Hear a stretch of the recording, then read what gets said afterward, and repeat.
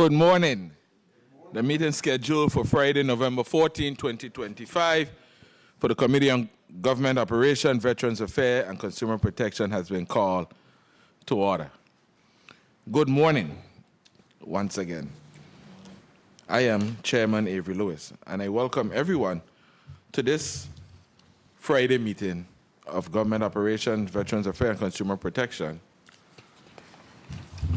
which I'm continually proud to chair alongside our esteemed Vice Chair, Senator Novell E. Francis Jr. Good morning, Senator Francis Jr. I also extend a warm welcome to all committee members and non-committee members in attendance. Good morning. As always, I begin by expressing deep gratitude to my incredible team. Your dedication, professionalism, and unwavering support do not go unnoticed. You are the heartbeat behind the work we do. And I also thank my colleagues in the 36th legislature who continue to work collectively every single day on behalf of the people of the Virgin Islands. And I say that with meaning and sincere gratitude. Every single member in here works hard. Sometimes people say, man, the legislature ain't doing nothing. But I know I could count on call my colleagues day in, day out, and they're grinding, and we're working together. And the best part about it is collaboratively a lot of times. To those watching or listening across our Virgin Islands, thank you for tuning in and keeping abreast of the people's business. Your engagement strengthens our democracy and reminds us why we serve. We remain committed to transparency, accountability, and meaningful progress for our Virgin Islands. And before I dive into, I know this morning we have the Commissioner of Public Works, and at some point in time I'm going to ask him to just say a few words about the work he's been doing. I've seen a lot of road work going on here, especially in the nighttime now in our back street area here in St. Thomas. And I know I see some flyers, he completed some projects at St. Croix. So Commissioner Gabriel, if you just indulge me, I know you didn't came here prepared for that, but at some point in time, I'll ask you to just say a few words on that, please. Thank you. And happy to announce the launch of the Senator Avery Lewis Workforce Initiative. I love my team, my son. As part of our continuing commitment to preparing Virgin Islands youth for future success, this initiative has launched as an experiential learning program focused on career exposure and financial literacy. This effort provides students with real-world insights into workplace culture, money management, and professional development. As we gather here today, we do so in the spirit of gratitude and awareness. November is a month of reflection, remembrance, and thanksgiving. Just a few days ago, we paused to honor the very brave men and women who served in the United States Armed Forces on Veterans Day. To our veterans, thank you for your sacrifice, courage, and continued service to this great territory and nation. I'd like to take a moment to highlight several other key proclamations that are observed in the month of November. Liberty Day, aka Bull and Bread, a public holiday celebrating freedom in the U.S. Virgin Islands. National Nurse Practitioner Week. This week runs from November 9th to the 15th and serves to honor the crucial role nurse practitioners play in providing comprehensive healthcare services. We celebrated the 250th anniversary of the U.S. Marine Corps, a proclamation on November 10, 2025, celebrating the 250th anniversary of the United States Marine Corps. Homicide Awareness Month, officially designated as National Survivors of Homicide Victims Awareness Month, observed annually from November 20th to December 20th. And I know we have a former police commissioner to my left, and he could tell you about the tragedies and impacts of homicides and the victim side and on the, what do you call them, November? The perpetrator side. And finally, I think the best holiday of the year, Thanksgiving. Thanksgiving Day. Don't judge me. A day to spend time with family and close friends to fellowship and give thanks despite whatever hardships we may be facing. As Thanksgiving approaches, let us take a moment to count our blessings. We have so much to be thankful for: our families, our health, our freedoms, and our beautiful Virgin Islands. But as we give thanks, let us also be extra giving. I encourage everyone to reach out and lend a helping hand to those who are less fortunate. Sorry. To share a meal, offer support, or simply extend kindness. Together, we can make this season brighter for all. Let's begin today's work on behalf of the people of the Virgin Islands. Madam Clerk, could I please have a roll call? Yes, Mr. Chair. Senator Ray Fonseca. Senator Fonseca, absent. Senator Novell E. Francis Jr. I'm here. Senator Francis Jr., present. Senator Alma Francis Heiliger. Present. Senator Francis Heiliger, present. Senator Kenneth L. Gittins. Senator Gittins, absent. Senator Franklin D. Johnson. Here. Senator Johnson, present. Senator Carla J. Joseph. Present. Senator Joseph, present. Senator Avery L. Lewis. Present. Senator Lewis, present. Mr. Chair, there are 6 members present, 1 absent. All right. Colleagues, we have a quorum. Madam Clerk.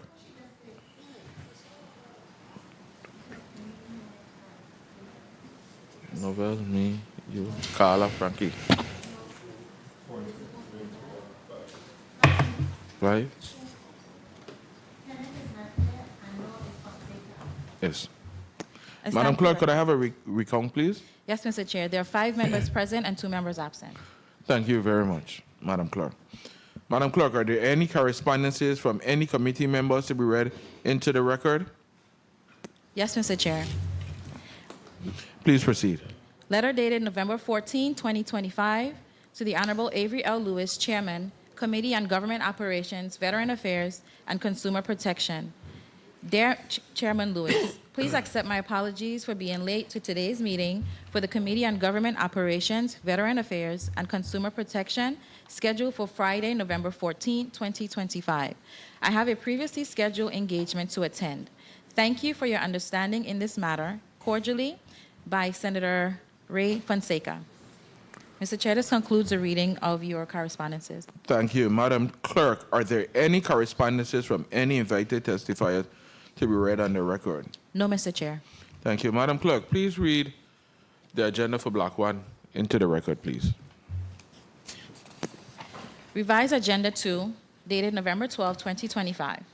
The Committee on Government Operations, Veterans Affairs, and Consumer Protection has scheduled a meeting for Friday, November 14, 2025, at 11 a.m. in the Earl B. Otley Legislative Hall, St. Thomas, Virgin Islands, to provide testimony on the following bills.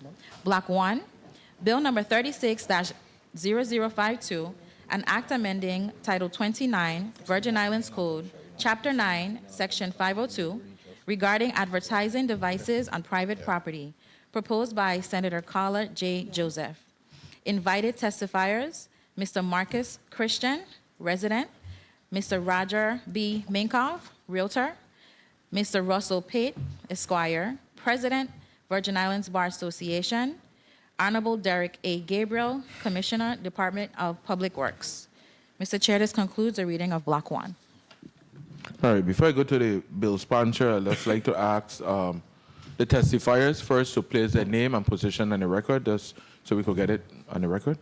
Beginning with you, Commissioner Gabriel. Sure. Good morning. Derek Gabriel, Commissioner for the Department of Public Works. Good morning, Roger B. Minkoff, Realtor, Business Management Consultant, and Tax Consultant. St. Croix. Mr. Pate. Morning, Russell Pate, President of the Virgin Islands Bar Association. Sorry about that. Attorney Pate. Great. Before I go to the bill sponsor, Commissioner Gabriel, could you just take 2 minutes, 2 to 3 minutes quickly, and just update the community of some of the things we're seeing happening and that we could look forward to territory-wide? Yeah, good morning again to the senators in attendance, as well as the listening and viewing public. My name is Derek Gabriel. I am the Commissioner for the Department of Public Works. So this week we actually released a few different press releases and project updates, as the department has been very busy closing out the year the way that we should with a lot of our infrastructure projects. I'll begin with the St. Thomas district, as I think right now that's where you're probably seeing the most prevalent amount of road work. In St. Thomas, we are wrapping up, I should say, the much anticipated and really impactful project on the downtown drainage rehabilitation project. Through that project, we were able to touch 11 locations, as well as the entire Wimmelskafsgata, which we colloquially know as Back Street. We addressed gata such as Regeringsgata, Bread Gata, Gasperksgata, and like I said, 11 locations throughout the downtown area. And what that project did is it helped us to alleviate a lot of the drainage issues that we have, especially after flash floods and large rain events.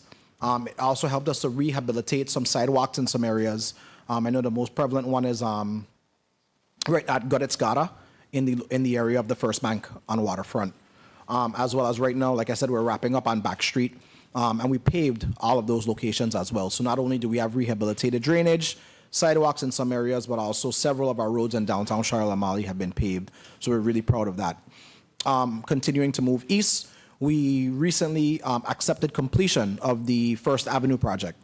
That I do want to reach out and thank all of the members of the legislature, both 36th and 35th, that were instrumental in securing funding for that project. That project, we did the entire length of First Avenue, including new sidewalks, driveway adjustments, and like I mentioned, drainage. And we also did some utility repairs in certain areas. That project, we're really proud of also, Senator Lewis. That project really went off without a hitch. I do want to take a moment and thank the residents and the business owners in that area, as well as particularly the St. Andrew's Episcopal Church. Not only were they great hosts, very accommodating hosts throughout the entire process and even with town hall meetings, but I know that on Sundays they draw a very large congregation, and so they had some real challenges, and I do want to thank them for their assistance there. We are going through the rest of the year. We do have a number of projects that we are aiming to wrap up.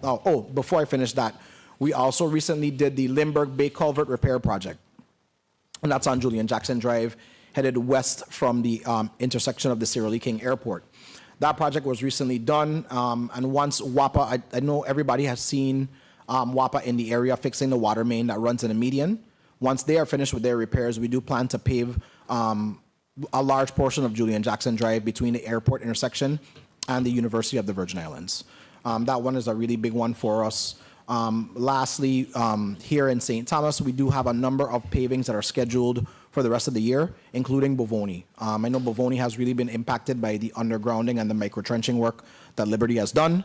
So we're eagerly anticipating doing that paving, as well as on Lima Road before the end of the year. A number of other locations that we have, like Cantan, we are looking to do some work in the Limburg Bay area as well.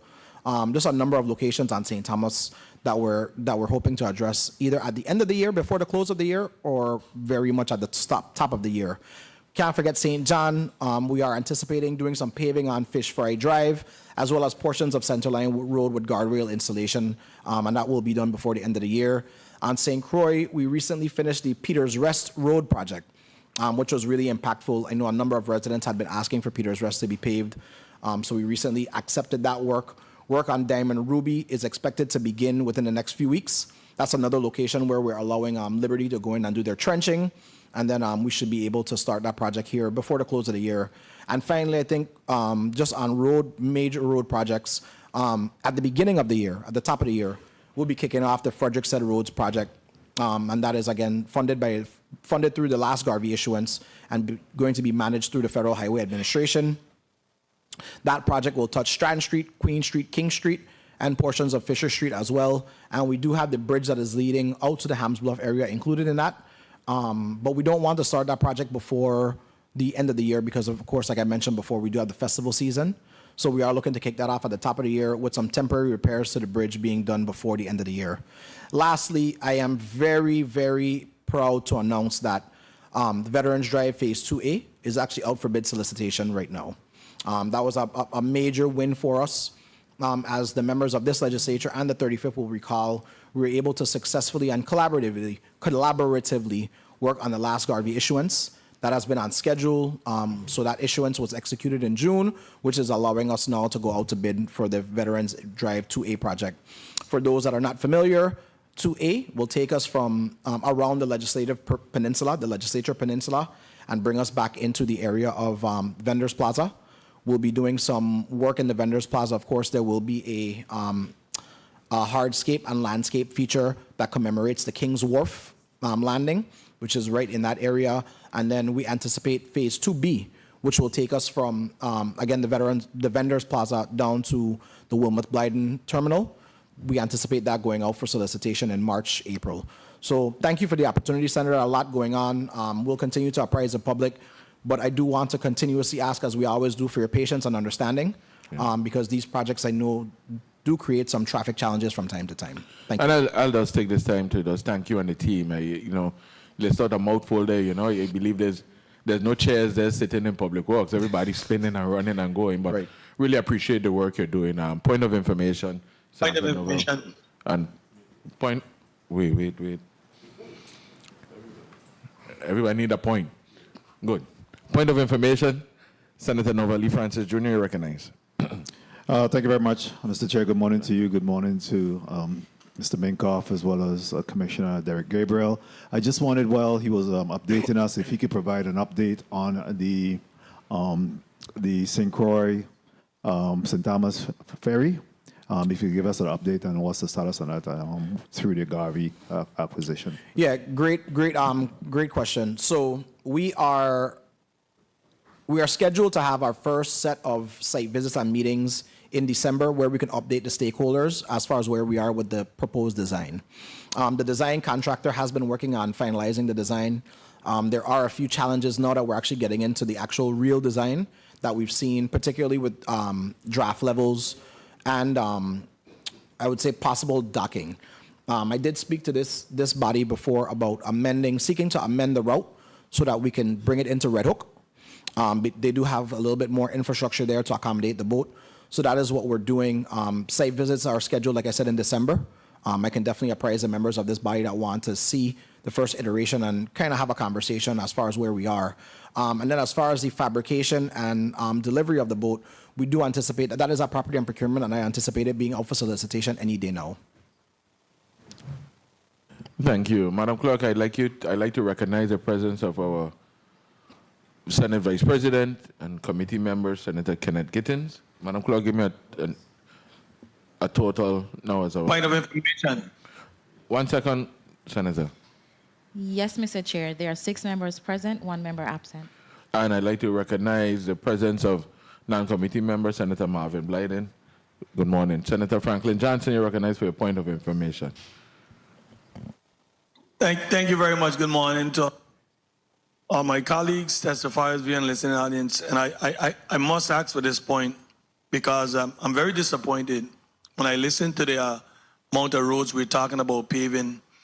I continue hearing about Strand Street and King Street in Frederickstead for about the last 2 years or more.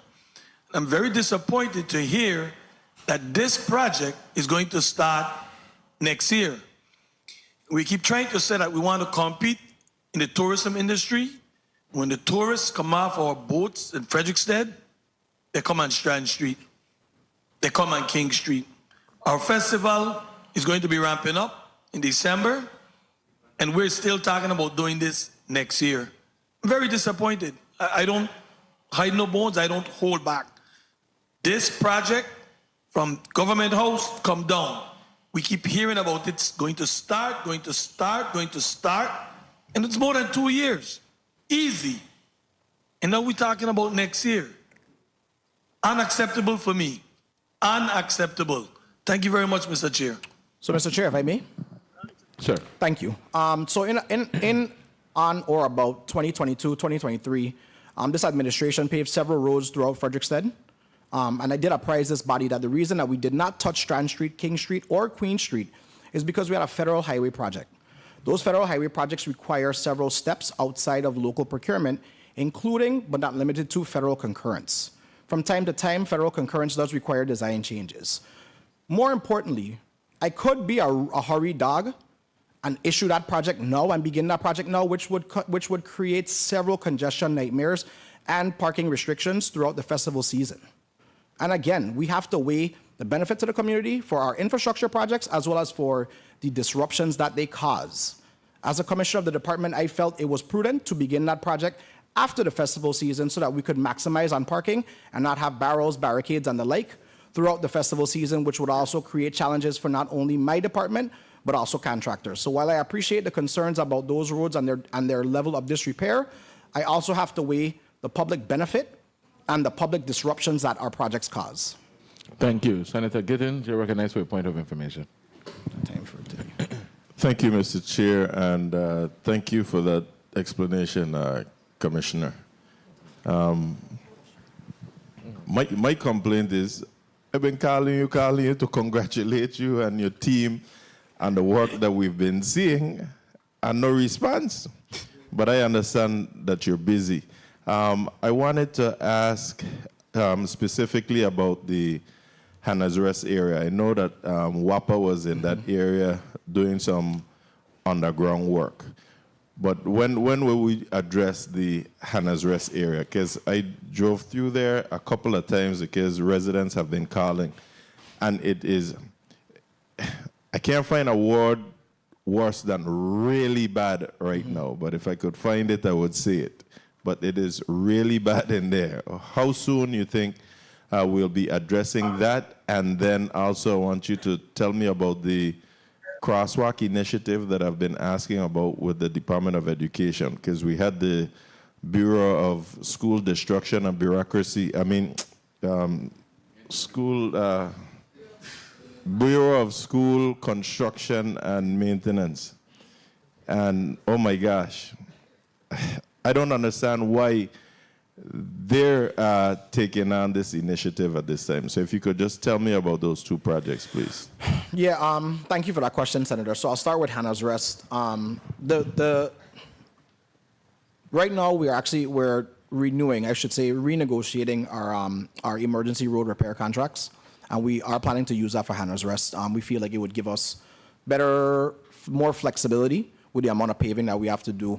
And we have been talking to WAPA about, again, because like you mentioned, their project was the one that kind of tore up those roads. So I have been speaking to them about if they can add some kitty so we could be able to do the entire neighborhood. I could give you more information.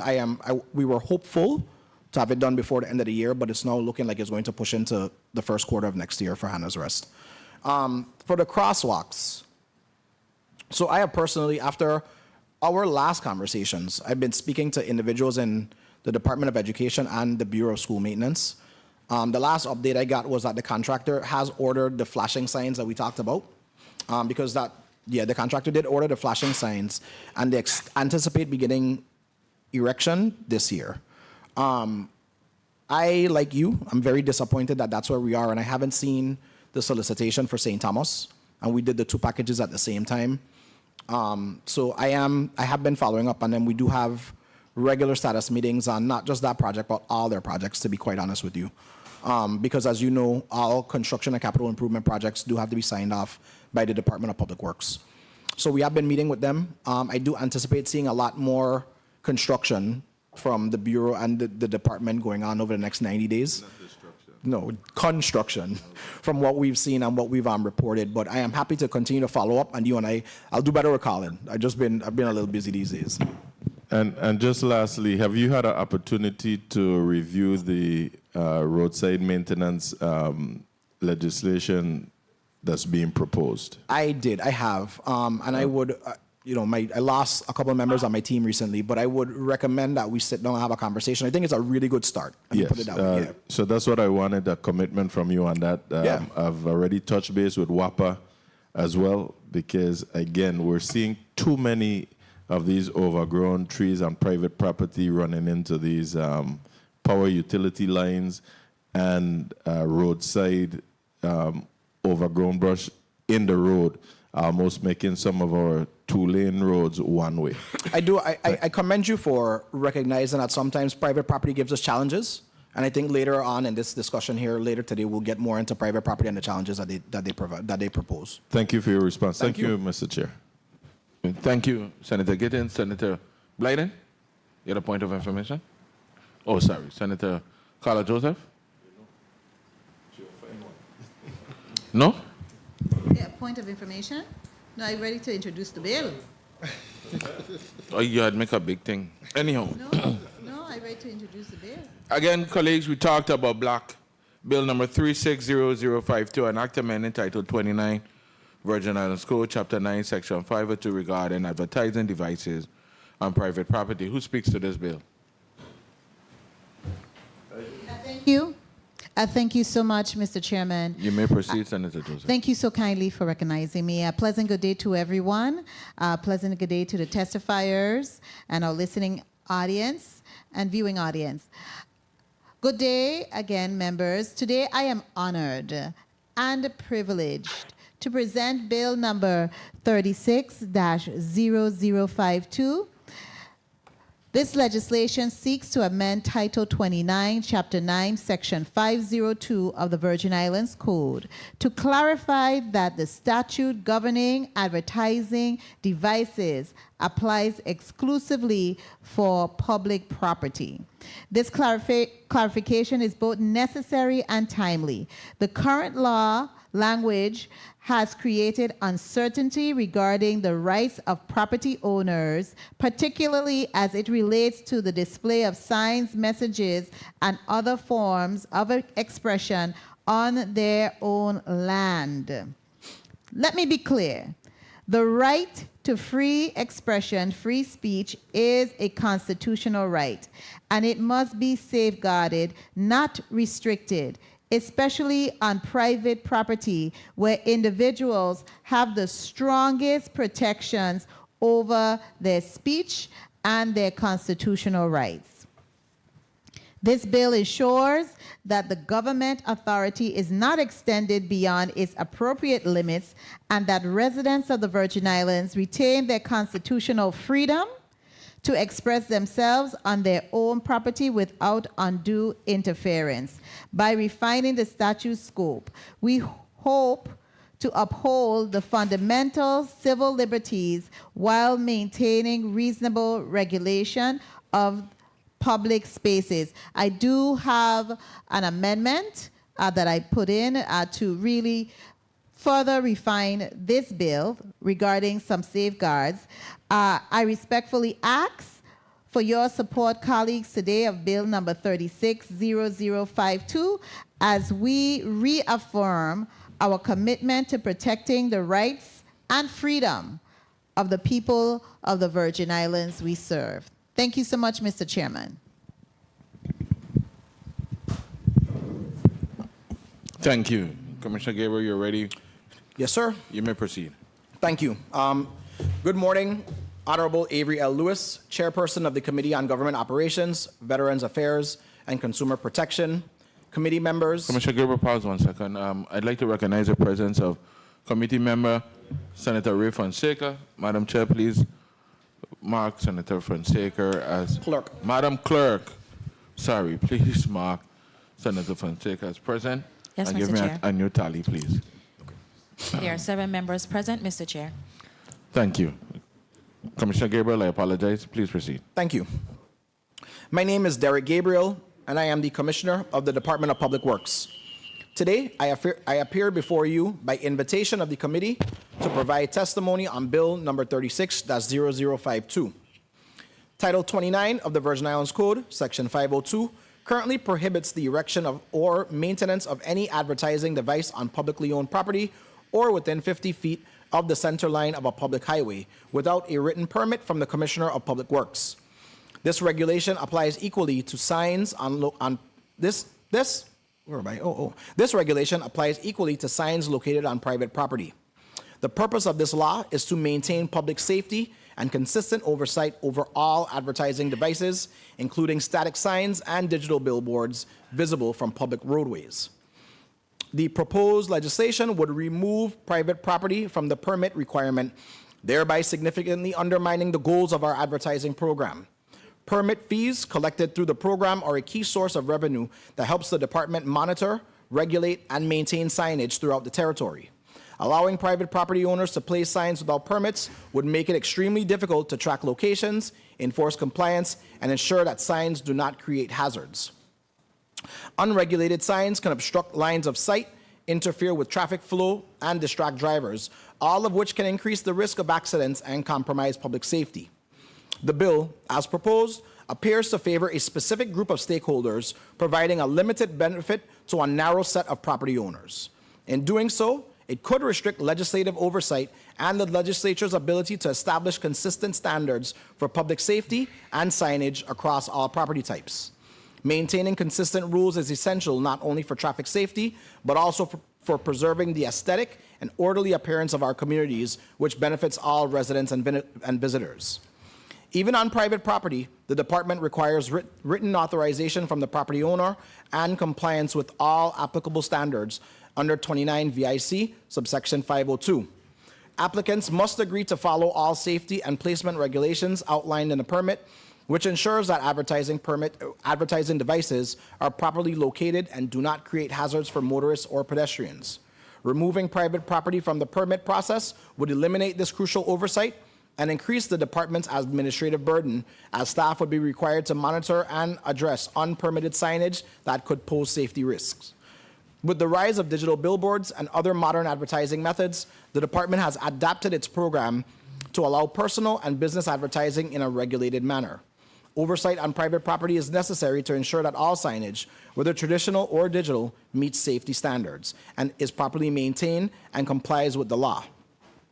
Federal law, including the Highway Beautification Act, regulates outdoor advertising on both public and private property within approximately 660 feet of major highways if the sign is visible from the roadway. Only certain signs, such as those advertising on-site businesses or required by law, are permitted. Compliance with federal standards is critical, and as failure to enforce these requirements can potentially place federal highway funding, both discretionary and formula-based funding, at risk. Similarly, under Virgin Islands law, the commissioner may exempt certain advertising devices that do not interfere with safety or violate other standards, but such exemptions are discretionary and must still comply with applicable guidelines. All other permits remain subject to review and fees, which allows the department to maintain control over the number, placement, and safety of advertising devices throughout the territory. In closing, while the department supports safe and effective advertising, we do not support the intent of Bill number 36-0052. Regulations should apply to private property just as they do to public property. Without proper oversight, the department will incur additional time and expense removing non-compliant signs. Furthermore, the bill could limit legislative authority, which may not serve the broader public interest. For these reasons, we recommend that Title 29 of the Virgin Islands Code, Section 502, remain unchanged. Thank you for the opportunity to provide testimony. I am prepared to answer any questions or address any concerns you may have. Thank you, Commissioner Gabriel. Mr. Minkoff, you may begin. Good morning, Senator and Chair Avery Lewis. Good morning, members of the 36th Legislature and members of the Committee of Government Operations, Veterans Affairs, and Consumer Protection staff, and other testifiers and the listening Mr. public. Minkoff, could you get closer to the mic, please? Sure. Thank you, Vice Chair Novell E. Francis Jr., Kenneth L. Gittins, and members Ray Fonseca, Alma Francis Heiliger, Franklin D. Johnson, and Carla J. Joseph for the opportunity to testify in support of Bill number 360052. Though I am a U.S. Virgin Islands licensed realtor, business and management consultant, and tax consultant, I'm testifying as an individual. Those of you who know me personally know I have been involved and a contributing member of the Virgin Islands community for the past 48 years, and that I believe that when I have something to offer for the benefit of the Virgin Islands, I do so. I'm also known to be an ardent supporter of the Constitution of the United States, which is the supreme law of the United States of America. By making Bill number 36-0052 law, let us continue to support the legacy of D. Hamilton Jackson and his fight for the freedom of expression. Freedom of speech is a right. The First Amendment prohibits Congress from obstructing the exercise of certain individual freedoms: freedom of religion, freedom of speech, freedom of the press, freedom of assembly, and the right to petition. The Fourth Amendment protects people from unreasonable searches and seizures of either self or property by government officials. This means seizure or removing property, in this particular instance signs, from private property that are placed there by the owner or with the owner's permission for the placement thereof.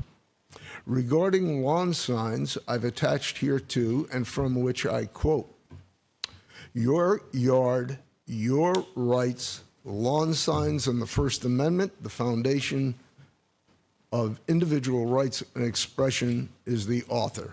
And I quote, "Whether they're supporting a political candidate, congratulating a recent high school graduate, cheering a local sports team, or celebrating a holiday, Americans often use lawn signs to express themselves. But many local governments try to restrict the type or number of signs residents can display, as well as how long the signs can stay up. Even worse, officials sometimes selectively enforce these rules against signs with messages they dislike.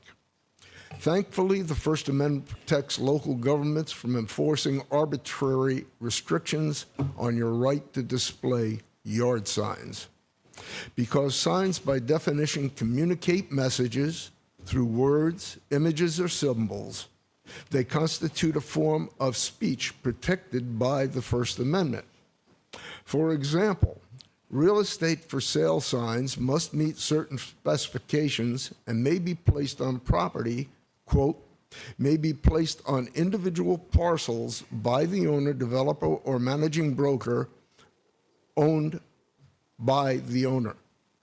Articles 26-30 of the Virgin Islands Real Estate Commission Rules and Regulations, Code of Ethics, state, quote, Article 26, signs giving notice of property for sale, rent, lease, or exchange should not be placed on any property by more than one broker, and then only if authorized by the owner, except as the property listed with an authorization given to more than one broker.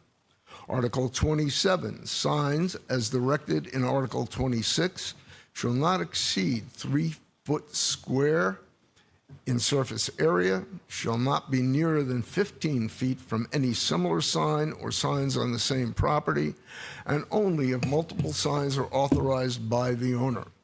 They must be taken down immediately upon the sale, lease, or exchange of the property, or upon expiration, termination, or cancellation of the listing. No real estate broker or firm shall place more than one sign on the property.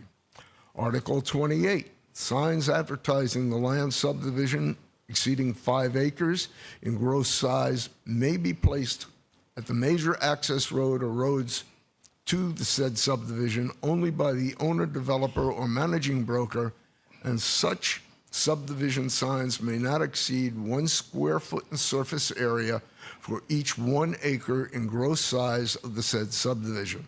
However, in no case shall a sign exceed 32 square feet in surface area.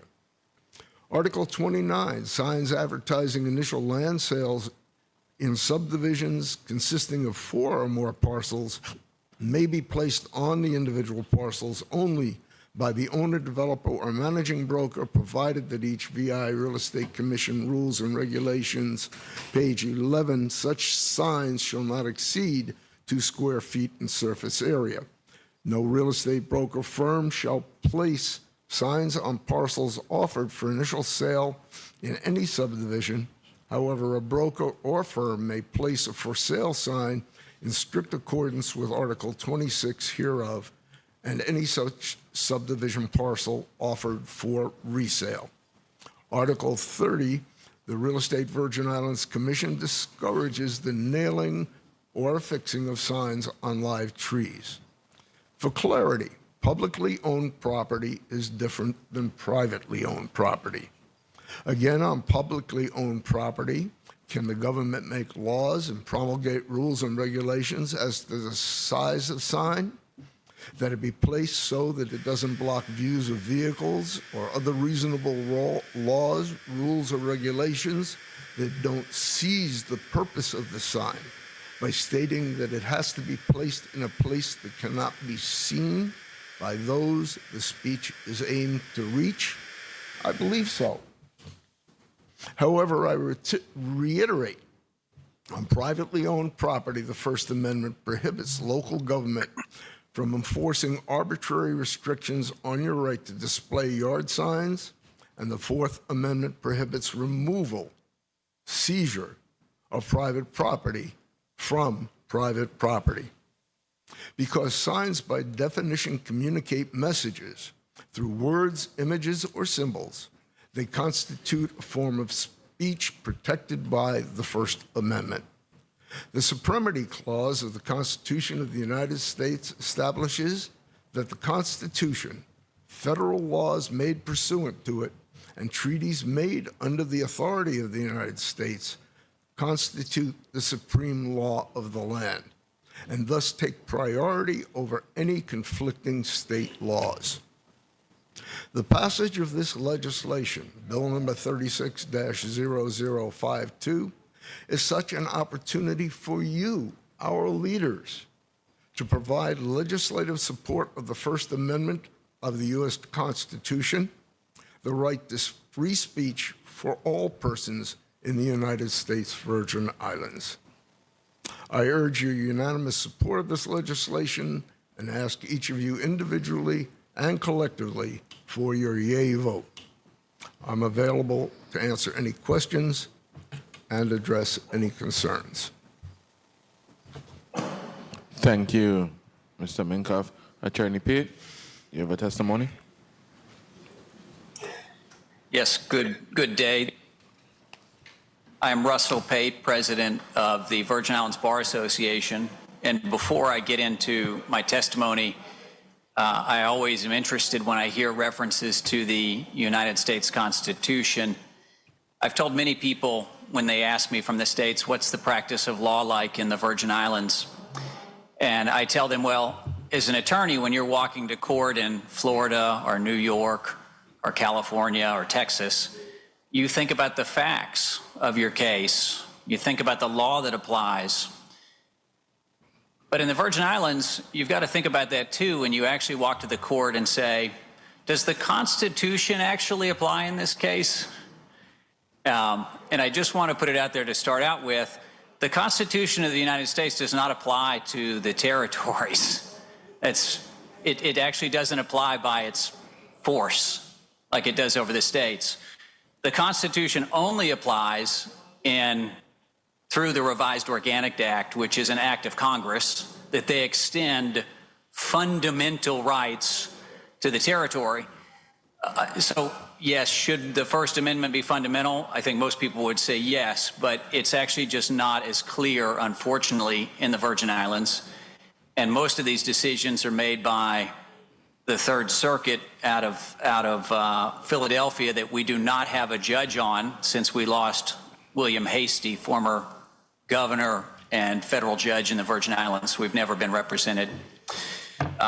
Anyway, I'll move into the testimony here, but it's always interesting to be ringing the bell for the Constitution when it doesn't quite apply. And that would go back, as this is the Committee of Veterans Affairs, that every person who serves in the military from the Virgin Islands who's a veteran, they've done double duty because they're fighting abroad for freedoms and democracy, yet they return home lacking true democracy and representation at every level of government that they're fighting for abroad.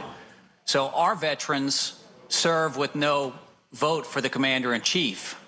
If you're a veteran from Florida or Texas, you voted for the president. One second. Anyway. Point of information. But wait. Point of order. Thank you. Point of order. Go ahead, Senator. Point of order. Thank you. Mr. Chair, can you have the testifier please proceed to his testimony and refer to the testimony rather than rambling on the Constitution, please? Thank you. Mr. Pate, please begin with your testimony. Thank you. Attorney Pate. Yes, I would. It's correct. A lot of people do not want rambling on about the technicalities of the Constitution or its application. Dear Senator Lewis and honorable members of the 36th Legislature, the bill proposes the relatively simple fix of deleting private from private property regarding regulation of billboards. If the goal is to reduce enforcement of advertisements on people's private property and homes, then removing the express authority is the best way to start in curtailing executive enforcement overreach. However, the overarching concern of billboards would be public safety. Even with deleting private property, the government has an easement interest in the sides of every public roadway in the Virgin Islands. And I'd note that even Senator Gittens brought up that, WAPA and power lines and telephone lines, they're on the side of the roadway, and the government has easements to be able to cut back branches and trees even if it's on private property, if it impedes on those power lines. So if billboards that do go on private property, if they block line of sight for drivers or create dangerous conditions, the government still has the authority to request the billboards be moved, modified, or taken down for the protection of health and public safety. From a review of the statute at 29 VIC 502, billboards on private property were not included in the language when the law was passed in 1968. Yet, only 4 years later, in 1972, private property was included. Understanding why that change was necessary back in 1972 would be very helpful to this current legislature. Were billboards on private property in 1969, 1970, and 1971 creating dangerous conditions on the roadways and increased traffic accidents, injuries, or death? Or was it some other reason? On the flip side, a homeowner has the right to do pretty much anything they want to do with their house if they're outside of a homeowners association or some other private association. They could paint the front of their house Barack Obama for governor, or place a billboard in their yard, 777 plumber on demand. That would be their free speech, though DLCA, DPNR, or fire services may be interested if they're running a business from their home without licensure. Sadly, we've seen in the Virgin Islands the full extent of private property rights as abandoned cars pile up on some private properties, only to be covered in tantan forests and exposed to the world again after a major hurricane. But that would be another issue for the legislature to resolve. As this body knows, it makes policy at the territorial level. The executive then has to enforce at the individual level, and the judiciary investigates every fact and facet at the granular level. In some, the legislature cuts the boulders, the executive branch breaks the boulders into rocks, and the judiciary has to break those rocks into pebbles or dust. If the issue right now is executive agencies are exceeding their authority regarding free speech on private property that does not impede the safety of the roadway, then this small change would be the benefit of guiding the executive branch to the legislature's will in protecting the free speech and rights of people. And time will tell, if there's litigation, how the dust shakes out. That concludes my testimony, and thank you very much. Colleagues, we're going to go to our 3-minute round. I thank all the testifiers for their testimony. Senator, we're going to a 3-minute round. Senator Novell Francis Jr., you're recognized for your 3 minutes. Thank you very much, Mr. Chair. Good afternoon to everyone, and thank you for your testimony as well. I'm trying to balance this discussion this morning between safety and rights. And, from that perspective, I will certainly, make my decision and vote on this matter. What's challenging for me is that when we try to dictate what happens on a person's private property. And I believe that there are some opportunities for us to be able to tweak to ensure that there is regulation between safety and, again, a person's right. So I wanted to ask you, Commissioner Gabriel, in respect to the request or the permits that's required for individuals erecting signs on their property, is it for any sign Is it for freestanding signs, pole signs, monument signs? Is there any restrictions, or what determines when a person will request? Again, looking at the property boundaries, for example, looking at the sign dimension, looking at the setback. What is it that the Department of Public Works expect when the individual need to come and request a permit for signage? Thank you, Senator Francis. Derek Gabriel, Commissioner for the Department of Public Works. So we do, we try to follow the letter of the law. The letter of the law speaks to regulating signs within 50 feet from the center line of any public highway in the Virgin Islands or public roadway. With that, we do have size limitations. We do have, I don't want to say, we ask people especially to put respectful information. For example, I'll give you a prime example. We had someone that was advertising a gentleman's club, and they really had some very offensive displays up there. So we did ask them to adjust those displays to be a little bit more accommodating to our public. But we try to make sure that they're not obstructing or any outside of the signage, outside of the size requirements that we have. And in this request, are you utilizing the same measure or standards for a property that's located on the Melvin Evans Highway, Queen Mary Highway, Rima Highway, to the same as a neighborhood property? Yes, we do. We do. The law doesn't allow us to differentiate between neighborhoods, communities, and public highways. Do you see an opportunity for us if we're talking about tweaking the law to allow for some areas? I don't see that the requirements on these major thoroughfares will be the same as maybe a neighborhood thoroughfare. Any consideration given to that? I do agree with that. I think, though, that the sign still has to be approved and authorized by the department, even if it's outside of the sign, let's say the size requirements. But I do think that there should be some discretion given the area.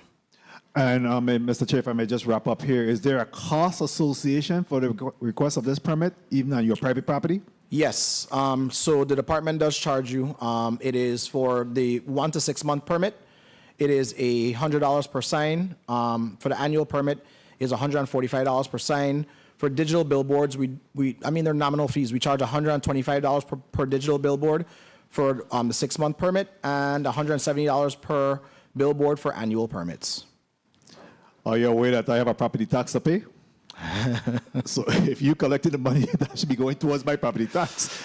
So that's just a light moment on that. But I think that there's some need for us to be able to really tweak and make some adjustment in that area. And I'll, hopefully have a further discussion with that once we are allotted some additional time.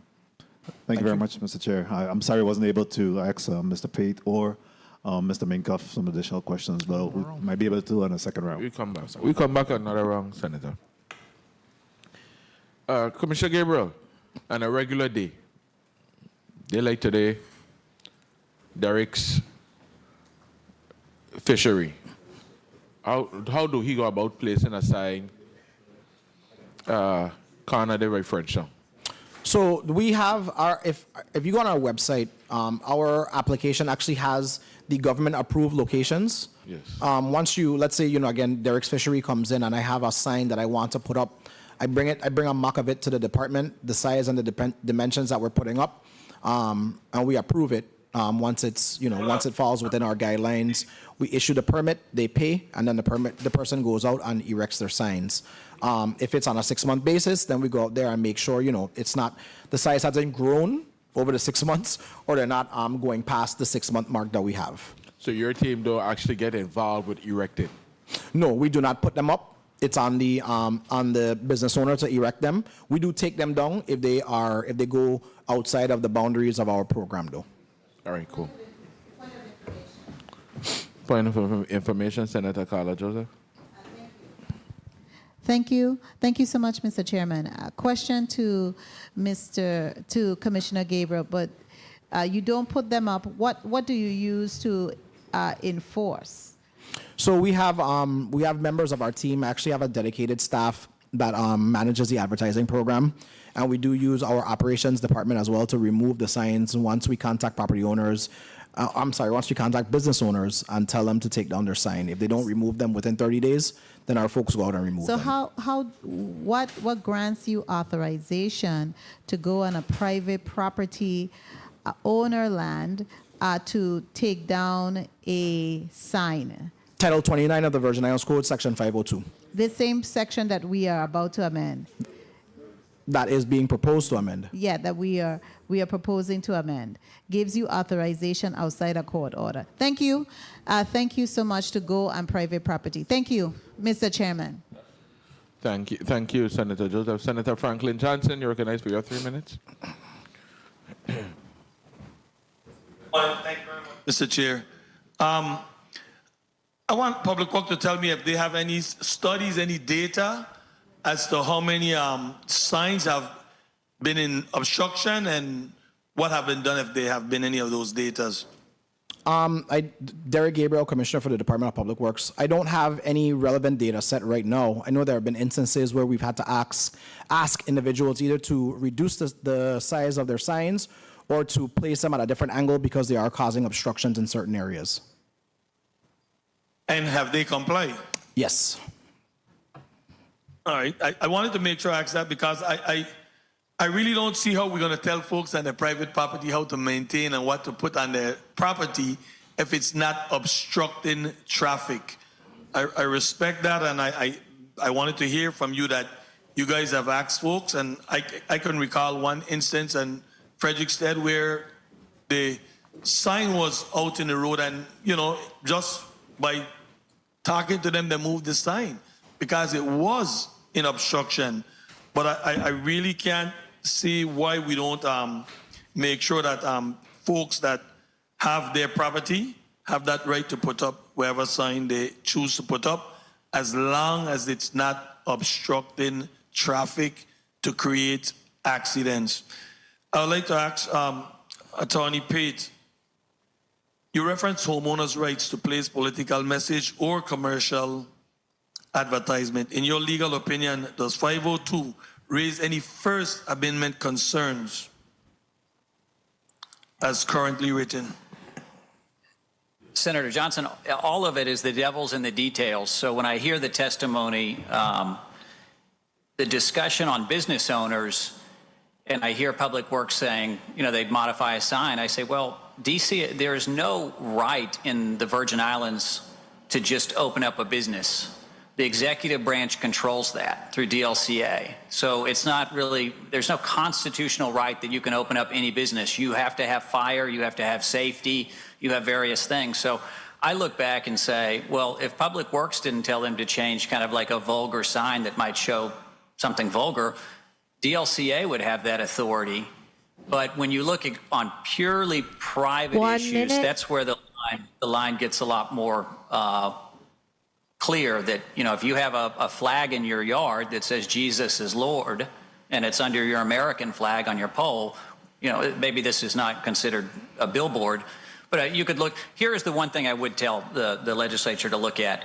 50 feet from the center line does not quite make sense because the larger the road, the less easement jurisdiction the government has. So essentially the smallest roads have the most protection, yet the highways have the least amount of protection. And when roads are narrow and you come to an intersection like Lorraine where it opens up into 4 lanes from 2 for turning, you actually have 50 feet from the center. So it's less regulation on the most dangerous intersections. And I think the legislature probably needs to come back and change that, because that's one of the easiest fixes, is you should have the most jurisdiction over larger roads and larger intersections.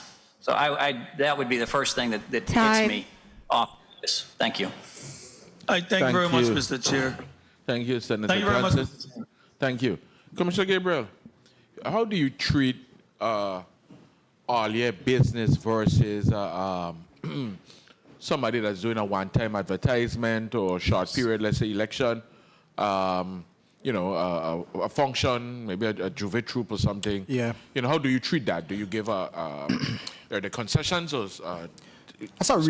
That's a great question. I have to tell you. So I'll start with the all year round businesses. I have a number of individuals that they use their signage location to advertise like upcoming events. and they'll swap out those signs on a regular basis. We try to make sure that they have those abilities under the annual permit, and we do, and for the most part, they do adhere to the rules and regulations under the device permit application that we have. Those one-time events, like where you might have like a 3-month, a 4-month, a 5-month permit, in some instances, actually, we give a reduced fee to the advertiser because they're only keeping it up for a month or two. In some instances, there actually have been a few members that have paid for the 6-month permit, and then, like I said, they have maybe advertised like an upcoming event that they have with someone else, or for a church or something like that. I want to say our office really prides itself in using discretion because not every situation is the same. And I have to tell you, there's a very small subset that have expressed any issues with the advertising program. I think the key word you just said is discretion, and let's be flexible with it. Point of information. Point of information, Senator Ray Fonseca. Go right ahead. Yes, thank you, Mr. Chair. Commissioner, I wanted to follow up on that because you said that it's a 6-month contract for $100 for the sign? Yes. Okay. So let's say... Per sign. Per sign. So let's say a person in August pays you the $100 for the sign. 6 months from August, it's February. Okay, now the election is over in November. Normally, Public Works says your sign need to be removed, blah, blah, blah, blah, blah. So you remove the sign in December.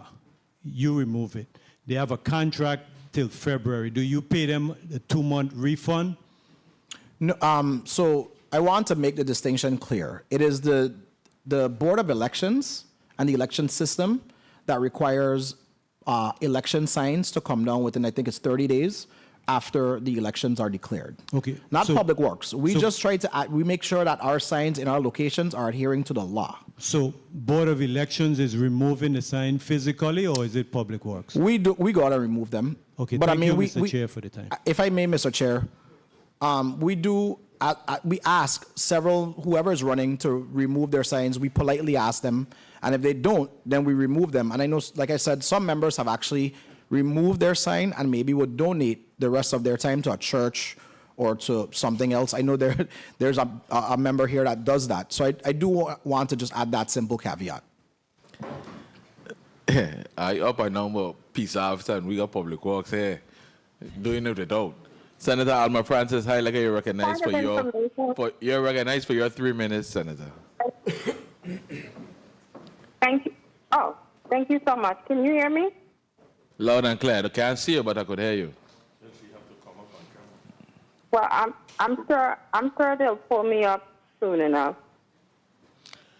I'm sure they'll pull me up soon enough. I could see you now. Go ahead. Good day to my colleagues Good day to my colleagues, to the people of the territory. I just wanted to touch on 2 things before I ask my questions. As it relates to Title 29 VIC subsection 502, there's nothing written in that code that gives our government the authority to go onto private property and remove a sign. It was never statutorily written into the code, and the only authority that would give Public Works that right is it's legally written, or they have to go to court to get a court order to remove those signs.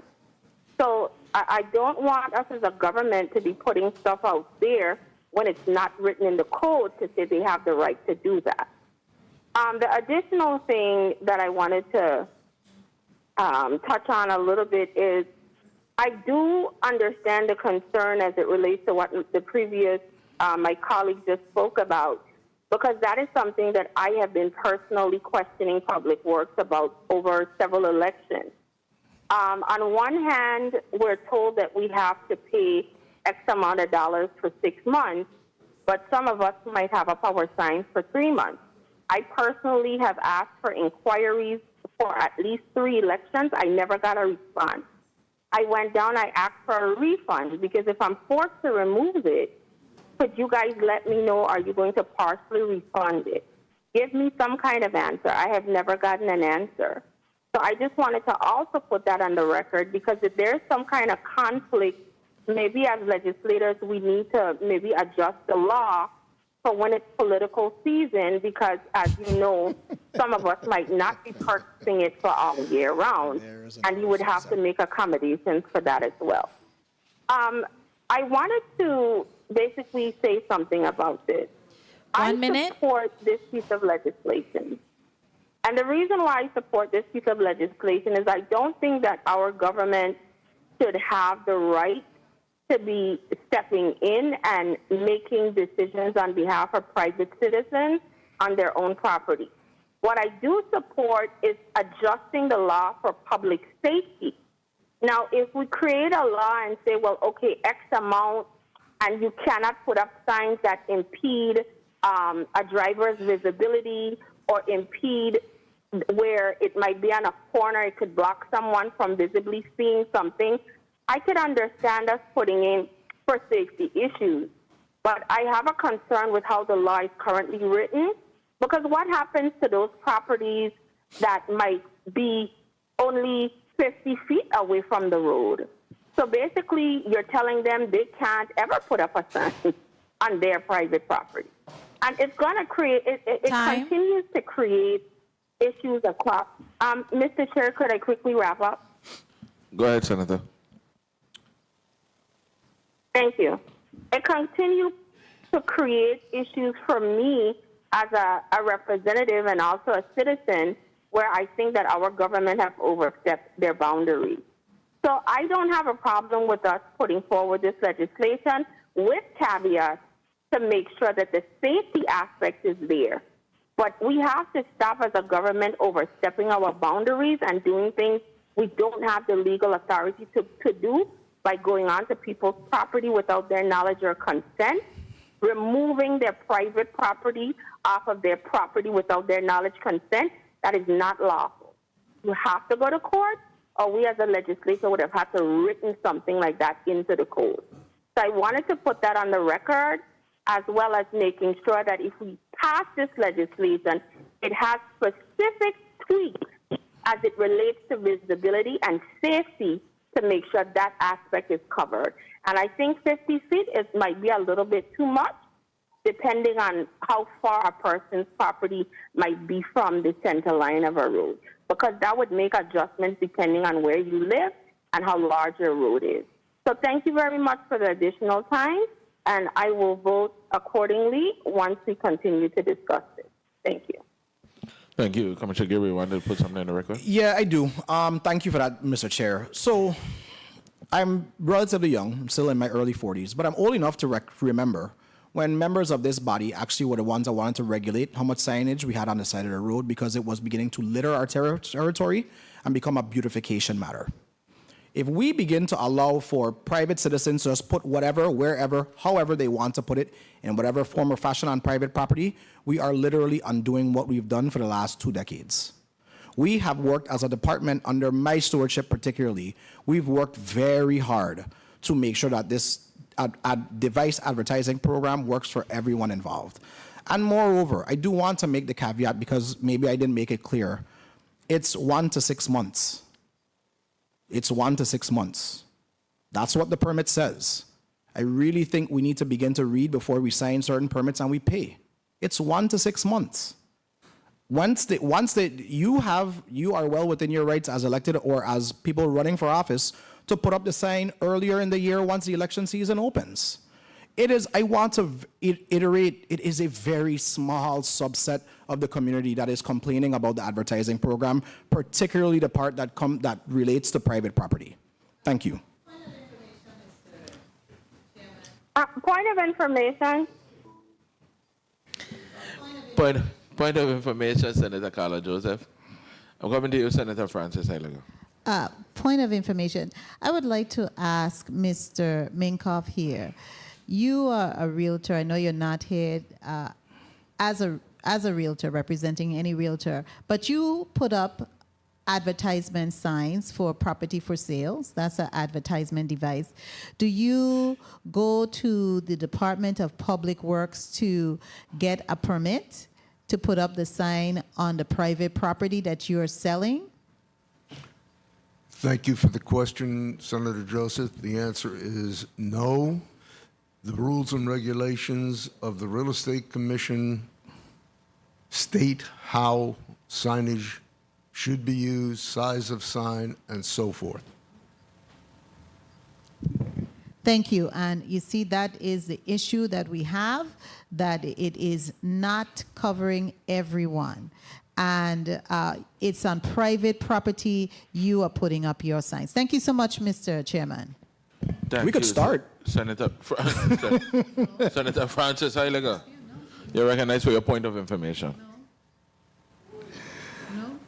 Thank you, Mr. Chair. The one thing I wanted to also put on the record, one of the major things that Public Works came and shared with us is that they look at these advertising dollars as a revenue source when they're putting up their signs. And there's nothing legally wrong with us as senators putting a cap on how many signs an individual could put on their land if we're concerned with littering. We are within legal rights to say, well, a property cannot put up more than 5 signs.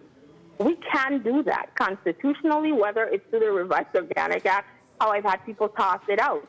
But with all the research I've done, we can limit the amount so it does not turn into a litter fest, because one person might put up 1 sign, another one wants to put up 100. So I understand limiting that. But my concern is us overstepping our boundaries. That is my concern. Thank you very much, Mr. Chair. Thank you, Senator Marvin Blyden. You're recognized for your 3 minutes. Thank you so much, Mr. Chair. Good morning to my colleagues, viewing, listening public. Good afternoon to my colleagues, viewing, listening public staff, central staff. Good afternoon, testifiers, and thank you for your testimonies. Today we are discussing advertising devices on private property, not public, private property. And I'm glad we're having this conversation. I've been here for, this is my 11th year. And I remember when I first ran, I ain't had no money. I went and borrowed money, as a matter of fact, at a time from credit union to run, invest in myself, really. That's right. And I put my sign on my father's property way away from the road, but you had a good view. So you could see that mile away, and it wasn't a problem. But with the new bill that my colleague passed, you have to start paying for that sign. You understand? And last election, they came on my father's property and removed the sign without my permission. I was taken aback, like, what? Are you serious? Okay. I put back up the sign, I come back for the sign and let you happen. You can't do that. You cannot come on my property and don't give you permission. I'm not obstructing traffic. I'm not doing nothing wrong. This is my property. I could do whatever I want on my property. I pay the land tax. Mm-hmm. It is mine. Mm-hmm. You can't come on my property. I can't go on your property and do anything, because it's going to be a problem also. So my thing is, I agree with Public Works in terms of safety, yes. It cannot obstruct traffic or anything like that. I support you 100%. But if it's not doing that, and it's within the guidelines of your policies, etc., in terms of not too foul language, etc., but the political sign is freedom of speech. That is freedom of speech. And if I want to support, for instance, a president, a congressperson, someone for the board of election or education, I could put anything on my property that supports them. And you can't attempt to take it down. That's my prerogative. That's freedom of speech. 1 minute. That's my speech. So, yes, I understand you're trying to raise funds. Let's be creative and find other ways of raising funds, but it should not affect your constitutional right when it comes to freedom of speech. So I do agree with the bill, and also I understand that there's an amendment to the bill in terms of feet, 10 feet away from the roadway, which makes sense in some areas, because where my dad's property is at, it can't be 50 feet, then it'll be part of the house.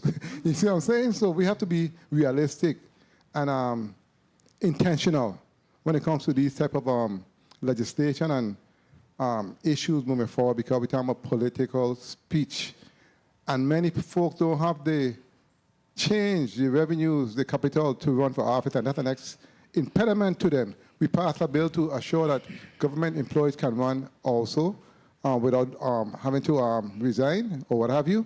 But it's the next part I would like to see happen to where individuals can put signage in their yards to assist, help them moving forward, especially if you live in a really, really good area. Why I have to go and pay you when it's my property?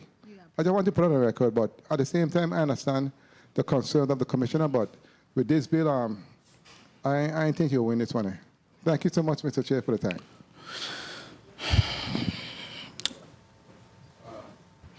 Senator Fonseca, you're recognized. Yes, For your thank 3 you. minutes. Thank you, Mr. Chairman, and a pleasant good morning to my colleagues, all the viewing and listening audience. Okay, so I can understand the position of Public Works, right? Let's just take one particular example, right? The locations, right? Because in the election year, they're flooded with signs, you know, on and off of public property. But what happened is Public Works, you've become more stringent now. Because down Frenchtown, after you pass the post office, you can advertise on all that line, right? But in the political season, some of the candidates, and this is where I like Public Works to assist, some of the candidates put a sign up that's actually blocking another sign. So that is a problem. And I would like to see Public Works say, well, okay, if you put up a sign, you know, posted sign, make sure you know, has a clear view. You know, that's on private property. We're not public, we're not discussing that. But that's something that I would like Public Works to get involved with. Also, Public Works, you've been more restrictive because coming out of GERS lane, I forget the name of it, is a Danish name, Gambelsgade or something like that. Gambelsgade, I can't even pronounce it, Danish name. But when you're coming by where the seaplane is, we used to be able to put signs there before. Now you ban the signs, so now there's more signs now down Frenchman's Bay. So I mean down by Frenchtown. So I would like Public Works to look at more locations to have the signs. So now let me ask you now. So if it is there's a fence up, say there's a road and there's a fence 3 foot away from the road. 1 A minute. fence up and someone puts the sign in. Right now you're saying that they have to be 10 feet back. My point is if there's a fence up there, ain't no impeding because you can't access that place. So I fully support this bill. I'm going to sign on to it. It's a good bill.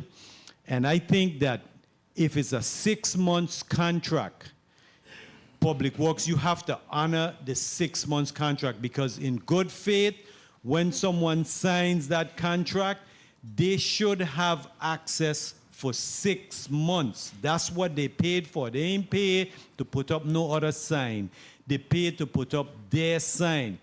So if someone comes in August, you should now give them a discount. Say, well, listen, the election is only 4 months away. We can only give you a 4-month contract. They should not be required to pay that full amount. Thank you, Mr. Chair, for the time. Thank you. But the one thing I'll say to my colleagues and to the listening and viewing audience is that we're the lawmakers.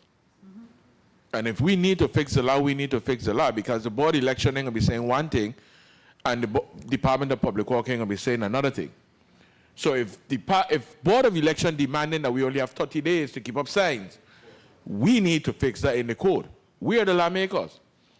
Another thing is, I really didn't want the conversation just to be about political signs. That's what it is. That's my point. I can't speak for any other you in here. I think it should be about signs, period. Who Public Works have the oversight of all signs. And we reiterate, so if we need to look at what the Board of Election is doing, let's do so. If we need to look at what we're amending here, because even if we amend here today, God's willing, the Board of Election still going to put out their thing. And they still going to ask Public Works for assistance. So that's what we really need to look at. We can't just look at one side and then forget the other side. You know? So let's be careful. And, you know, Commissioner Gabriel, if you're going to charge me for putting up my sign, cut the grass, keep it down so they could see me too. Thank you. You know, Senator Lewis, if I may, because you may respond. Yeah, it was a mouthful. Go ahead. You mentioned something and it's grass, right? And that's actually what was in my in my mind as we discuss it. We have several neighborhoods, and several members of this body have approached us about cutting grass in private places because it restricts now the width of the road, right? And becomes not only a hazard for motorists, but also a pedestrian hazard. And we're allowed to do that on private property, and nobody says anything. When abandoned vehicles are there and they become a public health matter, we're called in to go on people's private property, and nobody says anything about that. As a matter of fact, we're supported when we do that. But here it is, because you're touching signage, right? That is something that is not only regulated within the federal government, but also shown that it can be a cause of distracted driving. We're having issues. And like I said, and I want to reiterate, we're not being unreasonable, and I think my staff uses their discretion in several instances. You heard Mr. Minkoff mention real estate signage. I don't think he could tell you we've ever removed a for sale sign or anything like that from our yard, because I think that's reasonable. The churches put up yard sale signs. You never hear them complain that we rip them down, right? It is people that do egregious actions, Senator Lewis. It is people that leave them up beyond the time that they've paid for. It's people that go outside of the signage requirements. It is people that go above and beyond to go around the law to put up their signs on private property, and then say it is 51.6 feet away from the median of the road, so you can't tell me anything. I think that's what we need to look at. And I do agree. I think Attorney Pate said something, and he's right. We do need to find a way to maybe, I don't want to say expand it from 50 feet, but give more jurisdiction, because people use that setback. You all know in the Virgin Islands, nobody respects the 10-foot setback that's there. People build right on their property boundary, and we as a government don't get to tell them remove your retaining wall, right? I'm just saying there is a fine line that has to come between regulating and authorizing speech and permits to go wherever they may on private property. Thank you, Senator Milton Potter. You're recognized for your 3 minutes. I think Johnson had a point of information. Thank you very much. Information. Thank you very much, Mr. Chair. Good afternoon, colleagues. Especially good afternoon to the testifiers, Mr. Minkoff, Commissioner Gabriel. Commissioner, I know you have a lot on your plate as the leader of the Department of Public Works. And my colleague from Bavoni, a question that he asked you sort of prompted something in my mind as far as your role. And just the whole issue of you issuing a permit for private person to put a sign up, and then you issued a permit for another private citizen to erect another sign, and that sign is blocking the sign that you approved. Mm-hmm. What role do you play in managing that process and avoiding these two upset property owners who both say, I pay for it, and they allow me to put it there too, and then I take it on your sign, you take it on my sign? Is there a role that you play in policing that sort of situation? Yes, Senator, we do. And the advertising permit makes it clear the department will make one courtesy call and send one courtesy email 1 week before the sign's removal. Okay. So we do try, we have conversations. Let me take a step back. There are a number of individuals that do advertising regularly, and they know to put them in certain places, and especially not to block other people, right? Because it becomes like a, it's a bad competition, let me just put it that way. Mm-hmm. The only time we run into this is when you have the proliferation of signs during the political season, which is why you have some senators that have actually asked about maybe increasing the signage height, right? So you could get beyond that, because the real estate is only but so much. I've actually had conversations with somebody about changing the law to allow for increased height during political season, which is something I can swallow all day. What about size? Size, yeah, so I get height, size, and again, some people do like elevate their sign so they're above people. So yeah, I don't have a problem. I think the only place we run into challenges is in the historic district, because they do require them to be a certain size and, you know, Sure.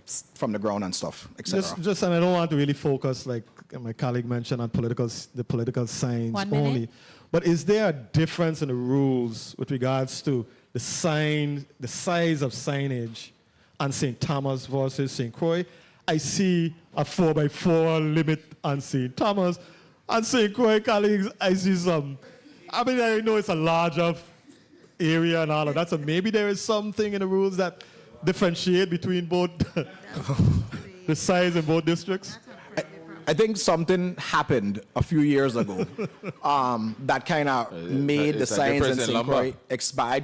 Something happened. I don't know why it was. But you are right. There's been a real proliferation. I think that exact difference is what has prompted other members of your body to approach us about looking at it comprehensively, right? It's not just about public or private property. There's a way to look at it overall. Size, season, description. You know, I think it's the conversation is how we can change Time. it overall. Just finally, if I may, Mr. Chair, just in terms of just the revenue and fiscal impact, what do you generate on an annual basis from, signage, this whole signage area? I had it for you on my had spreadsheet. it? Crashed. I have it. But yeah, I'm gonna get it to you before I leave. I'm curious, and even the distinction between private property Yeah. versus public properties. So maybe at a later time you can. Yeah, I'll get it from. I do have it. I just need to find a spreadsheet again. Like I said, my spreadsheet crashed. But I will tell you clearly, we do see an increase in revenues every other year during the political season, which it does help us.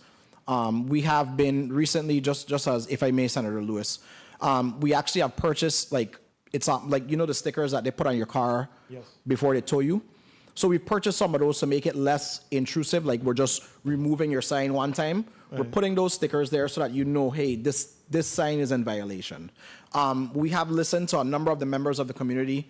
I actually have gotten a little bit more involved than I would like to in a signage program, and we're really trying to be more diplomatic with the way that not only the way that we remove signs, but the way that we're administering the program overall.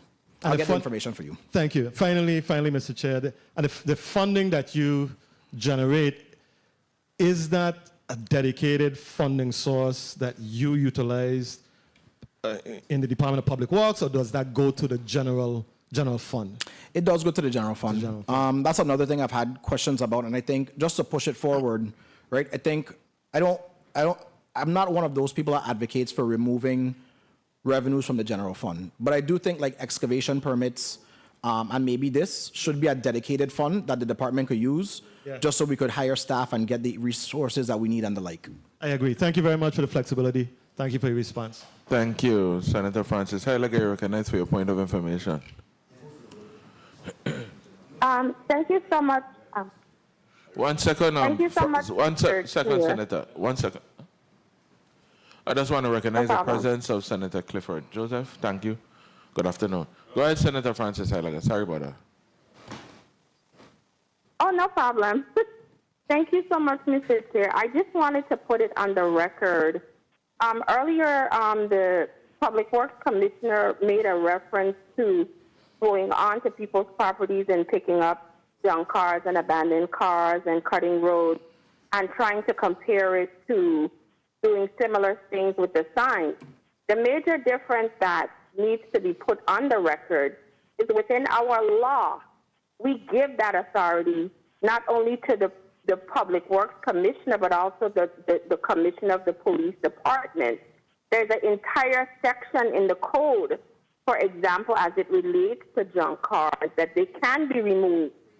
So I don't want the message to go out that because you're doing something the law that is written gives you the right to do, to compare it and say it's similar, why you can go onto private property and remove signs when there's nothing in the code that gives you the authority to do that.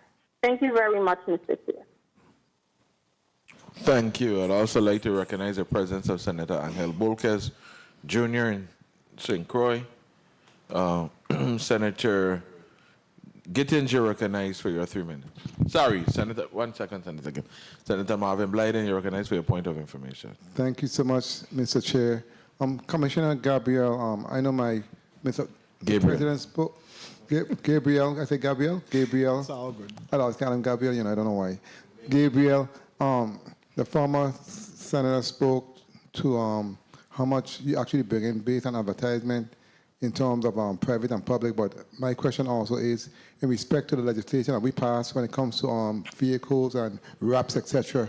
How much have that impacted your revenue in terms of advertising, and what do you see that going in terms of individuals coming forward to actually go in that space, and how are they going? Yeah, that's a really good question. We recently, a couple years ago, we did an RFP for the Vitran bus program. It was awarded, and to be just honest, it didn't go the way that we wanted it to go, and we weren't able to generate the revenues that we wanted to. So we recently made the decision to, I made the decision not to renew the contract, and we were looking at doing it in-house, just so we could actually generate more revenue. What I will tell you is, so far, I think it is really looking promising. We've opened communications with, oddly enough, we've opened communications with One Communication. I've reached out to a lot of my fellow agencies that have advertising dollars, and as well as we've included the new ferry. So the ferry now has screens, so we're going to be running ads on that as well. So it's made from a more robust program, and I do anticipate seeing those revenues triple. Last year, we only made a nominal fee. It was like less than $10,000 last fiscal year, and this fiscal year is looking very promising. I appreciate that, because that's what I expected from the department, because there's so much out there that you can go after, and it makes sense to talk to your fellow agencies and all of those different instrumentalities in terms of advertising, because that's what you do, and do it in-house. So it makes sense. Thank you so much. So just to piggyback and let him know, what we did, Senator Blyden, and I know the community hears me talking about buses that we've ordered, to make it more economical, we're actually, before these next set of buses arrive on island, we're going to have the wraps installed by the manufacturer. It's a lot cheaper, it's a lot better for us, and then it's just about removing them and then doing the repetitive wraps once they're on island. Makes sense. Thank you so much, Mr. Chair. And then just for you, Senator Potter, last year, in fiscal year 2024, we made just under $50,000, about $48,380 from the advertising program. And I am getting the numbers for fiscal year 2025 for you as we speak. Senator Gittins, thank you, Commissioner Gabriel, for your response. Senator Gittins, you're recognized for your 3 minutes. Thank you, Mr. Chair. There's a saying that says, let's address the elephant in the room. But maybe we need to address the mice in the room, because the mice, they scatter more people. And when the elephant see the mice too, he and all scattering. The 50 feet from the middle of the roadway language in our code is the problem, colleagues. That is the problem right there. That's what needs to be amended. We need to create a balanced approach on this measure. We all share the same goal of keeping our roads and our community at large safe. I think we could all say. But the rules must carefully be tailored so that we don't intentionally restrict the rights of private property owners. We know that. So while I fully support the rights, I do so with practical safety limits in mind. The measure appears to appropriately, in my estimation, recognize that private property owners have the right to place signage on their own land without undue government intrusion. However, this right should not be interpreted to allow signs that create traffic hazards or visibility obstructions or public safety tasks, even if they're on private land. Again, a balanced approach respects private property rights while still ensuring that the signs don't endanger the traveling public. Now, the written permission requirements should be narrowly tailored as well. So requiring written permission for signs on private property is a bit broad. And I view this as a government overreach as well. I don't want us to make the public believe that this is about political signs only. But if I am to speak to my personal experience, my family, my great-grandmother, my aunt, has a roadside, right on Center Line Road property there. Every 2 years, I put a flag Time. in the middle of the property. May I conclude, Mr. Chair? Go ahead. In the middle of the property. But because of how the law is currently written, I was challenged one time, oh, well, we have jurisdiction from 50 feet of the center of the roadway to the property. And I just told the person, well, I dare you to come onto this property, Waiban and Raisin, to remove that flag. And you don't want that. So instead, written permission should be required only when a sign falls within a defined proximity to a public roadway. So maybe a specified setback distance of 10 to 20 feet, just given a ballpark figure, from the roadway edge. But it shouldn't go out 50 feet into the middle of the road. And this approach ensures that DPW will review only signs that could actually impact the public's safety. And lastly, clarify purpose of regulation: safety, not aesthetics. We as a legislative body should not, we should make it clear that the Department of Public Works' role is to regulate only for safety, but not to control the look or the content of signs that are on private property. And you've heard it right here today. We have a realtor that's not here testifying as a realtor, but those signs are not removed. But particular signs are.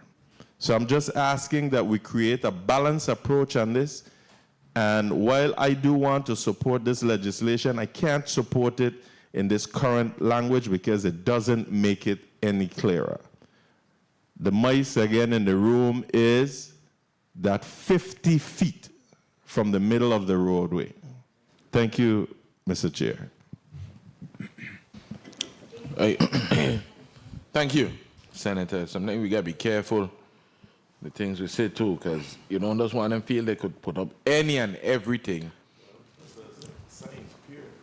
Yeah. Talk about content and aesthetics too, so that's how I look at that too. Anyhow, Senator. Mr. Chair. Mr. Minkoff? Thank you, Mr. Chair. Comment, thank you very much, Senator Gittens. I concur personally. One of the things that I've noticed in the field is if we're talking about 50 feet from the center line of the road, you are often up into the bush where a sign can't be seen. Just want to make that point. Senator Clifford Joseph, you're recognized for your 3 minutes.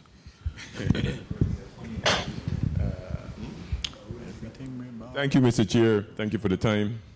Good afternoon to my colleagues. Good afternoon to the listening public.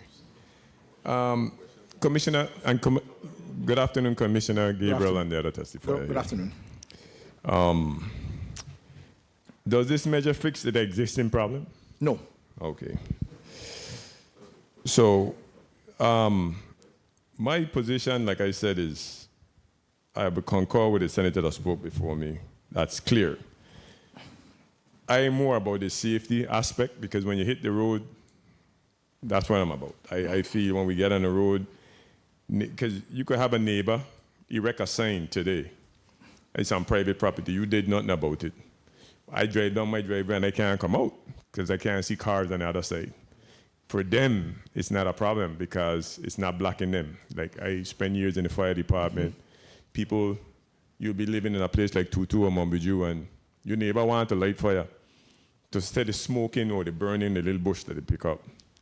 But they light it on the side, downwind from them. Great. They will come out arguing, the smoke ain't bad, ain't nobody. And I always tell them, The smoke ain't bothering you. Right. That's why you ain't called. So, in the same sense with the sign is, we have to respect each other. So at this point, we need to just make sure that the sign is going to be far back. I myself have a sign in front of my house. I put up everything that's going on. If it's breast cancer month, I have up a sign about breast cancer, you name it.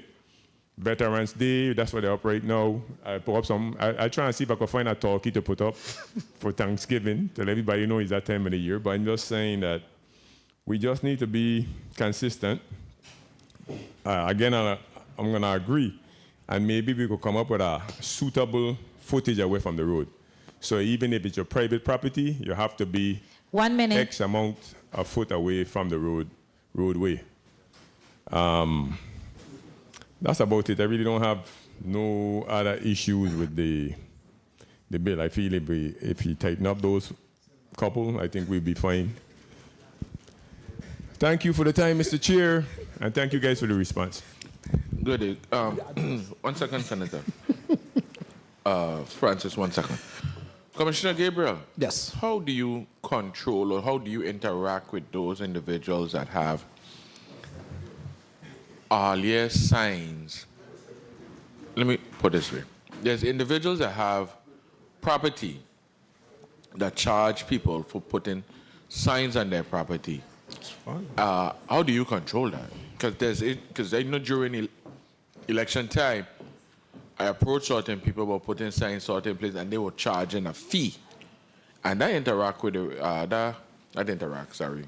interferes With our with the program. roadway and thing too. So how does Public Work Dean address issues like that? Yeah, the great question again. Whenever we're made aware of issues like that, we really try to crack down. So, for example, there was a situation, and the St. Croix district comes to mind, where we were actually cutting a property.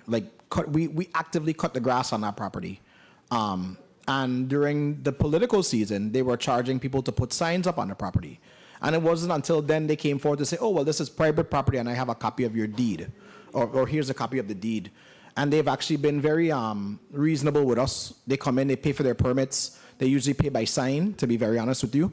And it's been working. Whenever we have instances where that happens, Senator Lewis, the property owners are usually accommodating. No, again, it's only a few instances. If people are forthcoming and give us the information, we're always willing to bring them in. But the other aspect I would add, right, that nobody seems to talk about is there's a way to do signs that somebody could see them if they're driving by from each angle. Because if you put the sign, let's say, in a north-south or east-west delineation without a tilt, then I'm rubbernecking to see the sign as I'm driving by, which could cause something serious, whether it's a pedestrian, an obstruction, or even hitting another car. So it's bigger than just the revenue that we're generating or trying to regulate private property. It really is about a safety perspective and a life safety perspective. Thank you for your response, Senator Novell Francis. You're working for your point of information. Thank you very much, Mr. Chair. We know we're talking about signs today, but there are also some concerns about rock placement on the side of the roads, side of private property as well, that presents some challenges. But I wanted to ask you, what is the standard width of roads? If I'm not mistaken, they are about 12 to 14 feet, depending. The entire? That's one side. Standard, that's one lane. Yeah, that's a standard 2-lane road. Forgive me. That's usually what we have. I mean, in your district, roads are wider because we have more space. But here we have some that are substandard, 8 feet in some instances. Okay. So the standard you're saying is about 15 feet? Yeah, just about. Okay, good.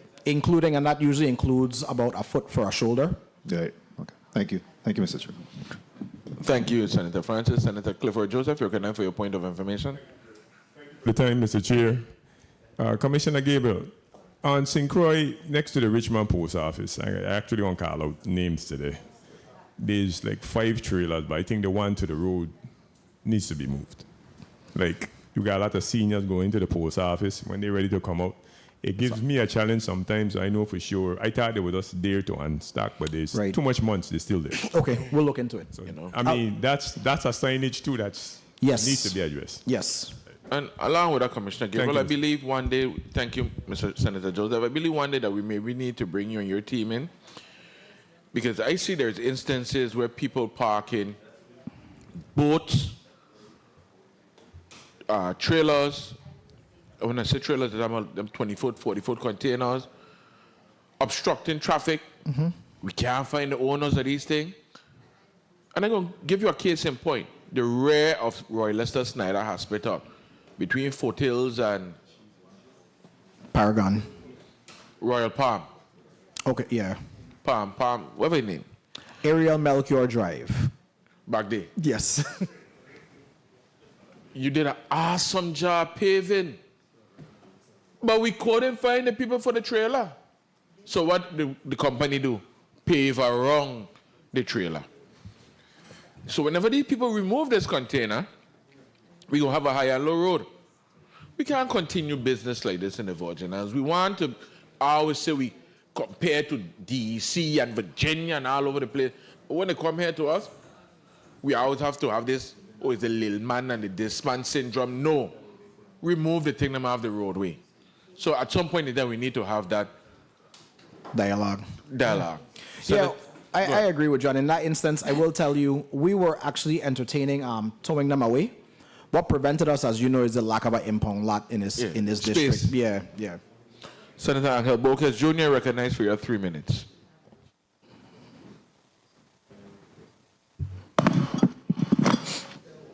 Good afternoon, Mr. Chair. Good afternoon, colleagues. Good afternoon to the listening and viewing audience and central staff. You know, when we allow the government to dictate what can be displayed on someone's own property, you know, where they live, where they raise their children or express their beliefs, we risk turning private spaces into governmental control zones. And I have to ask, because if we do not defend the boundaries of private property and free expression now, then what prevents the outreach into more personal spaces or areas, and when will it stop? You know, for years, this section of the code has cast a very broad net between public and private, treating that the very signage that people may want to put up on their private spaces, whether it's to support a family or friend who may have a business, perhaps someone who is doing something positive in the community, in their very own yards where they pay taxes for their properties, and now we seem to have some sort of unnecessary intrusion by the public sector. And for me, that's a dangerous precedent. I understand that there was the action to try to create revenues, perhaps for the department, but there is sections in Title 20 that states that, you know, from the public road you have a 6 feet bunker for anything to include trees and tramways and so forth. So why are we further encroaching into private property beyond that 6 feet? Because when Public Works goes to cut the roadside, I believe they only can cut 6 feet from each side of the roadside. I don't think they can go any further beyond that. But yet, this section of the code encroaches further, even though that the line or the center of the road is being used with that 50 feet. The question is, how far in is that? And that depends on every single person's property in conjunction to what section of the road the property may lie. It gets very quite hypercritical in my opinion. And, you know, I believe that the primary sponsor of the bill has very good intent. I believe a few more amendments will be able to tweak and have the private protections of our people protected. And I look forward to assisting in this measure as well, because while I understand that the Department of Public Works may not be in favor, we still have unanswered questions between public and private roads. So if in fact a signage is on a private road, which in previous discussions, we've heard the Department of Public Works mention the definition of private roads in the Virgin Islands Code, which has yet to be properly defined, if that, then how are we able to control any of the things that we're discussing today? So that is my 2 cents for the discussion. No questions, Mr. Chair, but I want to commend the primary sponsor and look forward to doing whatever I can to help in assistance with this measure. Thank you, Mr. Chair. Thank you. And you know, one of the things I'll put on the record is that when I was a administrator, and Commissioner Gabriel could attest to this, Department of Public Works, a lot of times repair, maintains different private places because it becomes like a public easement, and it sometimes become a public nuisance. A lot of times we have to take good resources. So we have a lot of areas that sometimes people just pass and they throw trash. Sometimes we have areas where children walk every day, traverse every day, and that's for safety purposes. Public Works say, well, okay, we're going to keep this area low cut so police could see whatever, and different things. I could name a lot of different instances where things happen. So it's a kind of give and take, but, you know, that's not a conversation here or there. Commissioner Gabriel wanted to put something on the record? Yeah, I do appreciate your last comment. I just want to tell you that. Thank you very much. I challenge anybody to tell me when we've impeded anybody's free speech. This isn't about free speech. This is not about free speech. This is simply about signage regulation. Signs, size of signs, obstructing them and being able to know where they are. Safety, public safety. I mean, there's so many reasons why we need to look at this comprehensively and not just talk about removing a word. You know, the English language is very funny, and once we remove that word from that law, I caution this body that we may be opening a can of worms that we cannot put back in. I think we should look at it comprehensively, and I've said that before. I really am very concerned with the tone of which the conversation is taking, because it's not about free speech. I've never told somebody you can't put something on a sign, or you can't say this, or you can't say that, except if you have, I'm sorry, I'm not going to allow vulgarity on a sign. I'm not going to have a digital billboard in a school zone putting scantily clad individuals on there to advertise a gentleman's club or upcoming male review. I'm not going to do it. And I'm not going to allow for people to use private property in a way that really undermines the essence of what we have the public advertising program as. And if I am being overzealous in that case, then I apologize. But I took a sworn oath to protect the public safety and best interest. Thank you. Before I go to the bill sponsor who will speak last, because I asked all my questions already, do I have any colleagues that have a burning question or would like to add to this? A rapid round. Yeah. Senator Nobel Francis? Okay. Nope. Senator Franklin Johnson? Nope. Senator Alma Francis Heiliger? No. Senator Marvin Blyden? Nope. Senator Kenneth Gittins? Yes. Okay, Senator Gittins. Not a question, but I just want to read something that I was looking at with regards to the Supreme Court. The U.S. Supreme Court has affirmed that displaying signs on private property is a form of free speech protected by the First Amendment, with key rulings like City of Ladue versus Gilio and Reed versus Town of Gilbert, establishing that while governments can enact reasonable content-neutral restrictions, they cannot impose flat bans or content-based regulations that treat different messages unequally. And I'll stop there. What I want to say is I do understand where the bill sponsor is going, but the manner in which this bill 0052 is written today, I cannot support it and will not support it until I see the proper amendments that will address and create that balanced approach, because I do understand what the Department of Public Works is also doing. And again, we have to strike that balance with safety as well on our roadways. And that's what the Department of Public Works is there for.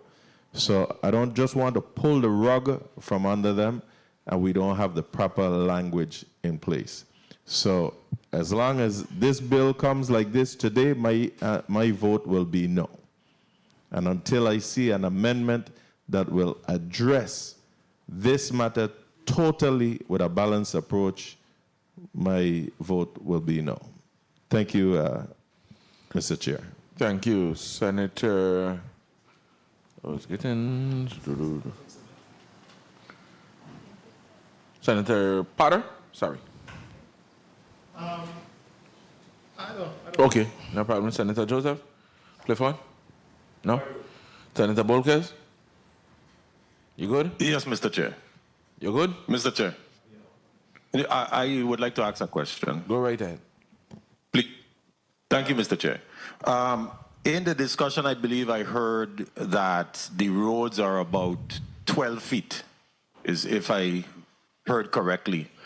And 12 feet, and then from the center of the line would be 6 feet on each side, if I'm correct.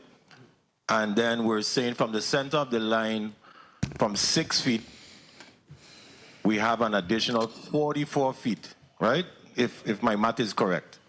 So we're going 44 feet into private property, even though in section Title 20, there's an indication of a 6-foot easement on each side of the road. I mean, particularly that's for trees, because, you know, on the roadside, which the Public Works usually cuts on a regular basis. And I want to thank the Commissioner for all the work his team does in that area. But we're going an additional 44 feet into the properties, or what is considered to be private property, to regulate individuals.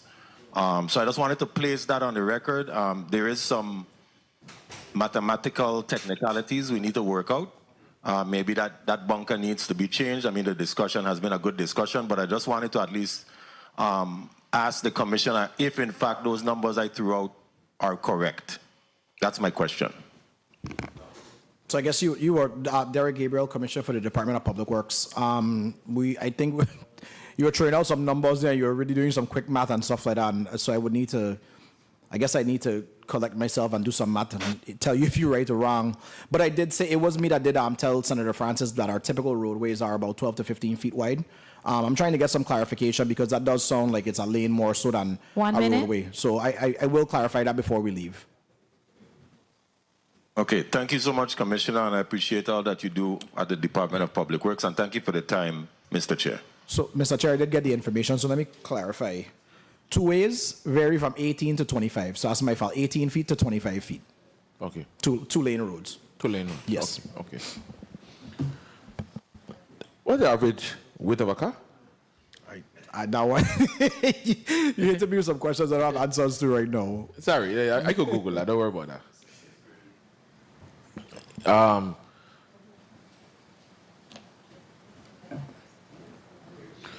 We go to the bill sponsor, Senator Carla Joseph.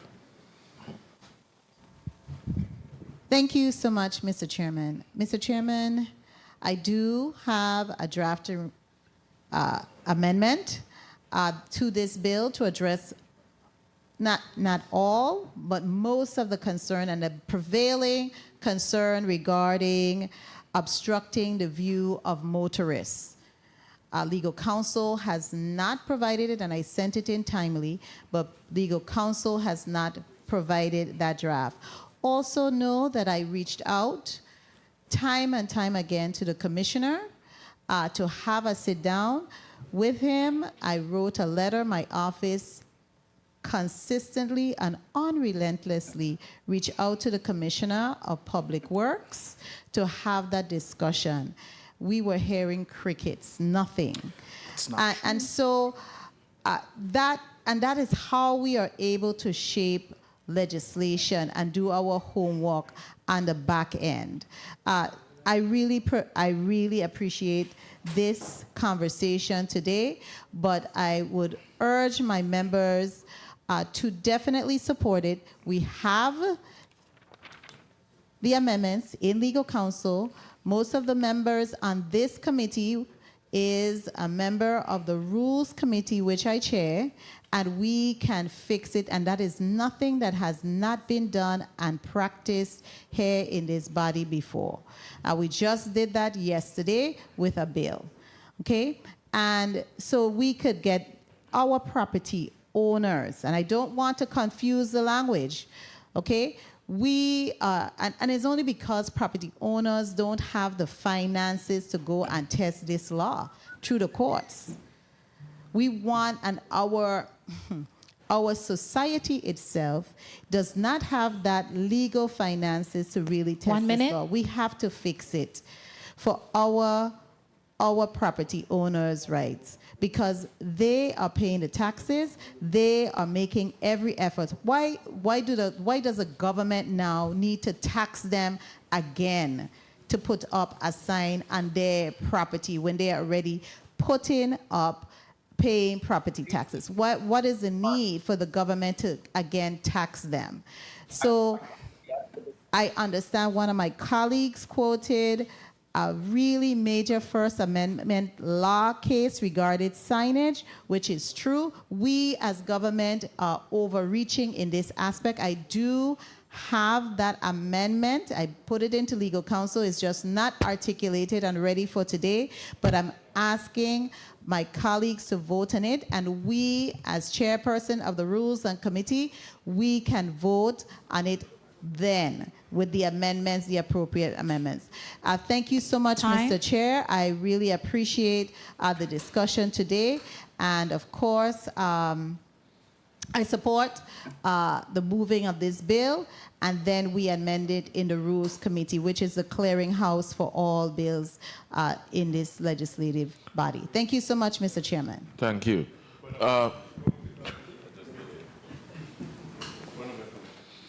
Can you kill me? Go ahead, Senator.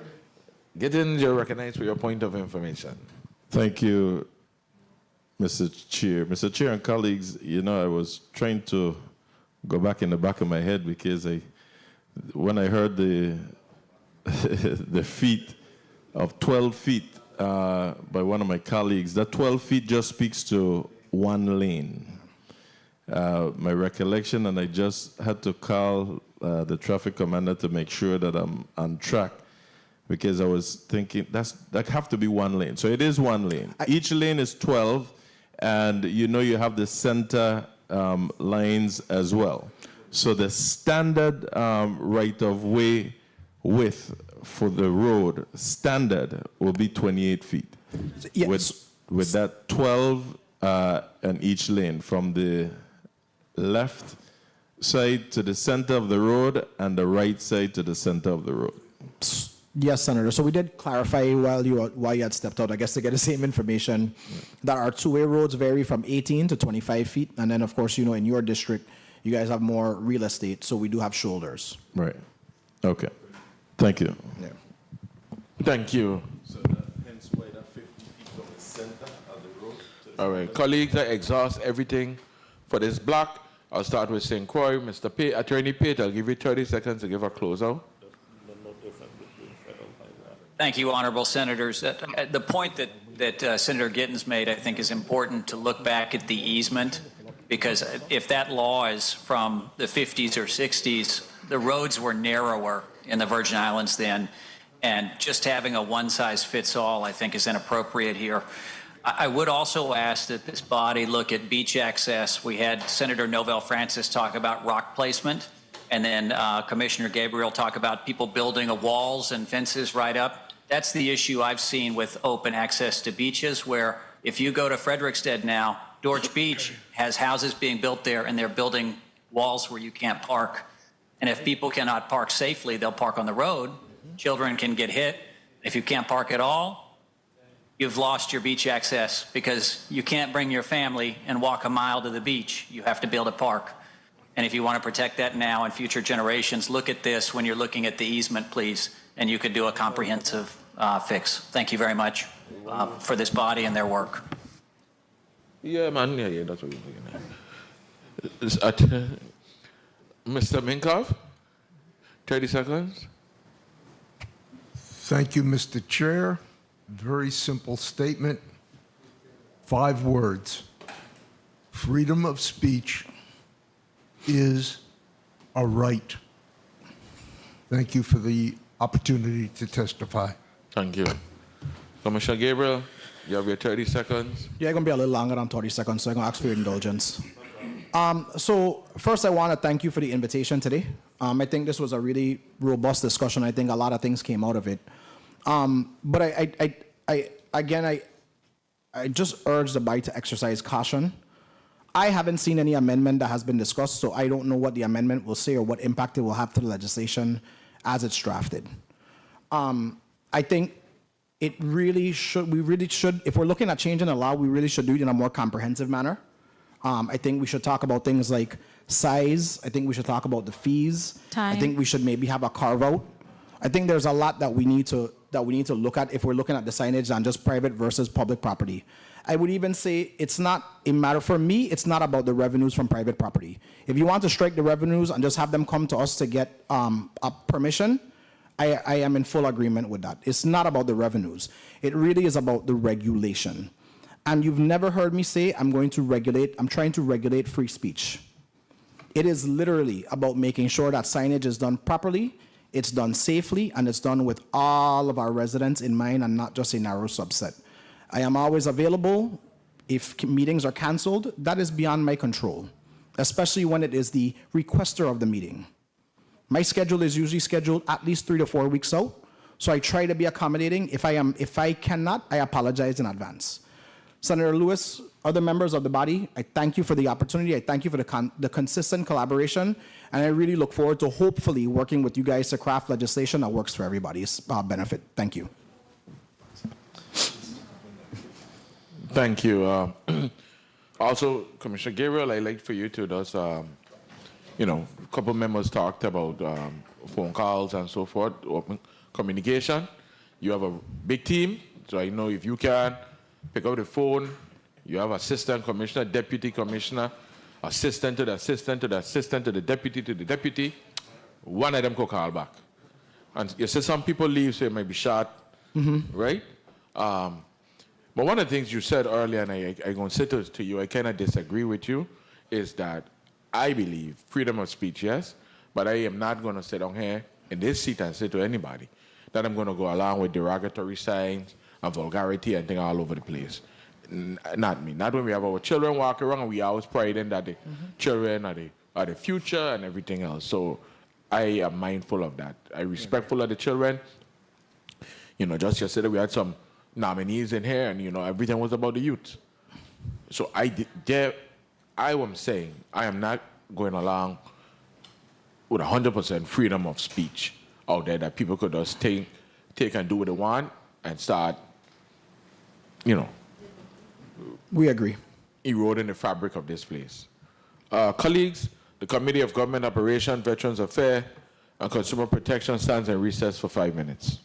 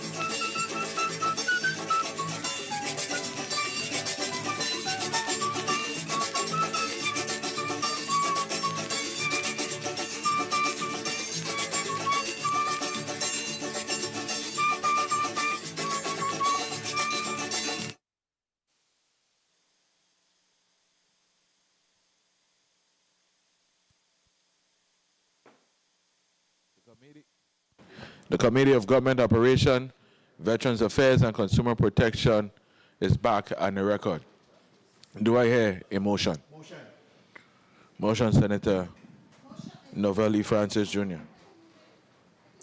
Thank you very much, Mr. Chair. I move that Bill number 36-0009, a resolution honoring and commending Mr. Stephen Van Beaverhood for his years of dedicated service and numerous contributions to the people of the Virgin Islands, as scheduled in Block 2, be taken off as today's agenda and will be reassigned to a later date at the call of the chair. I so move. The bill number 36009, a resolution honoring and commending Mr. Stephen Van Beaverhood for his years of dedicated service and numerous contributions to the people of the Virgin Islands, I was not. has been asked to be removed from the agenda by Senator Novell E. Francis Jr., second by Senator Kenneth Gittins and Senator Ray Fonseca. Hearing no objections, so ordered. Do I hear a motion?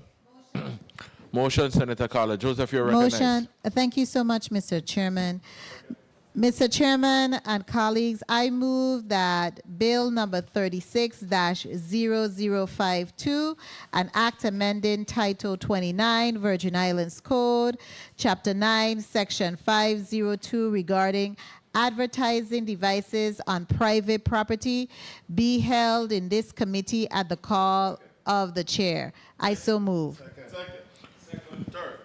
Bill number 36-0052, an act amending Title 29 Virgin Island Code, Chapter 9, Section 502 regarding advertising devices on private property was properly moved by Senator Carla Joseph and second by Senator Ray Fonseca, Senator Novell E. Francis Jr., Senator Kenneth Gittins. Roll call.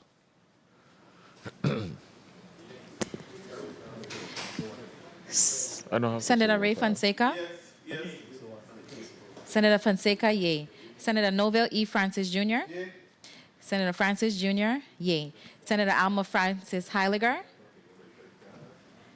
Yes. Senator Francis Heiliger, yay. Senator Kenneth L. Gittins? Yes.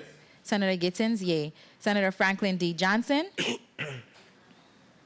Yes. Senator Johnson, yay. Senator Carla J. Joseph? Yes. Senator Joseph, yay. Senator Avery L. Lewis? Yes. Senator Lewis, yay. Mr. Chair, there are 7 yeas. Thank you, Madam Clerk. Bill number 36-0052, an act amending Title 29, Virgin Islands Code, Chapter 9, Section 502 regarding advertising devices and private property was held in will be held in this committee, Government Operation and Veterans Affairs, until the call of the chair.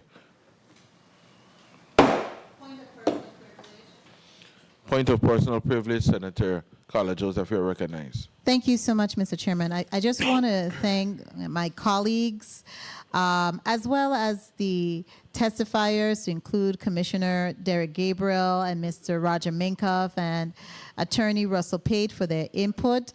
I do have, like I mentioned, a drafting request form into legal counsel, and I'm hoping that this bill will be revisited at the appropriate time, hopefully, if not before the end of the year, early 2026. Thank you so much, and I do appreciate the conversations that we had today to refine this measure.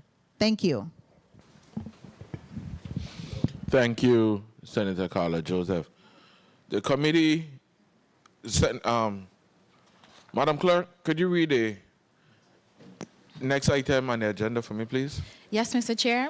Block 3, Bill number 36-0084, an act honoring and commending Alva Alphonse Swan, also known as Coach Tumba, for his significant contributions to the sport of basketball in the Virgin Islands by bestowing upon him the key to the territory, proposed by Senator Marvin A. Blyden.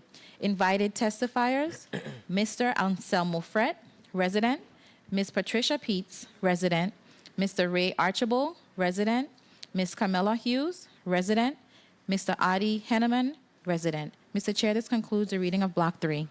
No, we have another bill.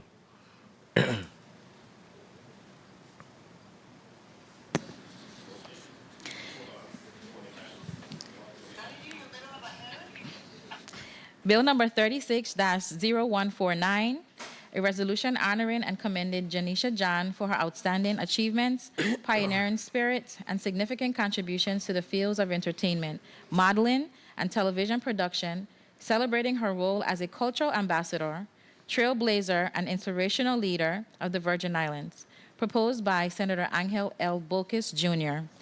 Invited testifiers, Ms. Jaleesa John, Ms. Trinity Ostry, Mr. Jamal Drummond, Ms. Aria Garcia, Mr. Anil Bruce, Dr. L. Nilsson, Dr. Velrika Bryson, Mr. Shamari Haynes, Mr. and Mrs. Grizel and Ben Mitchell, Mr. Shamori Moorhead, Mr. Ronaldo Stevens, aka MC Bogle, Ms. Janella John, Ms. Claire Roker, Mr. Dennis Liebert, aka Pompa. This concludes the reading of Block 3. Thank you. The committee, we have a lot of testifiers here, colleagues. I don't, for Block 3, which is now Block 2, we have Coach Tumba, and then we have Ms. Janisha John. I think for the Committee of Government Operations, Veterans Affairs, Consumer Protection stands in recess for 10 minutes as we bring in the testifiers.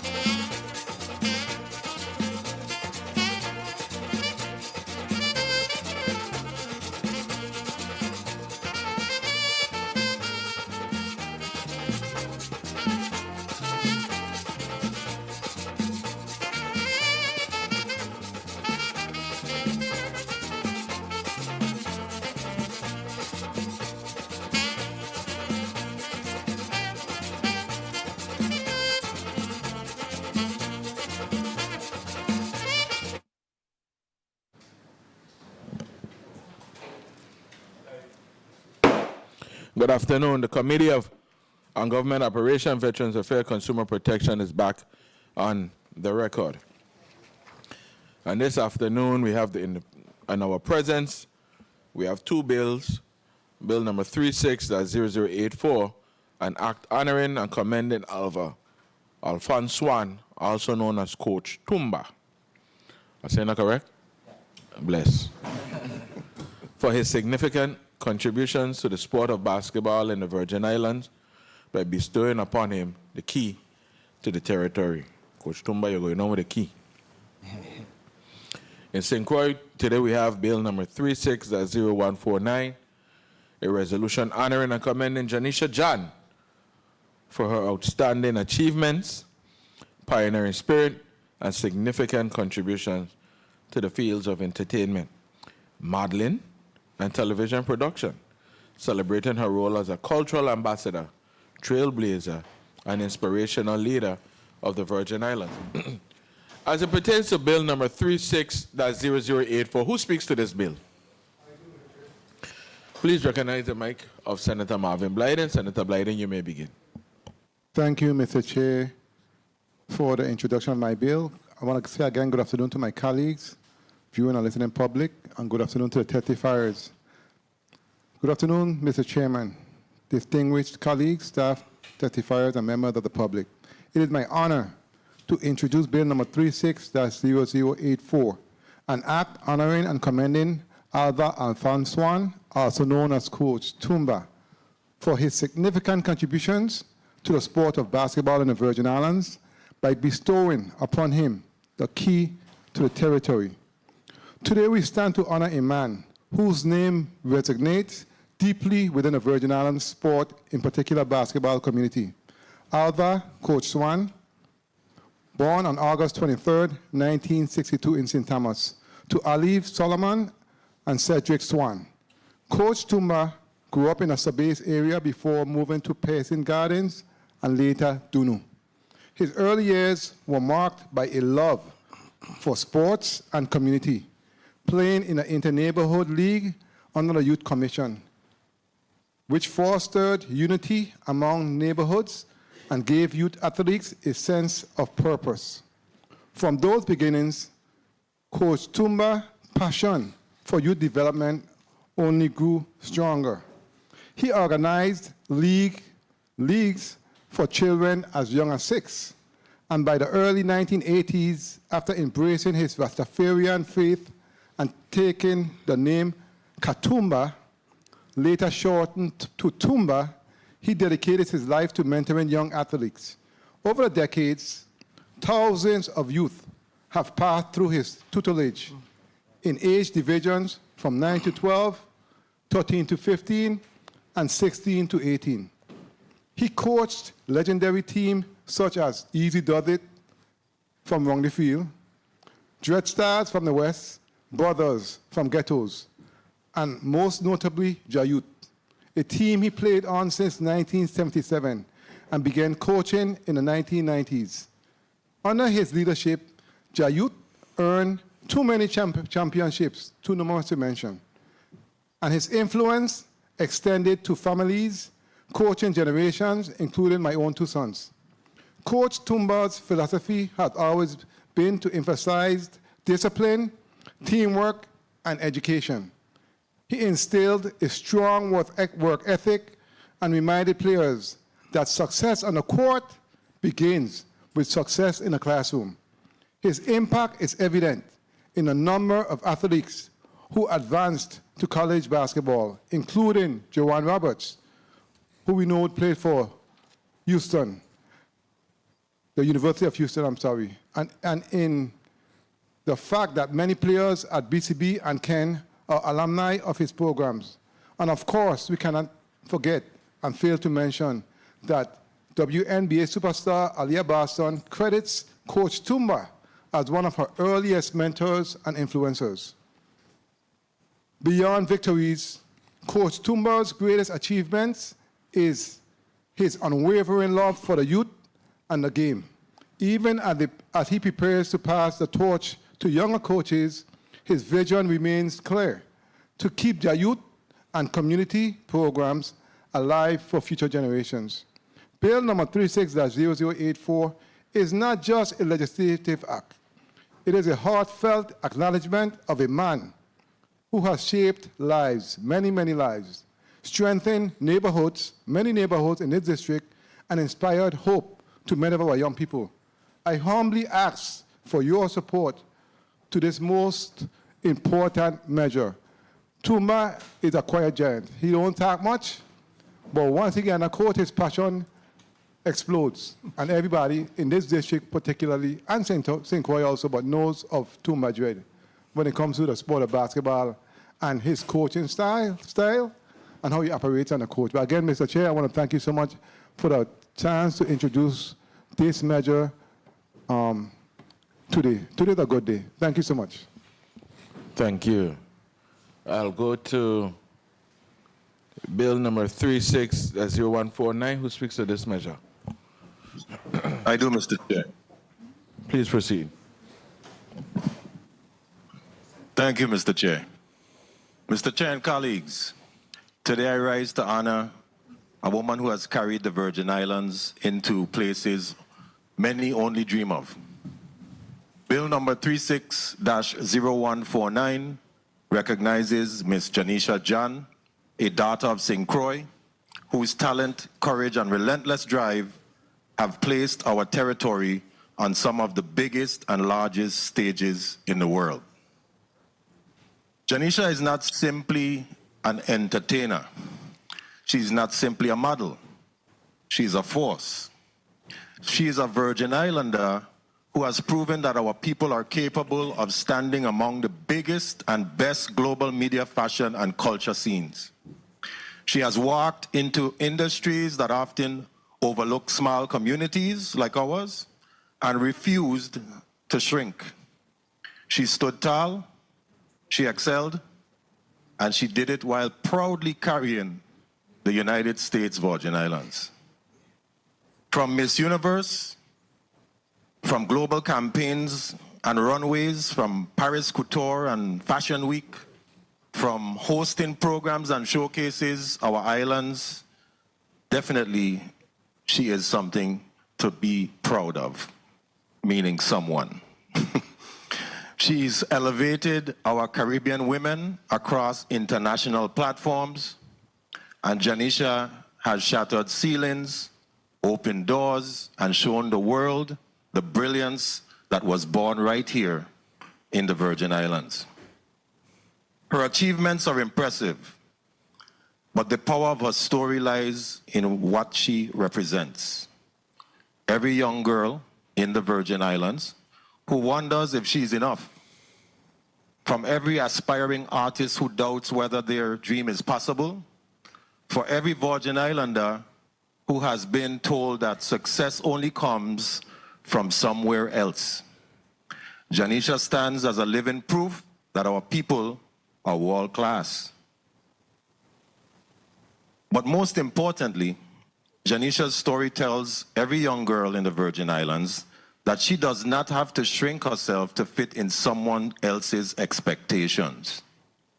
She can take up space, she can lead, she can dream boldly, and she can rise.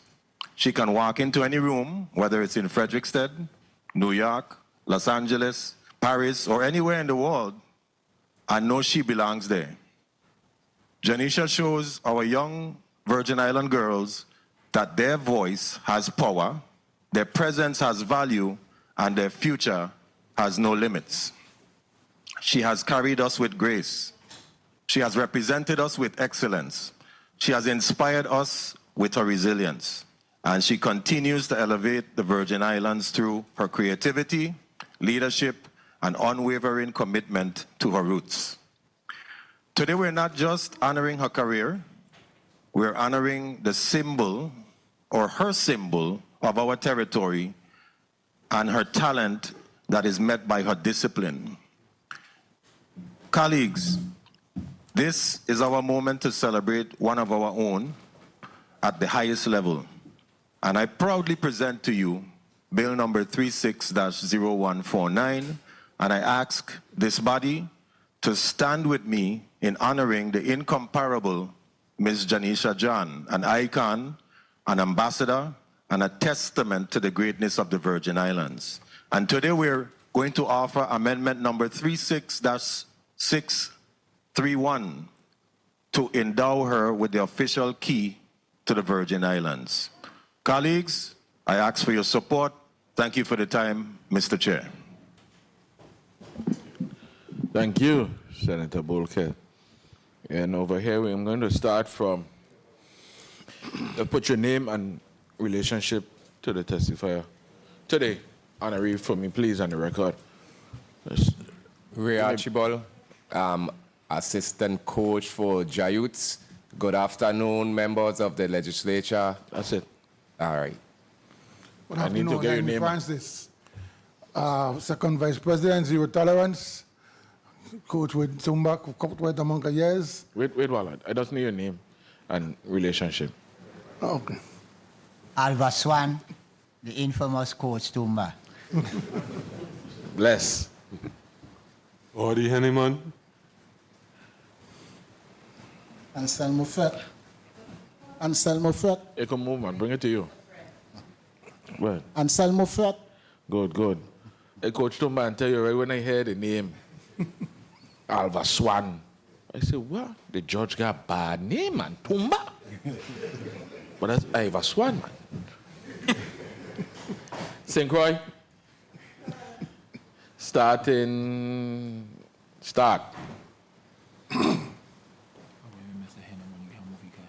Asia O'Brien.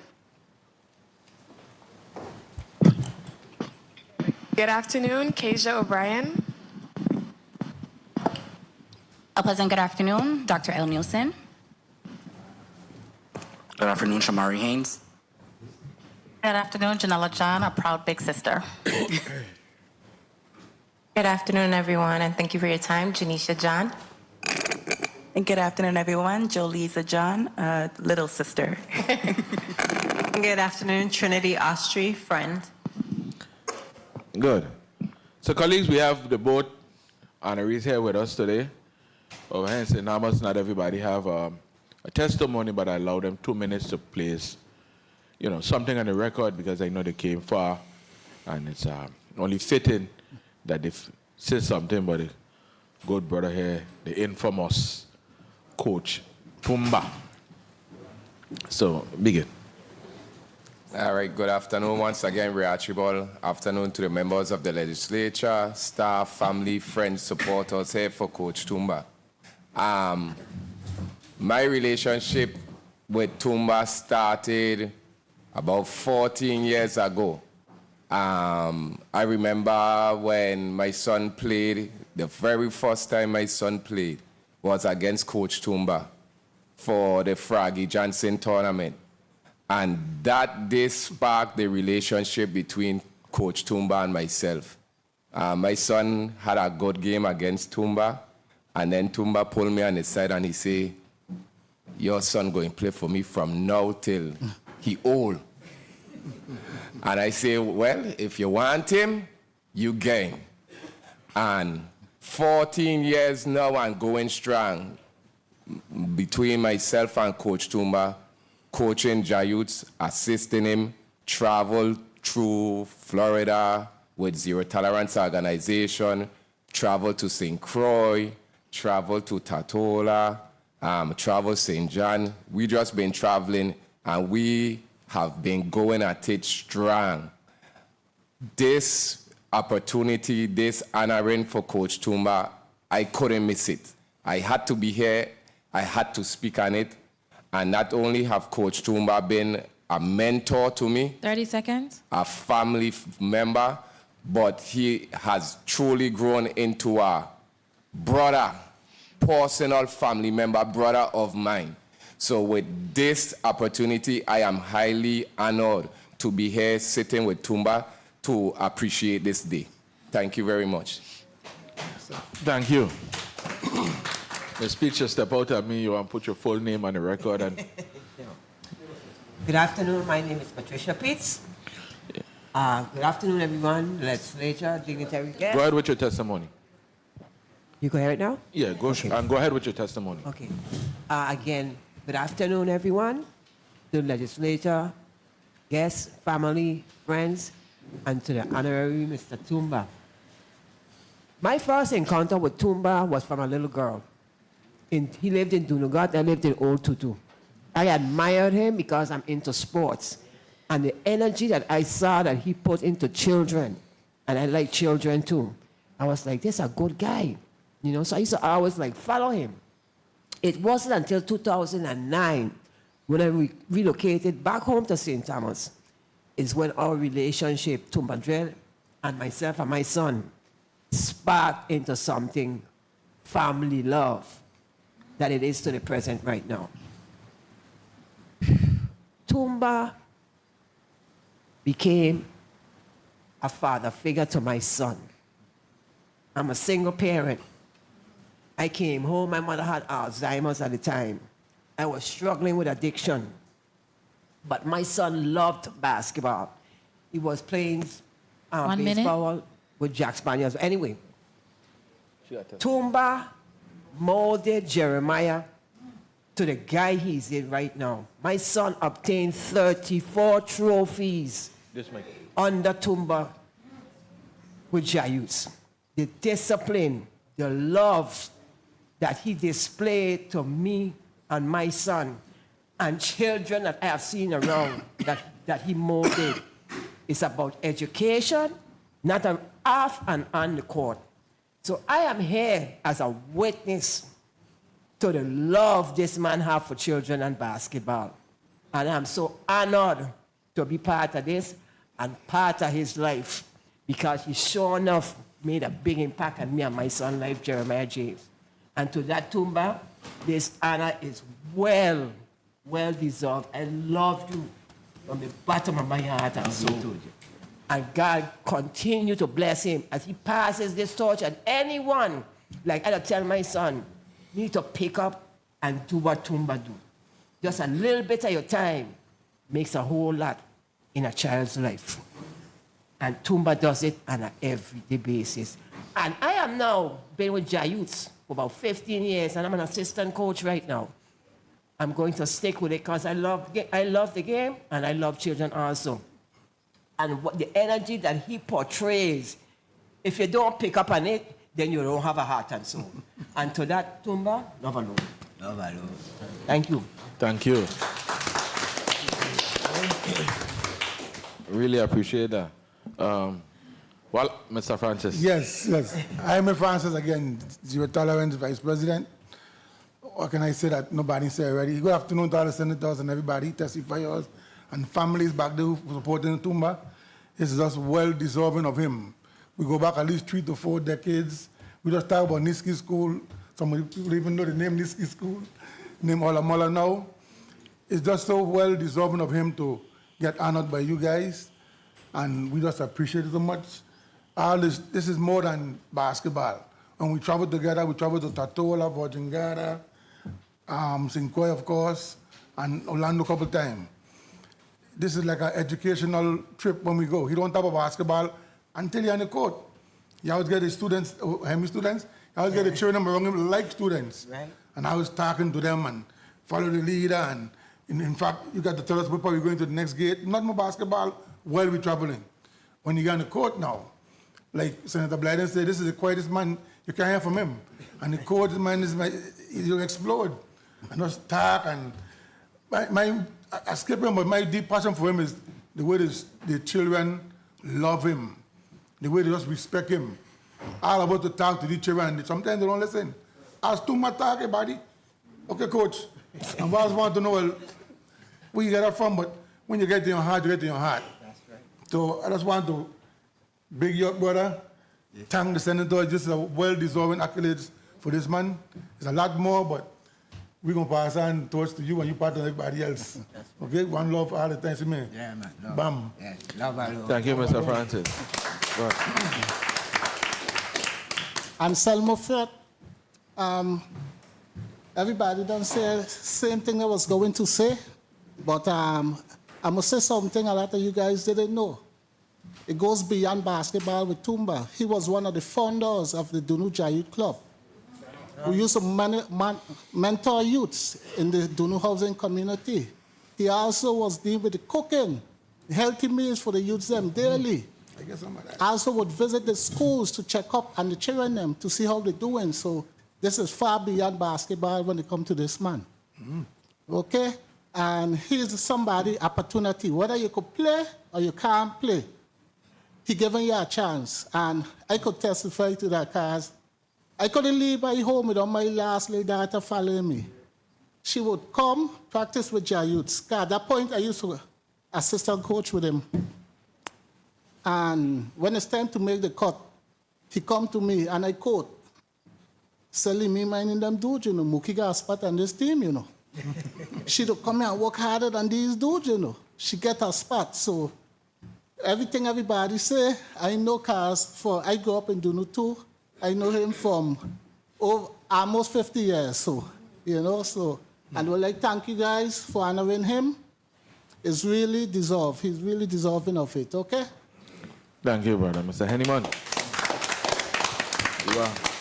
You are win on this, Audie. Bring the mic down. Bring the mic down and get a little closer. Good afternoon to everyone, all senators. On behalf of Tumba Dread, someone I have known from a very long time, God is love. And I know Tumba Dread have God in his heart. The love he has shown within the youth of our community, his dedication, his passion, that's Tumba Dread. Someone that shows that kind of passion, that means that it was a gift given to him. God gave every one of us a gift. And Tumba Dread's gift is to be with our youths. He have done it for all his life, with a passion. He cared for our community, he cared for our children. And I have seen that within him throughout my time knowing him. He deserves his flowers. And it's great to know that you all are looking to honor him while he's alive. That's a big thing we need to do in our time, to honor people while they're alive. Long ago, we used to honor people when they pass. They have changed. I have seen that, you know. So today is a great honor for my friend that I have known for a long time. Not just a friend, but also family, that we know about that since we become grown men. We grew up knowing each other just as a friend or a basketball player. And as we get older, we realize now where the closeness came from. It was part of being a family. So I could see where the love that Tumba Dread have for our children, where it came from. The family start from. But Tumba Dread deserves this honor. And I'm glad that you all recognize him and giving him his flowers. Thank you. Thank you.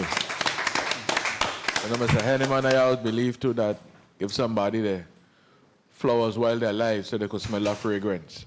Don't wait till they go. Yes. So Coach Tumba. This a vibe, this a vibe. Yes, sir. But it's a good vibe, eh? Yes, sir. The youth nation in the legislature, it gotta be a good vibe. Bless us today. Yeah. All right, just good afternoon to all the senators and all the listening audience. My name is Alva Swan, affectionately known as Coach Tumba. It's just the love of the game, and it always been about the love of the game and the love of the youths. That's what it's been for me. It's never been about me. For instance, I want to give thanks to Mr. Senator Blyden, because for years, Mr. Blyden tried to honor me with his hair, and I used to say, ain't about me, Mr. Blyden, don't worry about me, don't worry about me. But as the time went on, my camp keeps saying, Tumba is for you, take what is yours. So that's why we're here now today, you know, and I'm very thankful. I just want to be thankful to the Creator, the God when I die, and to my ancestors for molding and shaping me as the person I am today. I'd like to thank some older cousins I had who introduced me to the game, Vaughn Lynch, Keith Bonner, rest in peace, Bumper. They introduced me to this game as a youth, and I just fell in love with it. Basketball is a lovely game. Who know about it? Know about it. Basketball is a lovely game. I fell in love with it. We used to run the leagues in Duno. One time, my team win the tournament, and we going home with my son. And my son said, my son, Daddy, we're going to play basketball because I want to win trophy. And that was like, put a vibe in me, you know. And I say, okay, if who won't coach him, it got to be me. So that's how I get into coaching, really. I coach my two sons, Ahijah and Aswad. I like to say a lot for Sally too. This brother here been with me from day one when we were in Duno. I could always call Sally and say, Sally, boom, boom, we get practice, wherever. Sally drop what he doing, come through, wherever. Even when Sally have time and he ain't around much, when we get tournaments or once that championship game show up, and I call Sally, say, you gotta be the Sally. Sally gonna come, be in a little background to, you know, but anytime he gotta say something, he go whisper something in my ear, help me change the game or whatever, you know. So much appreciation and love to you, my brother Sally. And Coach Ray too. Coach Ray's son, like he say, I pick up his son. Coach Ray come and start to help, start fitting in. And I have seen where a lot of coaches will be around when their children are wrong. And when a child gone, they gone. So I commend Ray for staying there all these years, my brother. Okay? Coach Patty now, that's my girl for long. You know what I mean? And like she say, I coach her son. Treat him like my son, like how I treat all the youth, like my children. Because all youths is child youth. So Patty came along, used to be there. Boom, boom, I treat your son like my son. She see it, she feel it.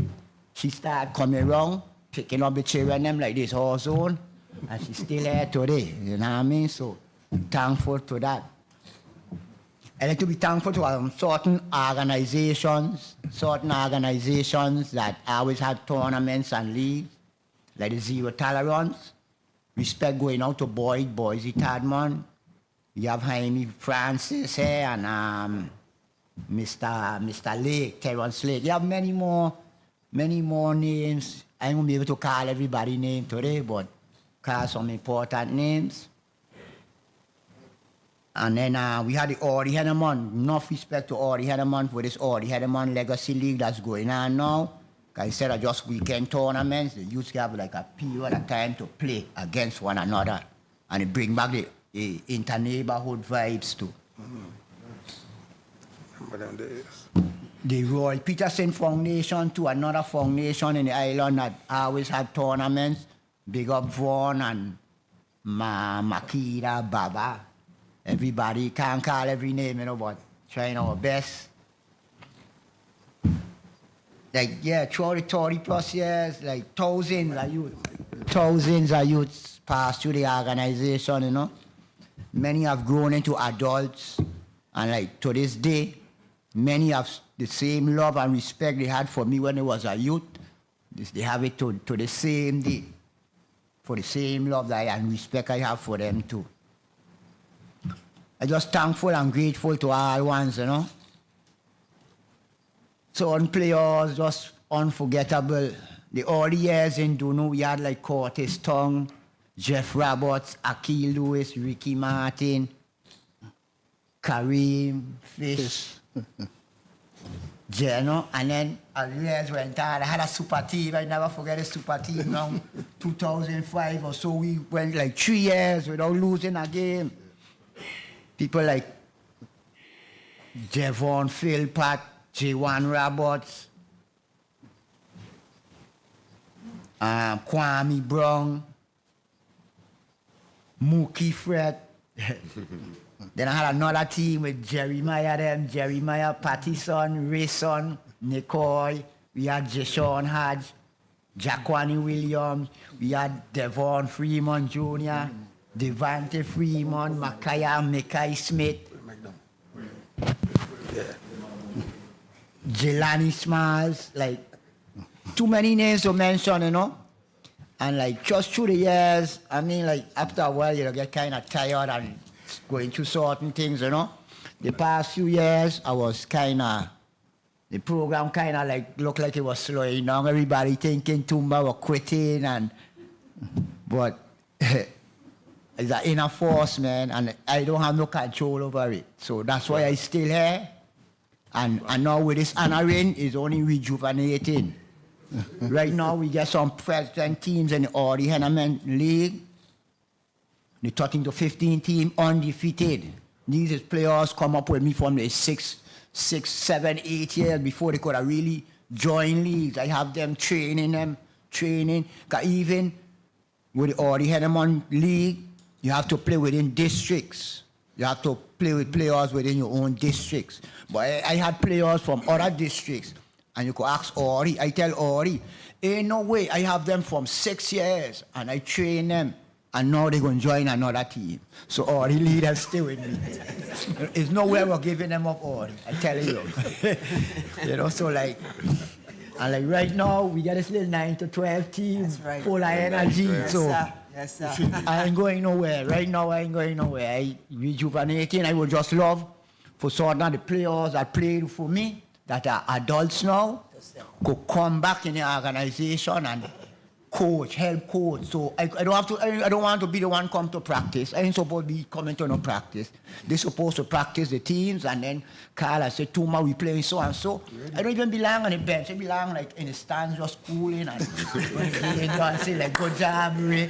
Good job, you know. Because like I really put in the time and the energy, you know, and I am thankful that I always had the passion and the strength and the good health to keep going, you know, and that's what carried me through. And I just want to say thanks to everybody. Thanks, Mr. Blyden. Thanks. And thanks to everybody, you know, just love. Like we don't always say in our organizations, 2 things we don't say. Our youths are Jah youths. And the next thing we don't say, Jah youths never die. So we're going to always have a Jah youths team. We're going to make it from this day. We're going to make it that we're going to always have a Jah youths team. That's right. Love alone. Thank you. But Tumba, you know, if you're going to stand, you're still going to come out the bleachers, come now. Sometimes. So don't waste your time going up in the stand. Just stay down right there where you belong. Okay, all right. And I'll sit on the end of the bench. Yes, sir. But I thank you all of you for your testimony today. But we have another nominee in St. Croix. So we're going to go to them and then we just go to a round of questioning. Then we close out, okay? So, hang tight there with me. St. Croix, I have... Good job. Janella John? Yes, Mr. Chair. Go right ahead. Thank you. With your indulgence, Mr. Chair, in essence of time, I would like the media to play a short video clip of Janisha's journey throughout the years while I read my testimony. Go right Good day, ahead. Honorable Chairman, Thank you. Good day, Honorable Chairman, Senator Avery L. Lewis, Honorable Senator Angel Bocage Jr., sponsor of Bill number 36-0149, and all senators of the Committee on Government Operations, Veterans Affairs, and Consumer Protection. A very special good afternoon is also extended to our father, Josephat John, and our mother, Elizabeth Torres, and to all our family and friends joining us here in the Well in St. Croix. Thank you for the opportunity to testify in strong support of this resolution, honoring and commending my sister, Janisha John, for her outstanding achievement in contributions to the fields of entertainment, modeling, and media. My name is Janella John, and I'm here today full of pride, gratitude, and honestly, a little emotional as I testify in honor of Janisha. I can't tell you how many times I rewrote this testimony, not because I didn't know what to say, but because there was just so much to say. There's an entire world of stories, moments, and memories that could only begin to explain who Janisha truly is. But I'll start with this. A resolution is one of the highest symbolic honors that can be bestowed, reserved for individuals who uplift the Virgin Islands through exceptional achievement, cultural representation, service, mentorship, and legacy building. Janisha's life and career embody each of these pillars. Cultural representation. Janisha has carried the Virgin Islands on her back, in her heart, onto international stages. From Miss St. Croix and to becoming the first woman to represent the Virgin Islands in both the Miss America and Miss Universe pageant. She has consistently showcased Crujan grace, poise, and pride. Whether she's walking in Paris Fashion Week, hosting television shows, or appearing in global publications, she represents home loudly, proudly, and intentionally. Professional excellence. Her journey through entertainment, modeling, media, and television is paid with hard-earned achievements. She helped build a billion-dollar Black-owned network and establish a reputation in Hollywood as a creative force, all while maintaining professionalism and humility that reflect the very best of Virgin Islands talent. Service and community investment. Beyond the lights and camera, her heart has remained rooted in service. She has donated thousands of dollars to education and youth groups, planned relief drives, and sponsored annual giveaways, to name a few. She has quietly funded pageant gowns, supported young women who lacked resources, mentored girls struggling with confidence, and used her platform to uplift others. Her acts of service are rarely publicized because she never did it for applause. She did it because it's who she is. Mentorship and empowerment. Even now, she's pouring her time and heart into a project deeply personal to her, the J. John Foundation. This initiative is a way for her to give back to the community that shaped her by creating spaces where young girls and women can grow in confidence, purpose, and professionalism. The foundation will offer scholarships to support education, host workshops in media and modeling, and provide training in communication, etiquette, public speaking, and self-presentation. It will also include mentorship programs pairing industry professionals with young talent from the Virgin Islands, helping them build the skills, discipline, and mindset needed to succeed. Her accomplishments tell one story, a story of excellence, grit, and perseverance. But the fullest story, the one that truly moved me, is found in who she is beyond the spotlight. It's a Janisha some people don't see, the one whose kindness, humility, and heart for others shine just as brightly as any crown she's ever worn. Most people know her as a model, the pageant queen, the Hollywood creative, and the fashion icon. But to me, she's my baby sister, my ride without the die, the one who challenges me to grow through words of wisdom and her positive outlook on life. Growing up, I was the rule breaker, the risk taker, the one who kept our parents on edge. And right behind me was Janisha, the calm to my chaos. She has always been my balance, my slow down and think person. One look or that signature, really, Janella, could humble me instantly. She's been my conscience for as long as I can remember, reminding me to lead with grace, not ego, and to put my best foot forward. Behind that sweet smile has always been a fire. From the time she could walk and talk, she was leading, performing, excelling. Class president, gifted musician, performer of the arts. She graduated in the top 5% of her graduating class before earning her Bachelor's of Arts in Business Administration with a concentration in marketing from the University of the Virgin Islands. She managed perfect grades and perfect hair effortlessly, a balance I never quite mastered. The entertainment world is not easy. It can swallow you whole if you're not grounded. But she has remained anchored in faith, steady in storms, and always true to herself no matter what. Even now, her influence is undeniable. She is seen and known internationally. Her face graces billboards, digital campaigns, and magazines in airports and cities across the globe. During our recent trip to our father's birthplace, St. Lucia, we couldn't even take 2 steps without hearing young girls, women, and even men shouting, "Janisha!" asking for a picture and an autograph. Those moments were a reminder of just how far her reach and influence extend. I honestly can't get used to people screaming when they see her. It's just weird for me, but it's a beautiful, beautiful sight to see. I remember the day she left home with just a few suitcases, a prayer, and a dream. She said, "I have to make this work," and she did, through faith, humility, and a drive that would not bend. She is grounded in who she is, a daughter of these Virgin Islands, Frederiksted born and raised on love, faith, and that good old Centerline Bakery bread. Sis, from the very first time you stepped on stage, I've been there, front and center, cheering, clapping, beaming with pride, telling anyone who will listen, that's my little sister. Today is no different. You've made our family proud beyond words, and you've made the Virgin Islands proud beyond measure. You've earned every bit of recognition coming your way. You've worked hard, faced rejection, and still managed to turn your dreams into reality without ever forgetting where you came from. You are a true ambassador of these U.S. Virgin Islands, making the world your stage and carrying home with you wherever you go. I know firsthand the sacrifices behind the success, how you stretched every dollar just to keep your dream alive, took odd jobs, and pushed through days when all you had was your faith and determination. People see all the glamour and shine now, but they didn't see the struggle, the closed doors, the hard times, the tears that fell in silence, the crack in your voice when you questioned if it was all worth it, the long drives through LA traffic to low-paying jobs that had nothing to do with media or modeling, all just to stay afloat and keep building towards the vision you refuse to give up on. And now, sis, you can say it proudly and you can say it out loud. You did it. I see you and I couldn't be prouder. You've touched and inspired countless lives, young girls' lives, simply by being yourself. Even as your big sister, I can say you've inspired me back then and even more so now.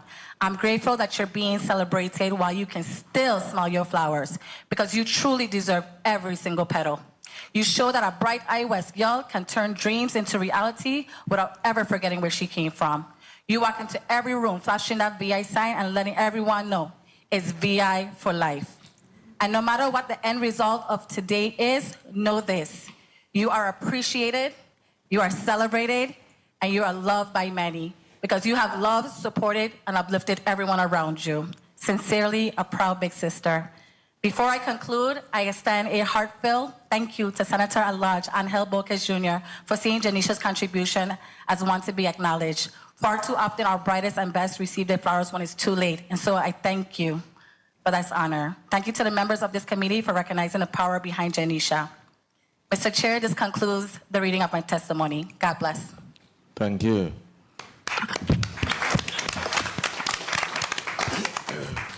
Ms. Jolisa John?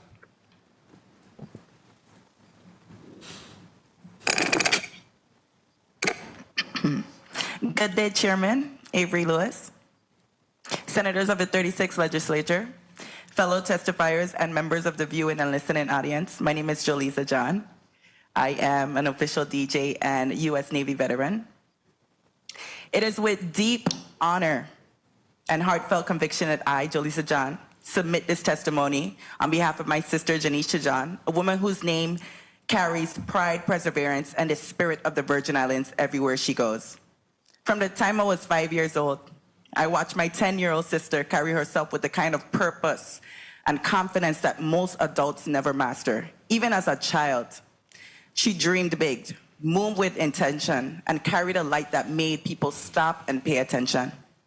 I have seen that same light grow into something powerful, the kind that inspires generations to come. I wrote this, not just as her sister, but as someone who has had a front row seat to the full story, the hard work, the discipline, the doubt, the late nights, the prayer, and the perseverance that came before the spotlight. I have held her pages while she practiced speeches, corrected her lines when she stumbled, and pushed her to speak from the heart when the words did not come easily. And that's why I can confidently say her greatness is not an act. It is her nature. She does not do things to be seen. She does things because she truly serves with purpose. Janisha is more than a title holder. She is a woman who is what she represents, which is grace, resilience, authenticity, and faith. Who she is when the cameras are off and the doors are closed is more admirable than any image the public has ever seen. She is genuine, grounded, and loyal to her family, her faith, and the people of these Virgin Islands. Have you ever heard someone say, who you are when you think no one is looking is who you truly are? I believe that with all my heart because I have seen it firsthand. The greatest witness is knowing that what I know and seeing what I have seen through my lens of 33 years of shared rooms and memories. The Janisha I know when the cameras are off and the doors are closed is far more admirable than any version the public, media, or melee could ever paint. She is like Point Udall itself. When you see it in real time, no camera could ever capture her true essence, her beauty, her humility, discipline, and authenticity shine bright. But the best part is they shine brightest when no one is watching. Her beauty turns heads. Y'all know she's gorgeous. Y'all see it. When she walks into a room, people notice. She carries herself like someone who knows exactly who she is and where she comes from, the Virgin Islands.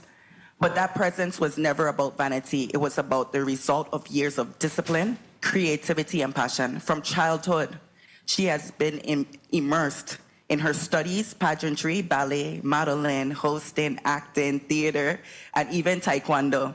This one you could fight. She has trained and performed her entire life not for applause, but to represent the excellence from the Virgin Islands on every stage she has stepped onto. You can be driving to New York City and see her on a billboard, watching television and catch her in a commercial, or even be traveling internationally and see her face on a banner. That is how far her reach goes. But before all of that, she was right here on St. Croix working at AT&T, helping locals find the right phone plan and greeting customers with that same humility she carries today.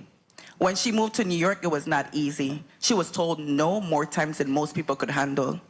But she never stopped. Eventually, she became one of the faces of AT&T's national marketing campaigns. She went from helping customers in the store to becoming the model on the same phone. That is not luck. That is consistency, faith, and work ethic. She went from being the local sales girl everyone knew to being the woman little girls look up to, the one they see on a screen and cannot help but smile and say, she is from my home. And now that same girl from St. Croix leads the marketing team of one of the most successful Black-owned media networks in the world. Janisha learned service, compassion, and perseverance from our parents, Josephat John and Liz Torres, and from our sister, Janella John, right here in this room, who has always been a pillar of strength and creativity within our family. Together, they helped shape Janisha into the woman she is today. Our parents, founders of Central Line Bakery in Delhi, served St. Croix for 35 years, teaching us about the values of hard work, humility, and serving others with love. These lessons became the foundation of Janisha's character and the moral compass that guides her success today. She has always used her platform to lift others, to make space, and to represent where she is from with integrity and love. Her journey through pageantry, Miss St. Croix, Miss University of the Virgin Islands, Miss America, U.S. Virgin Islands, and finally U.S. Virgin Islands Universe 2010 was never about crowns or titles. It was about purpose. She represented the territory with grace and authenticity on stages most people only dream of. She made history as the first Virgin Islander to ever compete for both pageants, carrying the flag with pride and poise. But you know, guys, the most important thing is no matter how far Janisha has traveled, no matter how far her reach is, she has never lost her sense of home. She continues to mentor, to give back, and to remind people where she comes from, right here, St. Croix, U.S. Virgin Islands. She makes her deserving of not just the recognition, but the key to the territory is how she continues to represent our islands with grace, integrity, and excellence. She has turned her life into a love letter to the Virgin Islands, showing the world that greatness can come from right here, this small island. Her achievements may stretch across oceans, but her heart remains rooted home. The key to the territory represents honor, contribution, legacy, and service. These are not just words for her, but they are her lifestyle. She has unlocked doors for others through her example, through her work, and through her unwavering belief in what it means to carry her culture and with dignity. For all those reasons, I firmly believe Miss Janisha John, my sister, is not only worthy of the legislative recognition, but truly deserving of the key to the territory of the U.S. Virgin Islands. She is a living example of Virgin Islands excellence, a woman of vision, discipline, purpose, and most importantly, heart. Her story is not only her own, but one that continues to inspire and empower the next generation of Virgin Islanders to believe without limits. Thank you so much, Senator Angel Boques Jr. and the members of the 36th Legislature for your time, your attention, and your dedication to recognizing the individuals who uplift and represent the spirit of our islands with pride. Thank you, Mr. Shamari Haynes. Chairman Senator Avery L. Lewis, honorable senators and fellow Virgin Islanders, good afternoon. My name is Shamari Haynes, and I have the privilege of serving as Deputy Commissioner within the U.S. Virgin Islands Department of Tourism, where my work centers on cultural preservation, community engagement, and enhancing the visitor experience across the islands. Beyond public service, I am also a creative professional and a brand strategist, but above all, I am someone who believes deeply in the power of culture, storytelling, and people. Those values lie at the heart of the woman we celebrate today. When today's honoree reached out and asked if I would share a few words, her message filled with humility, gratitude, and warmth instantly reminded me why so many of us hold her in such high regard. It is both a privilege and a heartfelt honor to offer this territory in recognition of someone who has carried the Virgin Islands with grace, purpose, and pride, Ms. Janisha Jan. I sit here not only as a tourism and cultural professional, but as a friend who has had the joy of witnessing Janisha's evolution. And truthfully, if you didn't know Janisha from Singular Wireless or AT&T, well, you probably don't know Janisha Jan. From those early days to the world stages she's graced, she has remained the same grounded, genuine, and kind-hearted Virgin Islander who has never forgotten home. Janisha's journey, like many of ours, is deeply rooted in family, faith, and community. She grew up in an environment that valued hard work, compassion, creativity, and service, a foundation that continues to guide her success today. Her accomplishments are nothing short of historic. Crowned Miss US Virgin Islands in 2007, she went on to represent us at both the Miss America pageant in 2008 and Miss Universe in 2010. Becoming the first Virgin Islander to compete in both. Yet, what have always stood out is not the title, but the purpose behind it. She didn't just wear a crown, she carried it with meaning, using her platform to uplift our stories, showcase our beauty, and elevate our cultural identity, reminding the world that the Virgin Islands is rich in talent, depth, and pride.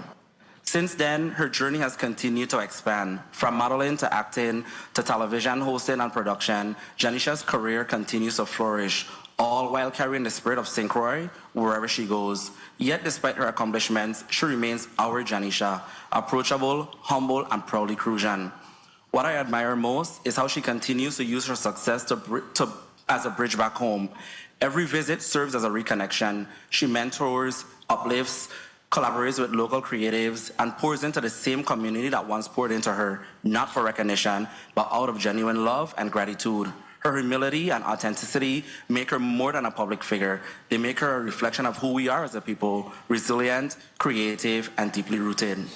Her story is one of representation and heart, a reminder that true success is not measured by how far you go, but by how often you turn back to lift others along the way. And Janisha has done that time and time again. Through her artistry, professionalism, and cultural pride, she has become a true ambassador of the Virgin Islands, redefining how the world sees us, not as a small territory, but as a place overflowing with possibility, power, and purpose. For our youth, she stands as proof that you can dream boldly, reach globally, and remain authentically Virgin Islander. This resolution is more than an acknowledgement of her achievements. It's a celebration of her essence, her grace, humility, and unwavering commitment to inspire. As someone who has dedicated my career to promoting Virgin Islands culture and people, I can say without hesitation that Janisha Jan is one of our finest ambassadors. A woman of purpose, pride, and poise. Today, I proudly join this esteemed body in honoring and celebrating Miss Janisha Jan, a daughter of these Virgin Islands, a creative visionary, and a symbol of what it means to lead with both excellence and heart. Thank you, Chairman Senator Avery Lewis and the members of this esteemed body for allowing me the opportunity to share these remarks and pay tribute to one of our very best. Thank you, Mr. Higgs. Deputy Commissioner, could I have Ms. Trinity Austri? Hi, Trinity Austri, lifelong friend of Janisha Jan. Good afternoon, honorable senators and members of the community, family behind me. Thank you for the opportunity to provide this testimony in recognition of Ms. Janisha Jan. My name is Trinity Austri, and I have the honor of knowing Janisha Jan for more than 25 years. Janisha's story isn't a story of perfect progression. It's a story of resilience and perseverance. I met her in high school when she was already one of the most well-known young women on the island. I remember when she ran for Miss St. Croix at 16, she was talented, outgoing, involved, the one we expected to win. And then she lost. Though it was early, it was a lesson she would return to many times. You recalibrate, you keep going, and you trust God's plan. The next year, Janisha and I began school together at the University of the Virgin Islands in St. Thomas, and at the end of our first year of college, I recall her walking up to me and saying, "I don't have the money to come back next year." There she was facing another unexpected disappointment. However, she handled it with strength and turned this roadblock into an opportunity to invest in her community. She moved to St. Croix as the option to continue at UVI. Outside of school, she coached young girls running for pageants such as Miss St. Croix, instilling in them the same lessons in resilience and perseverance that she had developed. She connected with the local Channel 12 network and did shows such as Rediscover St. Croix, Ag Fairs, Christmas Festival for parades. She stayed rooted in community even while calibrating her own dreams. Then she ran for Miss UVI. It felt like her comeback moment, but it didn't go as we hoped. But she kept going. She auditioned for America's Next Top Model, made it through several rounds, but that didn't pan out either, and she kept going. All these moments I just recap were moments where Janisha could have given up. Most people I know wouldn't have taken those chances, let alone kept going. She persevered. During her senior year of college, she ran for Miss America Virgin Islands, and she won. She went on to graduate from UVI with her marketing degree on time, 4 years. Then she ran for Miss UVI, USVI Universe, and she won that too, and became the first woman from the VI to represent us proudly at both Miss America and Miss Universe. Her next move was to New York. While she was there, she became a host and producer at Tempo, which was a major Caribbean platform at the time. She interviewed Caribbean legends like Shaggy, Machel Montano, Alison Hines, many more. But New York came with its challenges, and eventually Janisha came home. She was discouraged, but she knew as many of us have experienced that the Virgin Islands is a safe space to regroup. So she worked at TV2, building her skills, producing and hosting. Then she took those hard-earned skills and made her next move, Los Angeles. With a one-way ticket, she rebuilt her life from scratch. Every day waking up at 4 a.m., hustling, booking gigs, commercials, photo shoots, all while completely rebuilding her life. And then the world opened up.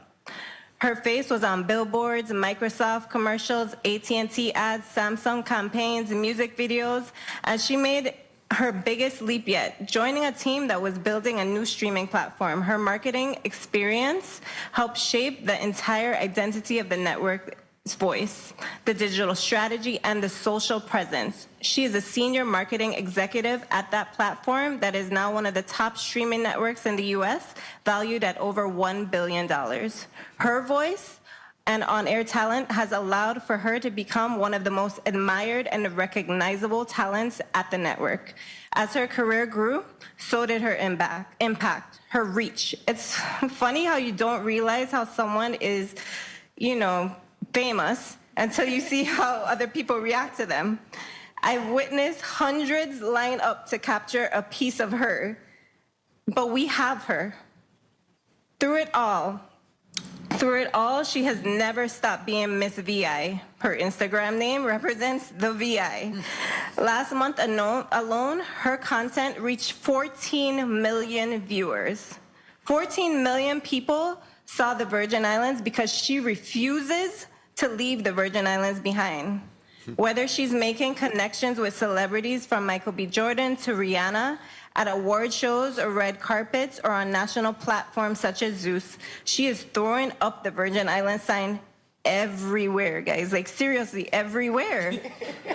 She always talking about where she comes from, always donating, supporting, giving back quietly, behind the scenes, sending food and supplies after hurricanes, giving gowns to pageant contestants, supporting children, promoting community events.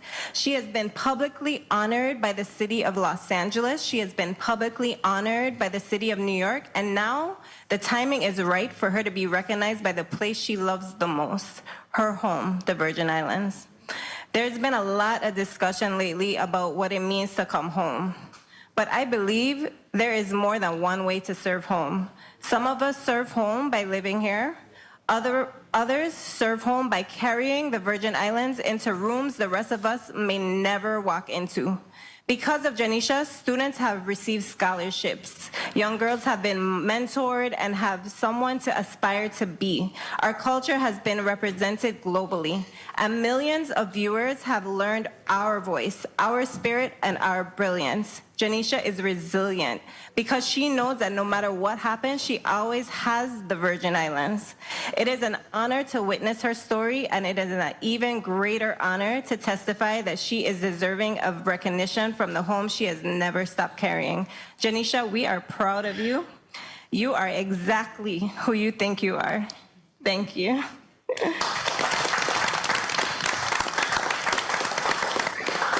Thank you.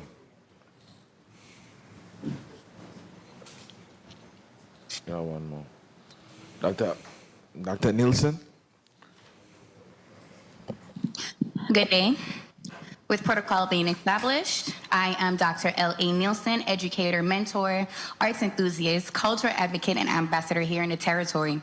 Today, I have the esteemed pleasure of sitting before you to commemorate the extensive contributions of Ms. Janisha John. As a daughter of the soil, I find it extremely important to create avenues and implement opportunities to plant the seeds that pours back into a community that has molded me into the multifaceted young professional I am today. Guiding the duality of my professorship at the University of the Virgin Islands, and as a contracted international performing artist, I always strive to emulate the capacities in which I can highlight and exercise cultural pride. Martha Graham states, "Great dancers are not great because of their technique, they're great because of their passion." This quote is not only philosophical in how I navigate day-to-day hurdles, but it depicts the power, the reflective power, and how Miss Janisha John has highly influenced my life. I met Miss John at the tender age of 5 years old. From then until now, it has been a humbling and immersive experience to see the fruition of her growth. Professionally, she's a media mogul, model, dancer, pageant queen, actor, television producer, radio host, motivational speaker, and overall entrepreneur.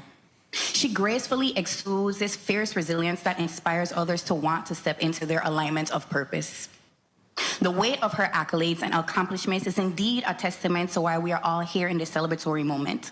But Janisha's passion is what really illuminates, continuously placing her at the forefront of greatness. This is the very same passion that has encouraged me to push past adversity and soar into my acclaim endeavors.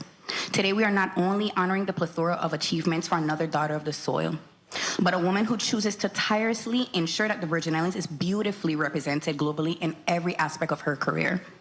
To my big sis, Janisha John, thank you for being you, and congratulations on such a well-deserved recognition. That concludes my testimony. Thank you. Thank you, thank you, thank you, Miss. Sorry, Senator. Miss Janisha John? She's present, right? Yes. I'm here. Okay, go right ahead. You had something to put on the record, right? No? No? Okay. No. We got to move on now. Sorry about that, but we have to move on. Okay, I'd love to say something if that's okay, Honorable Lewis. Okay. Go ahead. Yes. Well, first of all, thank you for taking the time for this matter. I understand and I know that there are many things that you guys have to take care of today, so I just appreciate you, sparing this time for this bill. I do want to take a moment to thank the Honorable Angel Bolkes Jr. for pushing this resolution forward to honor me. It means a lot. I know you brought this legislation to me about 2 years ago. And, a lot has happened in my life since then. And so for you to take the time to honor me, to see me, and, to allow this moment where I can celebrate, my accomplishments with my family, my friends, the community, and all these beautiful people behind me that showed up to support me. To the entire legislature, thank you. This moment means everything to me. I am a proud West girl from Frederiksted, St. Croix, who grew up in Santa Line Bakery, serving bread to the community, seeing people come in and out, falling in love with this island through my work, whether that's dancing on stage with Music in Motion, whether that's running for Miss St. Croix, Miss Virgin Islands, or hosting Rediscover St. Croix, St. Thomas and St. John, and exploring this very land that I love so much. I'm shaking and I'm a little bit emotional because, you know, when you're doing the things that you love and you're passionate about and doing it to represent a people and a place that you are beyond proud of, you don't stop to think about moments like this where you're celebrated. You just do it because you love what you do, and you do it because you love where you're from. I'm very proud to be a Virgin Islander. I'm very honored to carry the Virgin Islands on every stage and every platform that I go. It's funny because literally my best friend Trinity said that I always throw up the VI sign. I do. I make everybody do it too. It's interesting. I didn't, and I want to say this quickly, but I didn't realize that I was becoming an ambassador for the Virgin Islands until I actually had to wear a sash that said Miss Virgin Islands across my chest. And when I competed for Miss America and competed for Miss Universe, I realized then and there that my responsibility, whether it was asked of me or it was to always maintain that, to carry the Virgin Islands in every room, everywhere I go, to return here, to share my gifts and my time and my focus, and always making sure to contribute to the people here and the young ladies that come after me.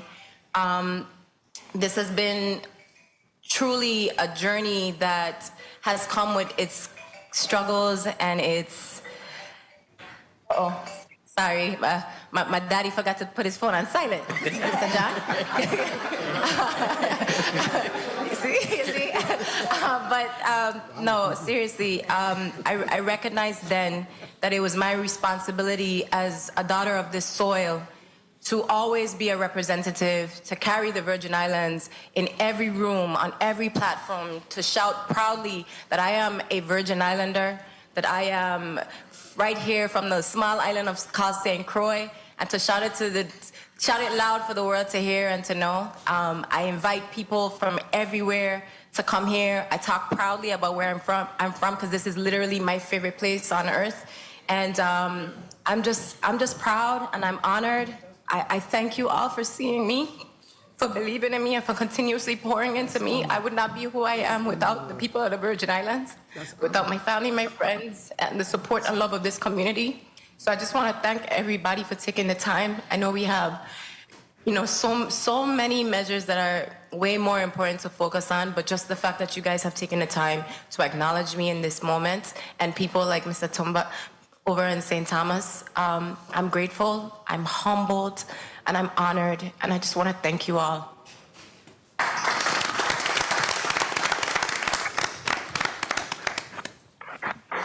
Thank you.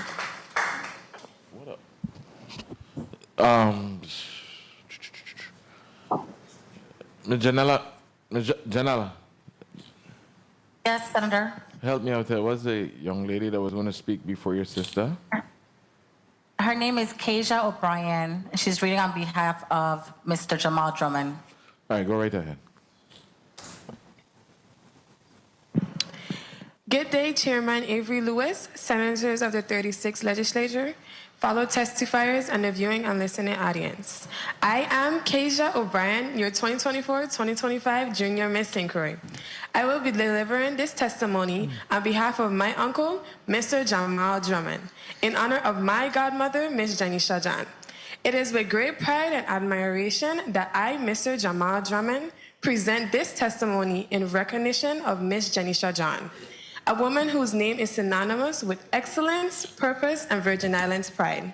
For nearly 25 years, I have had the honor of calling Janisha not just a friend, but family. From the time I met her as a bright and ambitious 16-year-old, I recognized her extraordinary potential. Over the years, I have had the privilege of coaching and designing for her through a remarkable journey that includes Miss St. Croix, Miss Virgin Islands America, Miss Virgin Islands Universe, and ultimately Miss Universe 2010, held in Las Vegas. Throughout each experience, she has carried herself with elegance, humility, and unshakable spirit of a true Virgin Islander. Beyond her many titles, Janisha is a woman of depth and integrity, a family-oriented, ambitious, multi-talented, and profoundly grounded person. She is an accomplished dancer, saxophonist, model, actress, and broadcaster whose creativity and professionalism have elevated every space she enters. Over the years of working together, Janisha has been my muse and motivator, someone who has brought my artistic visions to life with grace and authenticity. She wears every creation not just with beauty, but with meaning, speaking life into my art and, more importantly, into me. Even in moments of doubt, she has stood firmly beside me, offering me encouragement, faith, and genuine belief in my gifts. What truly sets Janisha apart, however, is her unwavering dedication to giving back to the Virgin Islands. No matter where her career has taken her, whether on stage or in front of the camera or on the big screen, she has always proudly carried the flag of her homeland. She uses her platform to uplift our youth, celebrate our culture, and showcase the immense talent born from these islands. Her love for community is evident, and in the countless ways she mentors, volunteers, and creates an opportunity for others to shine. Janisha embodies the best of who we are, a woman of vision, virtue, and voice, rooted in her heritage, yet fearless in her pursuit of greatness. She stands for everything that honors the legacy of our people and resists anything that compromises her integrity. For all these reasons, I wholeheartedly affirm that Ms. Janisha John is deserving of this high honor from the legislature of the Virgin Islands. Her legacy continues to inspire not only those of us who know her personally, but an entire generation of Virgin Islanders who dare to dream beyond our shores. With the highest respect and admiration, sincerely, Mr. Jamal Drummond, designer, mentor, friend. Thank you. Thank you.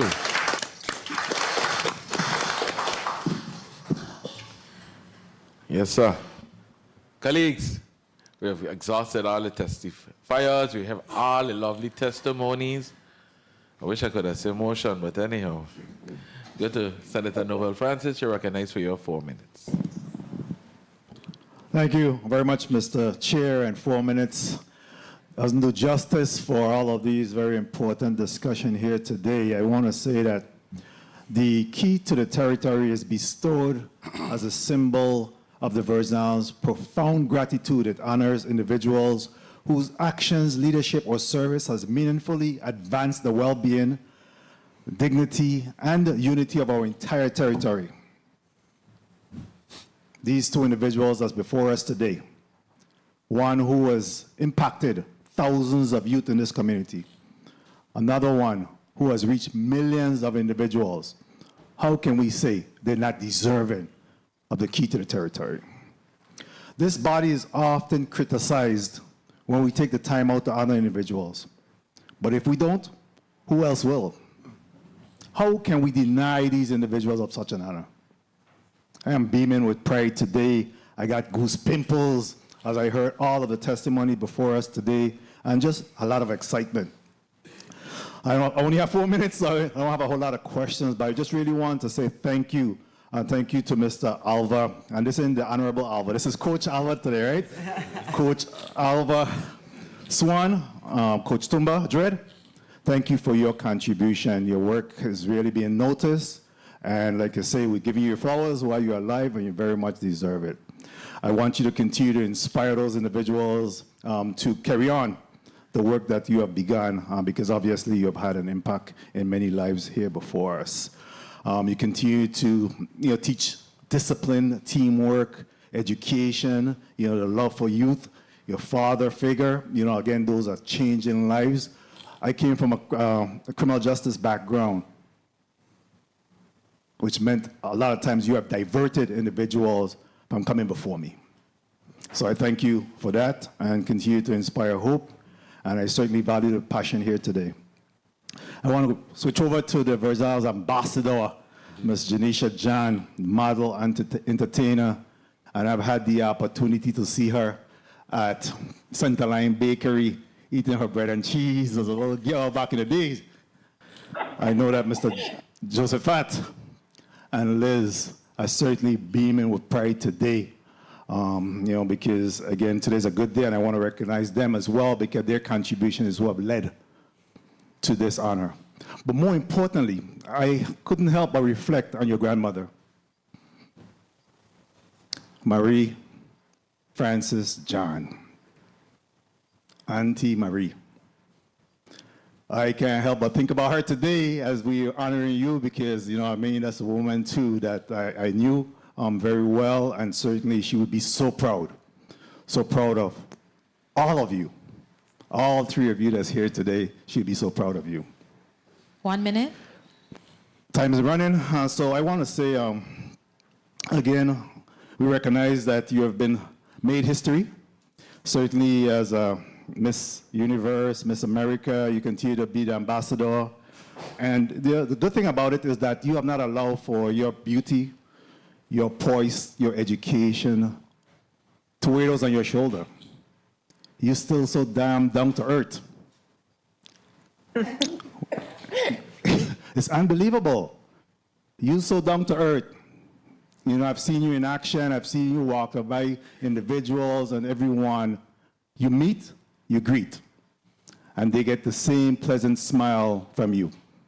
It's always authentic. You don't put on a smile because of who we are.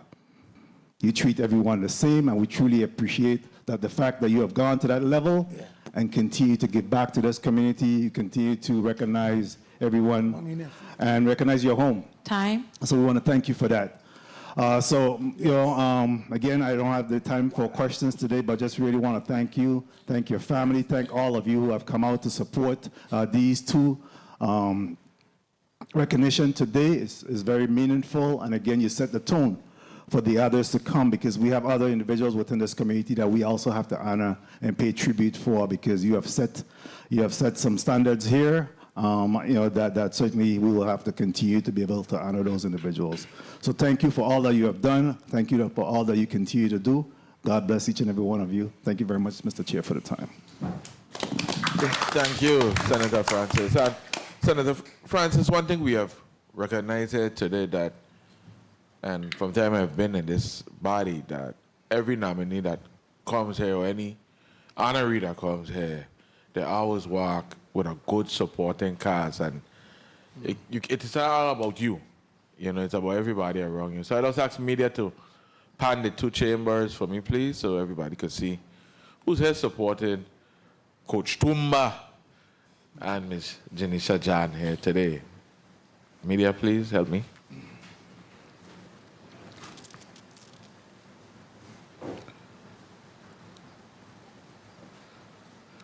I could wave and I on TV.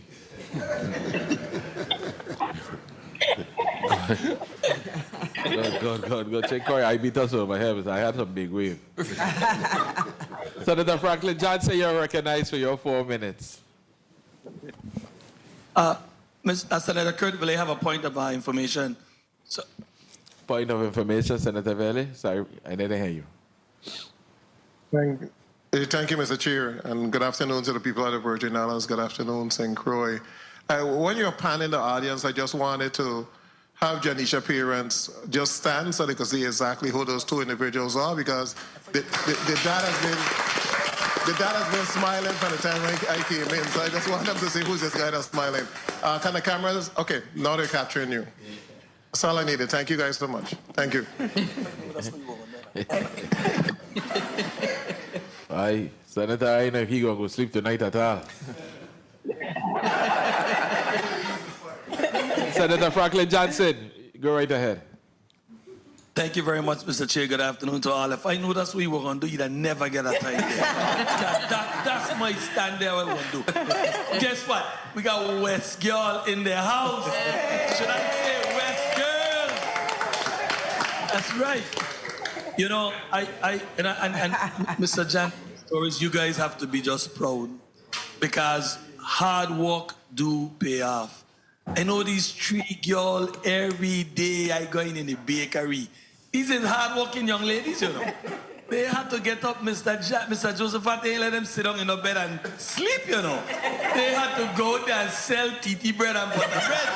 I'm telling you that. I know that for a fact. So again, and congratulations to you. You just deserve all of this, and I just want my colleagues to know that after today, I'm gonna be working with you.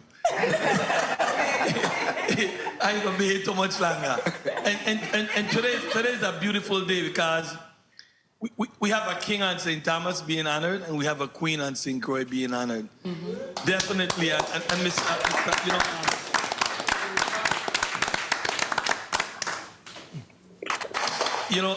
Mr. Tumba, just listening to all what everyone said about you there, it just brings me joy to know that we still have people that are looking out for our young men in this community.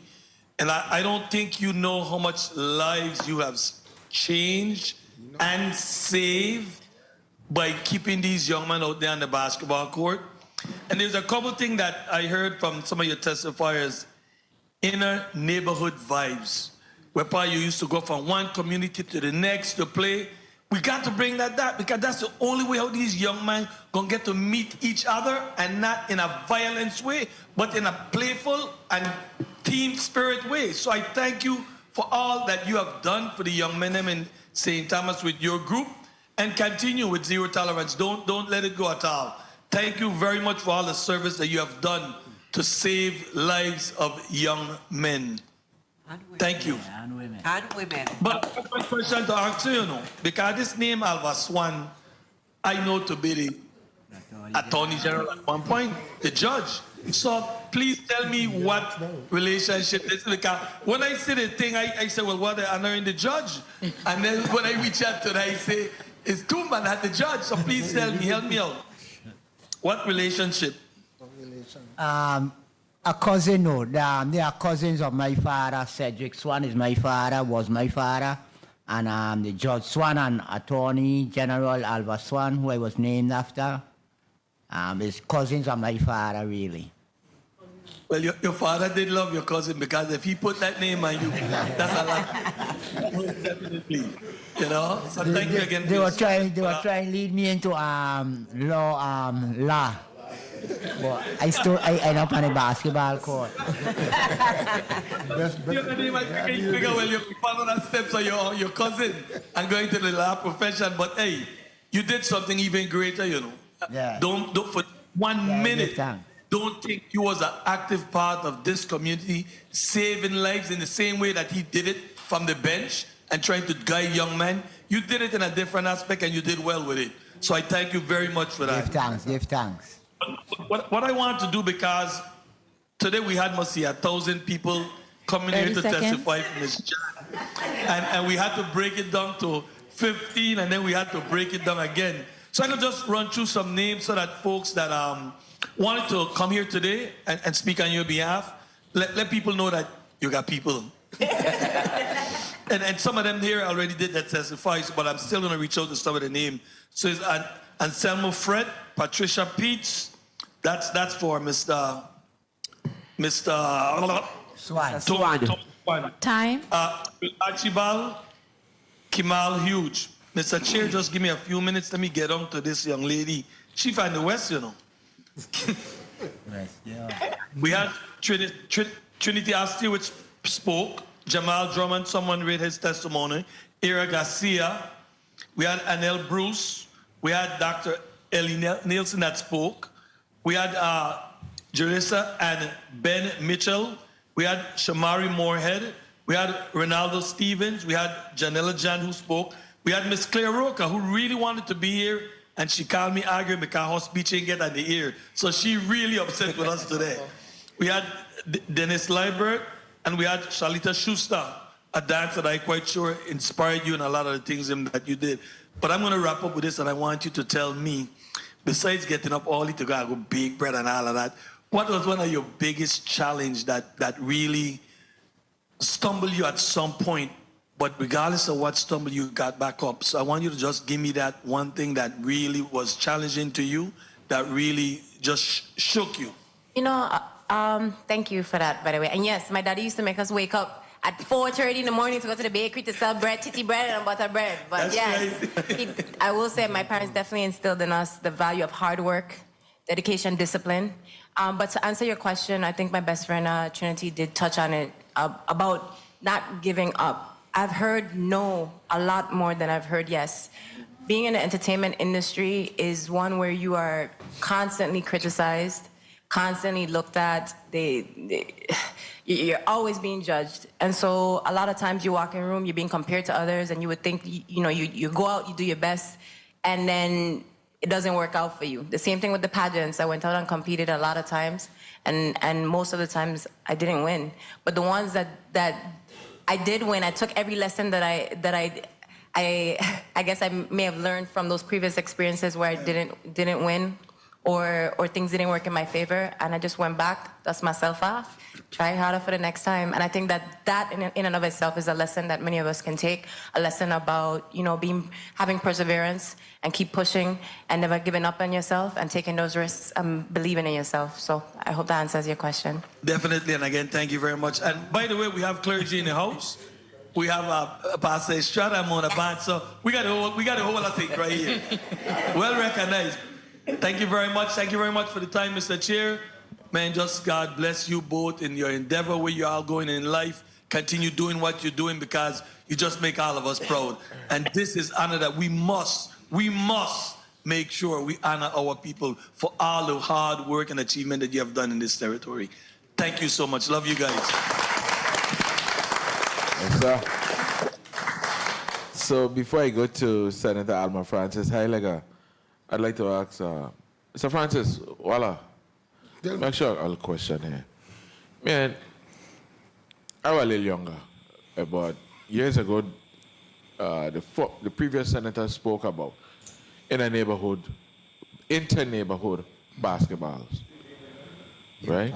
I don't think it going on like it used to be before. Because I remember people coming from like Bovoni down in Corwin Terrace to play.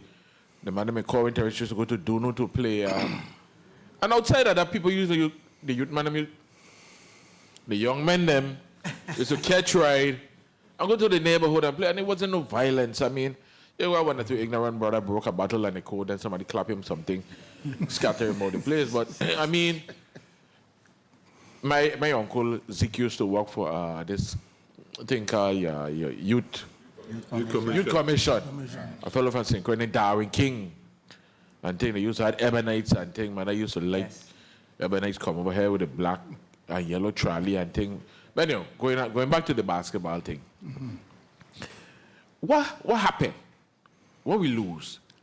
I really don't know what happened. Forgive me, but I think it's political. That it stopped. You have to thank people like 88. Audi was there too. In fact, it's still going on in a different way indoors to Audi League.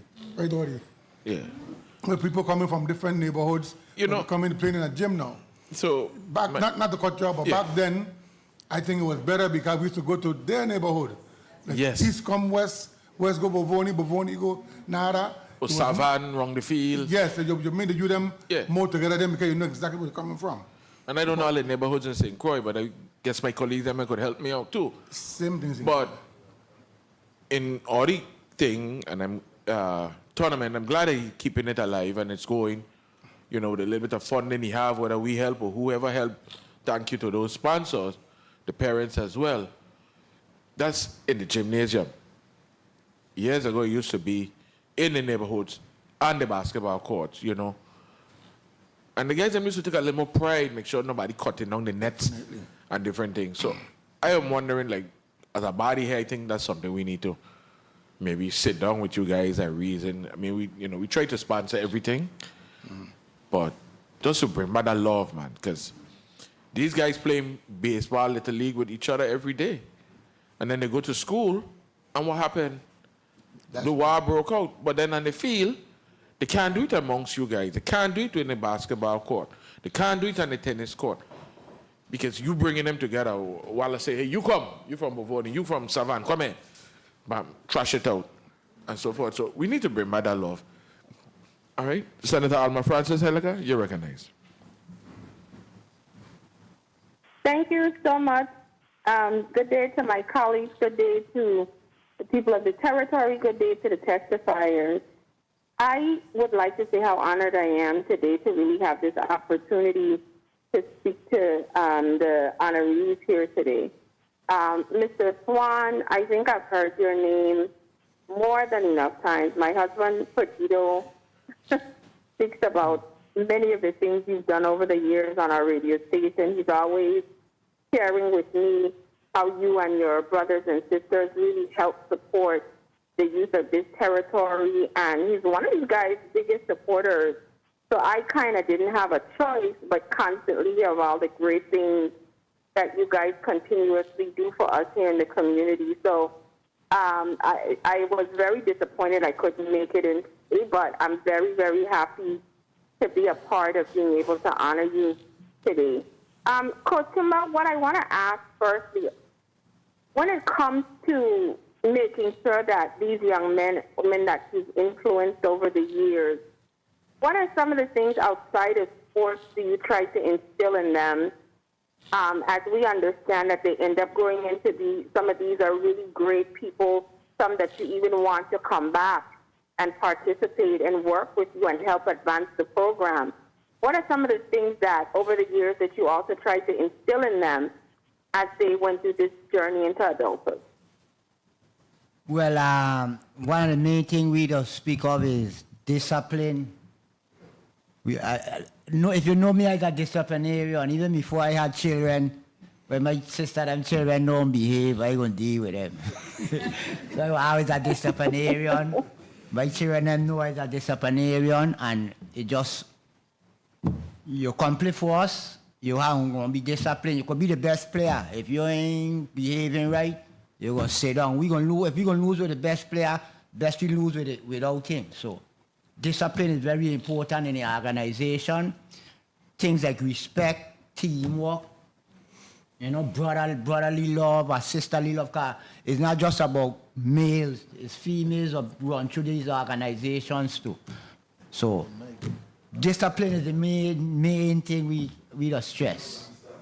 And education. Education is very high too. Before ball. Yeah. No books, no ball. Excellent.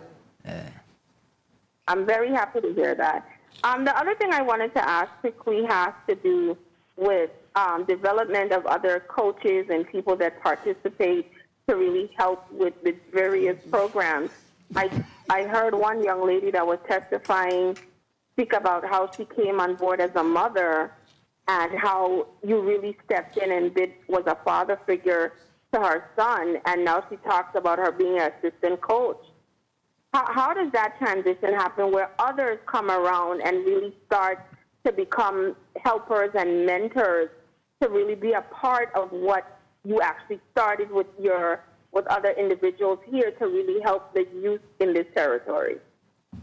Well, although just hearing my name today, it ain't about me. It's all about the parents, even some parents that haven't come coaches, just the opportunity of them bringing their children to me. I've had children quit my team, and when the mother find out, she bring him back, So it's like a family thing, man. We just try to keep it as a family, and anybody welcome. We ain't about me. It never been about me. I always have been about the youth, and if parents want to get involved, because we have parents that are involved, and it might not be as coaches, but when we have a water sales, they'll be there. When concession, anything we have, they'll be there. When the games, sometimes I have fans in the stand as the ball ready to chop, you're going to hear, let's go, Jai Youths. And I go look around and know, give them a little nod, yeah, we here. So, yeah, man, they just love of the youth and the love for the game. I thank you so much for those responses. I want to get a chance to speak to the family, friends, and representatives of Ms. Janisha. One of the things that I praise all the time is when individuals, even though some might have relocated outside of the territory, they basically move with pride as a Virgin Islander, and they do everything in their power to promote us. It so happened yesterday we were talking about influencers and how Virgin Islanders could use their influence throughout the world to really promote the Virgin Islands. And I took some time out. Mr. Chair, could I quickly wrap up? Go ahead. Thank you. I had the opportunity to really take some time out. I went and looked at your social media pages, and I was like, wow, she has hundreds of thousands of people following her. And I can't imagine when the young lady spoke about in 1 month over 14 million people saw your representation, not only of yourself, but also the Virgin Islands. And I think that's a very positive thing. So the one question that I want to ask has to do with when it was spoken about that you're trying to set up organization. I think you said the J. John organization in order to give back. Tell us a little bit more of what your vision is for this organization, so that not only individuals like myself and even community individuals could really help you to help push your organization, because I really want to learn a little bit more about what your thoughts are of how we could help and influence the next group and the next generation. Thank you so much. Thank you so much, Senator Francis Heiliger. I'm really happy you asked that question, because oftentimes, I do find myself trying to figure out how to bring the pieces together here on island. Being away, sometimes it serves as a challenge. But for me personally, and the J. John Foundation, which we're still actively working on, the hope and the goal with it is to. I recall my personal journey not having necessarily a blueprint to follow. Or knowing exactly where to go and the resources to obtain to be able to get to the level that I am in entertainment. And so for me, Google was my best friend, but I want to be able to help other young women and young men who have interests in the field that I am currently in, to give them that access, because I have hundreds of young ladies, hundreds of people that DM me daily asking, how do I do this? How do I get into modeling? How do I get into television and film?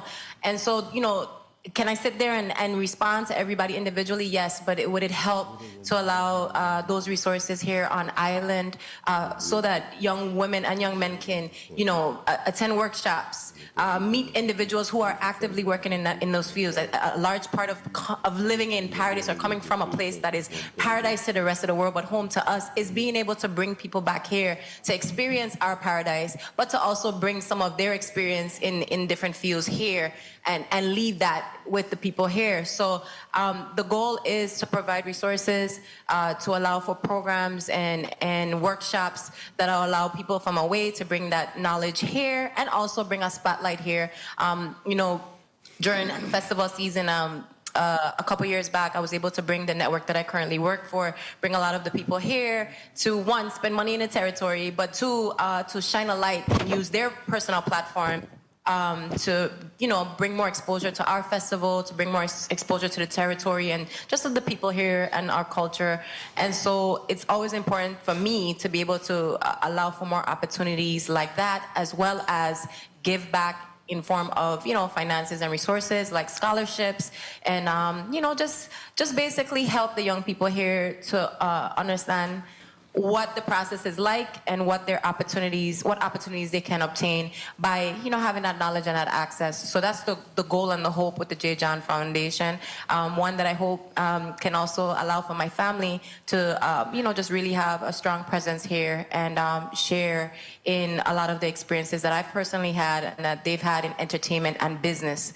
And so I hope that answers your question, but for me, ultimately, yes, it would be amazing to be able to collaborate with other influencers that are from the islands, other Virgin Islands celebrities, so to speak, people here who are in position that could really make things happen. I open it with open arms. I'd love to collaborate and figure out ways on how we can really, really help push the entertainment industry, the media industry here, and make it even bigger. We have a lot of talented people here in the Virgin Islands, a lot. And a lot of them don't have access or resources, and if I can be someone to help catapult that, I'm here, and I'm open to having those conversations with anyone who's willing to listen. Excellent. Well, Mr. Chair, I do appreciate the additional time. And to the honorees, I support both of your nominations for these honors. I will definitely be supporting and voting in the affirmative. Thank you so much. Thank you. Thank you, Senator Francis Heilaga. Senator Kenneth Gittins, is he in St. Croix? Anybody in St. Croix? Senator Ray Fonseca? Yes, thank you. Thank you, Mr. Chair, and congratulations to both of the honorees and all of the testifiers and the support staff. I see right here in the back here, we got with the blue tam on, my longtime Bovoni friend, Mr. Henry Carty. I call him Molo. Yeah. Congratulations, Coach. Awesome. You know, you mentioned emphasizing the discipline and the fundamentals, and I wanted to ask you about that because Tim Duncan, you can hear me good? Tim Duncan, they call him Mr. Fundamentals. And you've been involved with Aliyah Boston, the guy with Houston, Jerron Roberts. So, you know, it's so interesting and so nice. Congratulations for all you've done to help big up Virgin Islanders. But I wanted to ask you about the discipline, because I want you to compare discipline and talent. Which one wins out? Because there's a lot of talented folks that come through with basketball, but sometimes they don't have the discipline. So everybody's tuned in. I want them to listen, because sometimes it's not just talent. We had Aliyah Boston in the seat that you're in right now with her parents. And she mentioned, she gave testimony that when she started out, she didn't have the most talent, but she was disciplined, she was dedicated, she never missed a practice. So give us some comparison with discipline and the fundamentals. Well, discipline and talent and balance. Discipline will take you way further than the talent will. Because if you're talented and you're not disciplined, after a while, people are going to turn their face to you. People are going to just leave you over there. Whereas you're disciplined, you're a stone listener, and you're in a skillful, people go, at least our organization, we will love you up because of your discipline. Yes. Skills, and next thing too with skills, you might be skillful at a younger age, and true because the other person ain't as good as you, but they working harder than you. As time go on, the person that working harder will be better than a skillful person. Yeah, and I fully agree. And everybody know Robbie Smalls.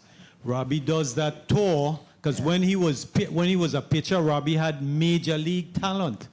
But so for all the young people listening, right, even though you might have the wall of talent, you need the wall of discipline, and then nobody could stop you. Yeah. Once you combine them two. I want to go quickly 1 to Miss minute. Janissa John in St. Croix, and congratulations. I'm glad that you let everybody know that you're a Frederickstead girl. I wasn't going to say West girl. She said Frederickstead West girl. I couldn't say girl, but since you say it, I'm going to repeat what you say. But your favorite place on earth is the Virgin Islands, you know, bless it. So your best friend, Trinity, I got some questions for your best friend, Trinity. Miss John told us that she didn't win all the competition. So I want to ask you, you were friends with her when she came first runner-up at the Miss St. Croix? Were you friends with her back then? Tell me what she tell you. Close, we're not as close as we are now. Tell me what she tell you when she came first runner-up. Time. Cheat. Well, Sir Papa. Congratulations, Mr. Chair, if I can just wrap up. You may wrap up, Senator. But tell me the rest of the story. Oh, you can't tell it. Okay. She worked very hard. She was happy for the girl who won. But, you know, she kind of feel like it was hers. Okay. So good. So she had that But, you know, competitive... every life lesson works out. Yeah, so she had that competitive spirit, and I wanted to encourage that because In everything you do, you're going to win the first time, but you got to remain competitive, and eventually you'll have that victory. And congratulations, you was Miss US VI America, Miss US VI Universe, and you still know how to bake that real good butter bread. So let me ask you with the butter bread, because I know the Swan is a Savanero name, and Mr. Weeks used to bake the butter bread. What kind of butter you used to use? The lard or the lower fat kind of butter? Tell me. It's the secret. The recipe is a secret. Well, sir, Papa. Thank you, Mr. Chair, for the time. I'm trying to encourage my father to make a cookbook for the Virgin. He don't know yet, but I was just talking to my sisters about that. A cookbook with the recipes from the Virgin, from the Santa Line Bakery. We had, listen, let me say this, and I go on record to say this. We had the best bread on St. Croix. And congratulations to you, Miss Jan and Coach Tumba. Congratulations. Thank you, Mr. Chair. Well, sir. Well, I just email me the bread recipe, buddy. Senator Milton Potter, you recognize. Thank you very much, Mr. Chair. Good afternoon, colleagues, and a special good afternoon to the two honorees and their court. I'll call them their court. Of course, Mr. Alphonse Swan. Nobody know your name until today. We know your full name. Better known as Coach Tumba, and Miss Janisha Jan. And you know, what I like about these two individuals is that they do what they do not for accolades. They didn't do it anticipating that someday they will be recognized and they would get the key to the city. They do it because they love it. They love people, they love young people. And, you know, I really appreciate that. I mean, I think that as a legislature, we must never be too busy to honor and recognize our own for their contributions, for the excellence that they demonstrated in their field. I think somebody just mentioned that your cousins, the former Attorney General, and prominent lawyers here in the community, they had an impact on this community, but you had an impact too, just as valuable, different, but valuable. So I just want to tell you personal, I'm not a member of this committee, but I think it was important enough for me to put my meetings aside and come here and just share with you my personal congratulations for all that you've done for the people of the Virgin Islands. And if you could get Patty Peets, my classmate, out, you're going to be somebody special. That's right. That's Senator Potter. But I want to ask you, Tumba, you worked in an environment where you didn't always have the resources that you needed, but you always had the ability to produce excellent athletes, right? And I wanted to ask you, what's the key to that? What does that say about the potential of our young people? And what would you suggest, or what would you tell lawmakers like ourselves here as to what we need to do to really reach even more Virgin Islanders? Well, it starts from the youths, you know. The younger you get a youth, the easier it is to mold them too. You know, that's why we like to get the youths much younger. And we start off with the basics, like the fundamentals of the game. 1 minute. The fundamentals is the main thing, and give you the passion to really love the game. Make you love the game so you could want to play the game and keep playing. Yeah. So that's powerful. So the key is really getting them at a younger age, and molding when them. they're playable and moldable. Yeah. And if you could generate and instill that passion. Because sometimes we get youths that are already out there on the court, they have a lot of bad habits, and then they come in the program and they think they go get away with them bad habits, and they ain't gonna work. Cause Fundamentals. Fundamentals we the preach. I got you. Using both hands. I got Some you. players could play good, but when you really watch them, they only could use one hand. And I tell my players, if you're using two hands, you must be better than the other player who could only use one hand. Correct. So things like that is what we don't really preach, you know. Good. And I love what you say, all youths are Ajayus. Jayus. That's a powerful thing. Time. Mr. Chair, if I may just ask one question to Ms. Jan on St. Croix. Yes, sir. I think I met her for the graduation. Was it UBI graduation? Complex graduation. It really had a huge impact on those young people. So that was a powerful thing. But I wanted to ask you, as someone who has navigated both the VI community and the global entertainment world, right? What specific opportunities or support systems do you wish you had when you were starting out?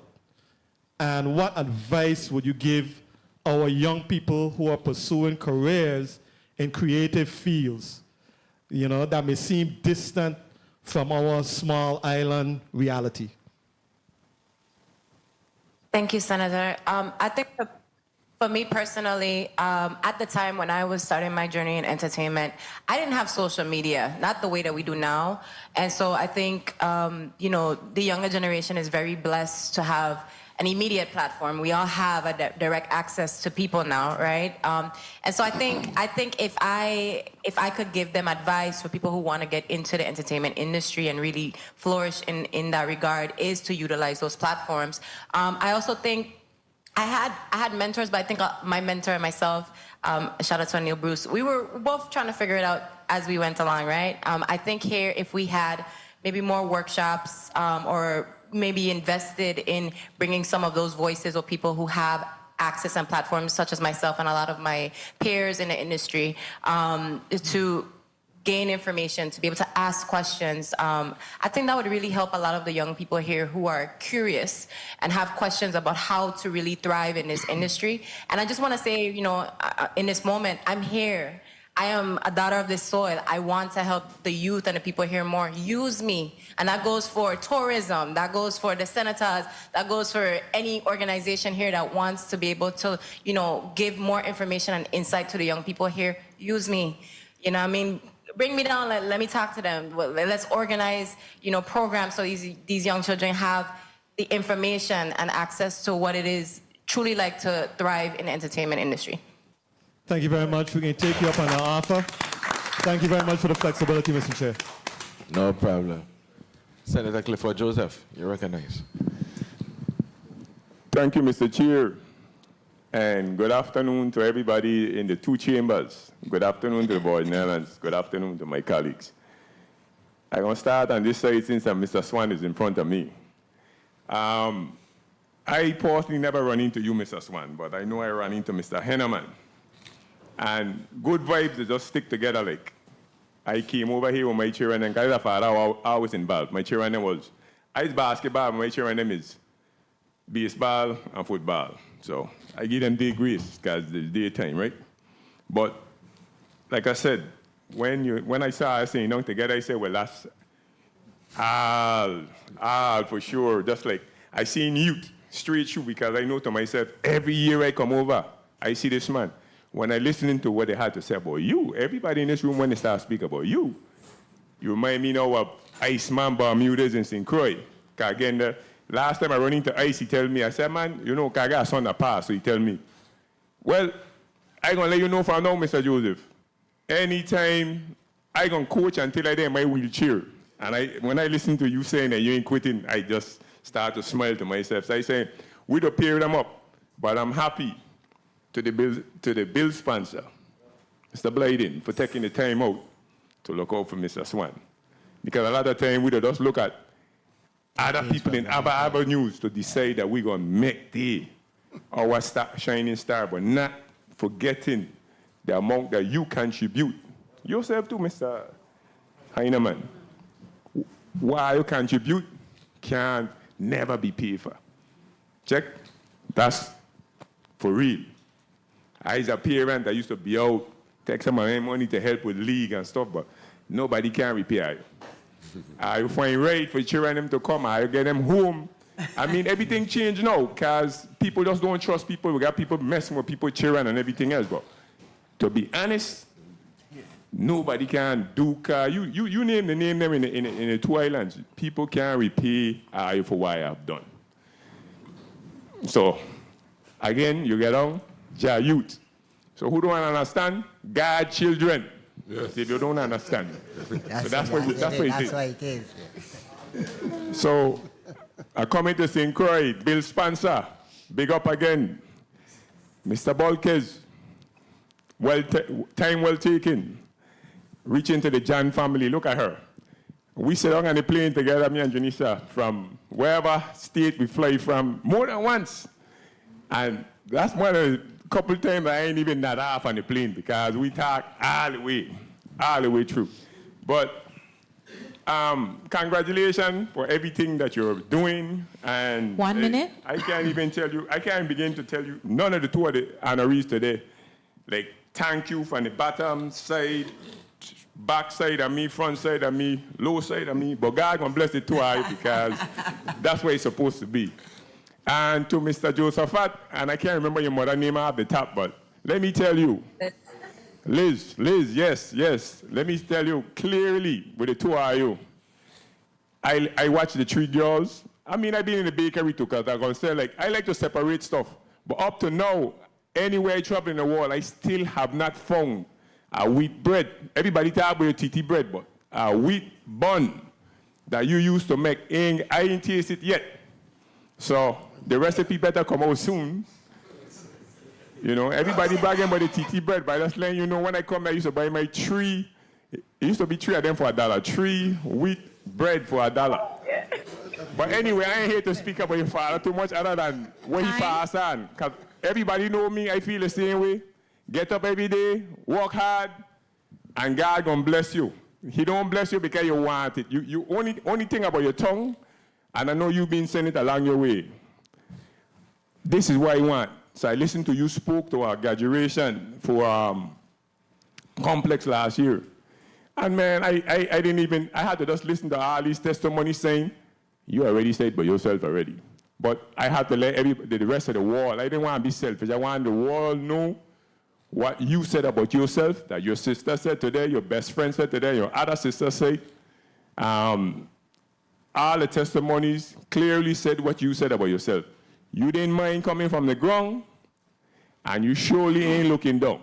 You stay looking up, and like my colleague said, your smile never changed, your warmth never changed. You always just being a normal person. You're living in a big zone, but you're still normal. But thank you, Mr. Chair, for your time. I ain't gonna abuse anything here today. And congratulations to both of you guys. I'm not on this committee, but I stayed back with this, and I'll be supporting you when you come to my committee. All right, thank you. Thank you. I see you throwing in your pitch because you're still looking dollar bread. Keep it up, man. Keep it up. Inflation, man. The bread is $3 now. Senator Carla Joseph, you're recognized. A pleasant good day, everyone. It is indeed a great occasion we have here to honor 2 children of the soil of the Virgin Islands. I want to put the seriousness of these piece of legislation so you could understand the impact it's not going to only have today, but on the lives. We just had a committee on education and workforce development meeting this past Wednesday, talking about something that is critical to all of us and will impact the future generations of Virgin Islanders, and that is U.S. Virgin Islands and Caribbean history. Okay? Both of you are going to be part of our history of the Virgin Islands, as you should. You're deserving. The work that you have done here in this time and season is coming from a place of love, of our Virgin Islands. Daughter, please. You can't be doing this kind of work, especially you, Mr. Swan, if you don't have that love.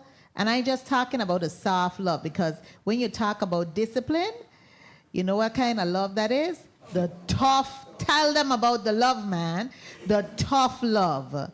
Okay? And some people don't appreciate that that is what is sometimes needed when you're having a discipline and to be able to structure young people. You, Mr. Swan, have worked hard. I consider the work that you've done, especially when I hear from Miss Pete's hair, how you helped her to be able to transform her son's life. That's transformative life, changing life skills that you are teaching. And nowhere can you ever pay for that. You know, it's a lot of hard work, especially when you're dealing with young people who come from a wide array of background and hope. Sometimes you have to change their whole attitude and behavior because they don't have that other side of influence in their lives. You know, I come from Bovoni. I tell her right now, and I know we used to be totally rivals, big rivals when you hear Ghetto Lions from Bovoni. You know about Ghetto Lions, them from Bovoni? Okay. Ghetto Lions from Bovoni housing communities. So you're understanding when I coming from. Deep. And so I remember the days, I know some people could talk about it, but I remember going competitions. I'm not competing because I am not athletic, okay? But I'm going to cheer on my team from Bovoni, my team, and we used to be up and down between Dunu and even in the west and up in Tutu and around the field and PMP and all of those places competing. And so we learned those neighborhoods because of one fundamental thing, you know, sports. Sports exposed us to those neighborhoods and to those persons. And when we were in competition, and if we lost, which I don't think we lost too many because those guys used to run them ball hard, right? We didn't have any spark of violence after, because it was all about the love of the game. Okay? That's what it was. Mr. Chairman, I do have so I really am in support of this. I don't have any question, but I wanted to add the seriousness of these two pieces of legislation. I do have a question for Ms. John. Ms. John, I know you have beauty and brains, and you're also approachable. Tell me one thing that you can see that would be able to elevate other young people and young women, because you said you were constantly criticized. You sounded like a politician when you say that, because we are politicians here, we are constantly criticized. Okay? But tell me one thing that has kept you focused so that you are able to continue to move and do your work in this arena that you do in the entertainment industry. What is one thing that keeps you motivated every day, that makes you get up and keep moving, regardless of all of the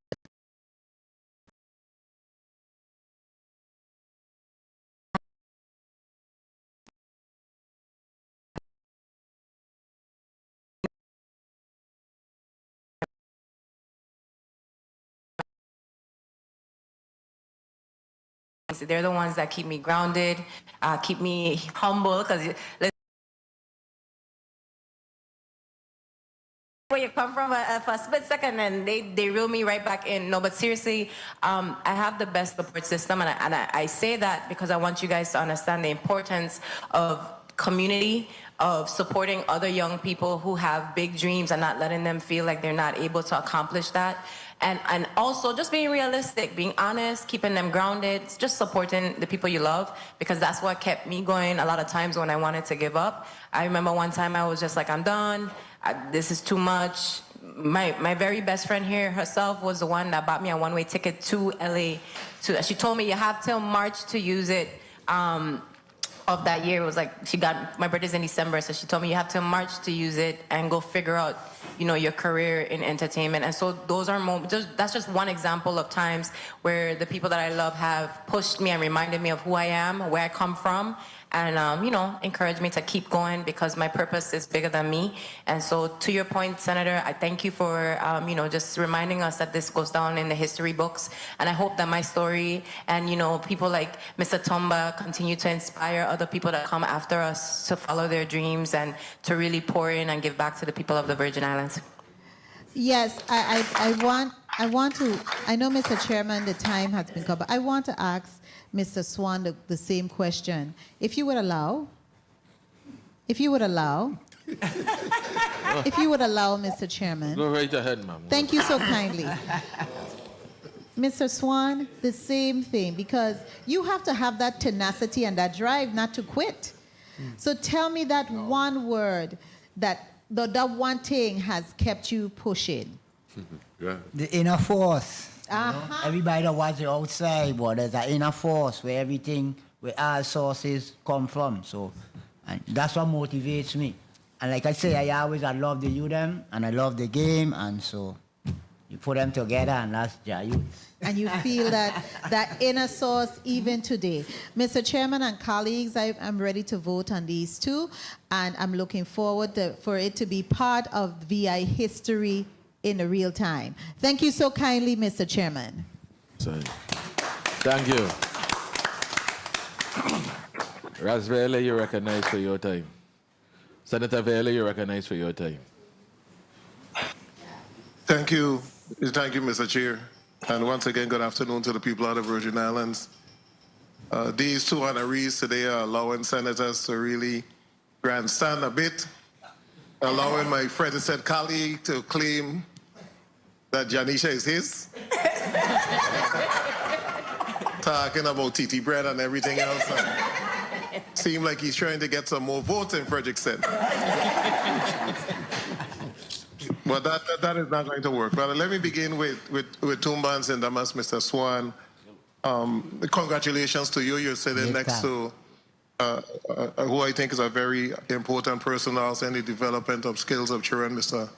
Adi Henneman, a very good individual.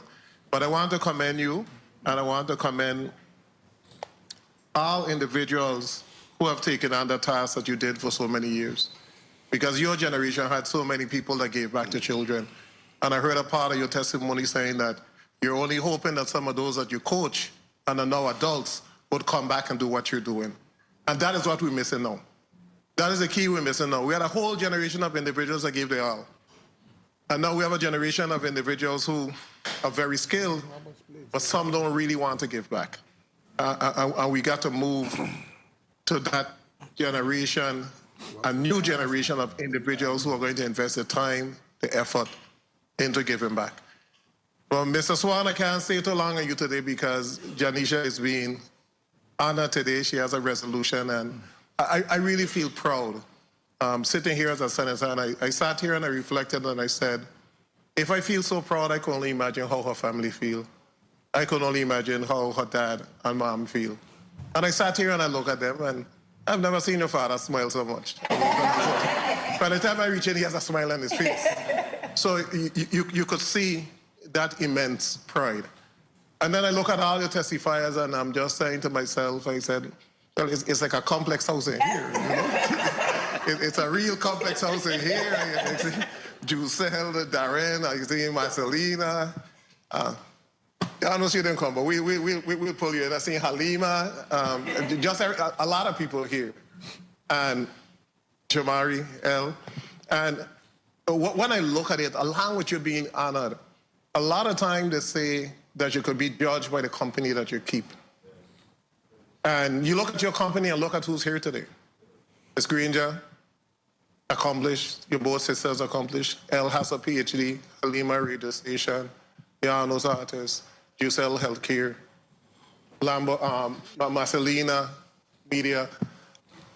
You have for you, that generation, your generation, these are all well-accomplished young individuals. So a lot of time when you hear the company that you keep, 1 minute. It's how you're going to be able to elevate yourself. It is shown here today. A lot was said about your dad bringing you out in the bakery to work early and having you girls work on a regular basis. But I look at that even deeper. What that did is taught you how not to give up and how to work hard and the importance of hard work. So a lot of things that you don't agree with when you're younger is the backbone of your success in the future. And Mr. Swan spoke about discipline. And discipline is very, very important. No matter what your skill level, you must be disciplined. But there's a bigger characteristic and you have it, and that's character. Character is so important, the way that you carry yourself. That's when you're there in the national media alone, but just on a regular basis. And we see you home, we see that the way you carry yourself on a regular basis. And your mom and dad, they've done a good job raising three because you guys are successful. Janella, you did a really good job today. I heard. And I joked with her before I called and I said, don't go crying on the mic when you go to speak. And by God, I drive in and I said, no, that can't be tears. I just told her. And she said, oh, it's going to be emotional, you know, but it's good to be able to sit and reflect on the success of your sister. And Janisha, you're having a hell of a year because you are just a speaker from hundreds of students at Complex, and now you have a resolution in your honor. But the message that I want the community to get is that you didn't achieve this because it just happened or you lucked out. You achieved this by never giving up. You achieved this because you made sure that you were educated. The education part is a big component. And then the perseverance and the ability to not give up after hearing no, no, no. I don't even know how you made it in Los Angeles. I look at you and I see you, so half of the thing I don't even know. I'm like, what is, okay, she is modeling here in front of some backdrop. Everybody's like, oh, you're dressed, you're this, you're that, they're oohing and eyeing. You're a professional at walking in high heels. And I say, someone like say you like trips in those high heels, and I'm like, my God. But you have made the Virgin Islands proud, and you're a Crucian. I know everybody's saying the West. But you're a Crucian ambassador, and you rep the Virgin Islands. Yeah. And I'm proud that you rep the Virgin Islands, and I'm happy that you rep the Virgin Islands on a regular basis because it's so important for us. So California now know about the Virgin Islands. So whoever have been in contact with you know about the Virgin Islands. So keep on to have the pride. You guys continue to support each other. You can see that support system. You guys are tight, and I know that.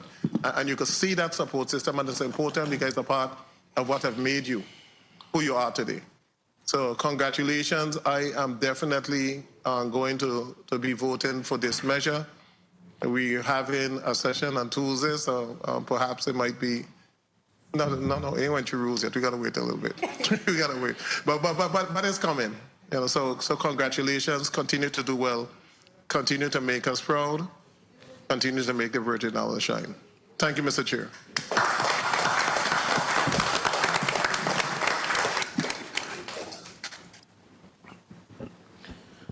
You hear you, Senator Valley. Say send it to the full body one time. Senator Hubert Fredericks, thank you for joining us. You're recognized for your 4 minutes. Thank you very much, Mr. Chair. Pleasant good afternoon, everyone. My colleagues, listening and viewing audience, my staff, central staff, good day all. I was with Senator VLA traveling when I heard that you were testifying, and he was very excited to mention that he was coming in regardless. I had an interview with a judge, and I said, well, after my interview, I'm coming down to say something. I am immensely proud of you. I was away during the time when you were blossoming, but your father and I went to school together, so he was a star back then. I never got to taste your bread because the bakery was closed by the time I got back home, but I think I should get an honorary sample. Especially since your sister works here, you know? I've been exceptionally impressed with the family. There's my bestie, lady named Arlene Armstrong. She talks highly of you. And I know if I didn't say something, she would have had my head. So I want you to know I am proud. I know how hard it is to be successful away. A lot of times people here in the Virgin Islands, they praise us after we've done well and you come back. They have no idea what we go through. It is so hard. It is so difficult because we have no support out there. And you were able to do that. One of the toughest industry you were successful at. And now we get to share with your glory. So thank you so much for sharing that with us. And I hope that we could find more stars like you to help propel the Virgin Islands forward. I'm not just saying St. Croix, although I'm a Westman too. But I'm saying the whole Virgin Islands.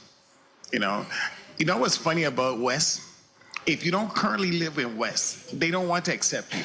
It's like as soon as you move out, you're no longer a Westman. Alexander Henderson, Claudio Marco, doesn't that mean something?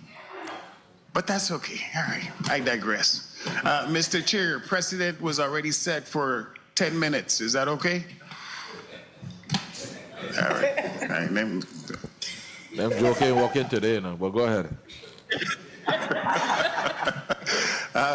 Mr. Swan, I wanted to also congratulate you. I'm impressed with your work. People spoke very highly of you. Thank you for having the heart of a lion to work with our young men, because that is one of the areas that we really need a lot of help. I wanted to ask you, how did you deal with sportsmanship? Because that seems to be one area I see a lot of young people struggling with. Well, sportsmanship very important, because most of the leagues, all of the leagues, when they're giving out the trophies, the sportsmanship trophy will be bigger than the MVP trophy. Right. So sportsmanship is very important because it shows leadership. It shows that you could communicate with your peers, and it shows so much. It shows a lot. And like I say, the organizations acknowledge you for your sportsmanship by giving bigger trophies than the MVP and wherever else you win most points and most rebound. Sportsmanship, you don't get a big trophy if you behave yourself. 1 minute. And how do you teach sportsmanship? Well, it starts with the discipline. If you're disciplined, you're going to buy into everything we ask, and we like to ask. It's a team. Basketball is a team sport. One man don't win. One man don't win the game. It's a team sport, and you could help your team win without scoring a point. You could be on the bench and help your team win by shouting out instructions, keeping your players that's on the court attentive, by just cheering, being the first man up, clapping when they call a timeout. This will help teams win. So sportsmanship very important with team sport. Thank you for that. That's very important, because I went to a game recently in St. Thomas, and I was disappointed with some of the examples of poor sportsmanship that I saw. Because, when you're playing sports, you get upset when someone hits you too hard or something like that, and you forget it's still just a game. So Thank you for emphasizing that. It wasn't my team, right? It wasn't my team with no sportsmanship, though I could guarantee you that. Yeah, people get kind of frustrated when you hit them too hard. You tell me, give me your 2 seconds of what else can we give you besides our key? I don't have anything else but my key to give to you. Listen, first of all, the Virgin Islands has had my back in so many instances and has supported me in so many ways. I think just continue to love and support. And yes, I'm serious about finding unique ways to work together. I'm a daughter of the soil. I'm here to help. I'm here to serve. So if we can figure out ways and communicate and have those conversations, I'm 100% ready for that. So. Done. Election time. Anyway, thank you very much, Mr. Chair. Appreciate the overage. Thank I'm you. really done. Thank you, Senator Frederick. Senate. Okay. I think that's it. We're going to go to the Senator Gittins.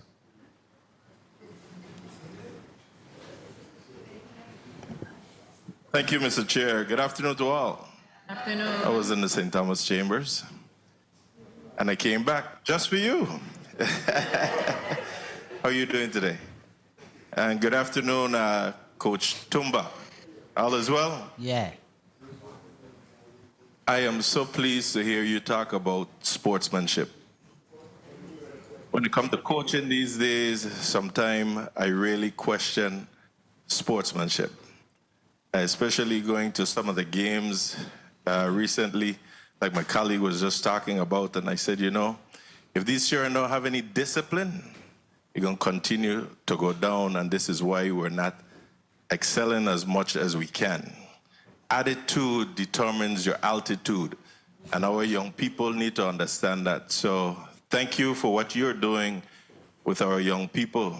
And from Dunu time to now, because we know that Dunu ain't no longer there. But thank you for that.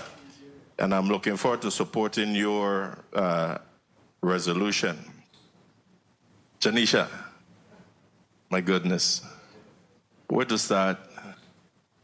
I expected to see Michael B. Jordan here today, testifying. See, they don't understand. I say that because I remember the days, a couple times that we were up and down St. Croix, right here, before he hit the stars like he did. It was you and Trevor Julian is who brought him here. What was the name of the other young man, too, that's now... he's a big star. Anthony Mackie. Anthony Mackie. Yes. Man, listen, these people, they could be honorary crucian, you know. Yeah. When they were here, Janisha could tell you, they didn't want no steak, no shrimp, and anything local they wanted. When they were calling for fungi, they're saying fungi is fungi. But they know that they tasted that. Janisha were up and down. She was ambassador from way back then. And look at where she's at now. Your accomplishments, I'm telling you, reminds us solidly of the brilliance coming from our shores. And we ought to be proud. Why I am even more proud is I always tell my colleagues, one thing I love to do is give people their roses while they could smell it, feel it, touch it. When I gone, I don't want nobody calling me, oh, he was such a good man, he was such a this, he did that. Don't do it. When I was a cop, I used to tell my mother all the time too, God forbid anything, and she didn't like to hear me say, but I said, God forbid anything happen to me, don't let nobody give you no flag. Let them tell me how good I was how good I am while I'm here.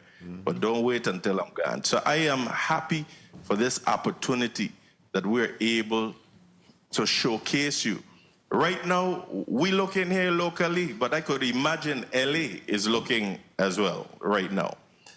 And some of us that can't get to LA, see how LA come to us? Easily. And, I am really elated, and I want to thank both bill sponsors for bringing these resolutions. At times, people will say, are you honoring or recognizing too much? But the kind of resolutions that I've been seeing coming through the halls of these legislatures are resolutions that are worthy. Agree? Yes. Okay. So I want to continue to do that and ask both of you to just continue to keep God, keep Jah, keep Allah, whoever you praise close to you, so that we can really grab hold of our young people today. I feel like here in the Virgin Islands, we are just losing the fabric, but we are not at a total loss. We, those of us here that knows better, we need to start guiding. The saying of a village to raise a child, that's us. We can't turn a blind eye. If something is wrong, call it out. Time. Especially if them.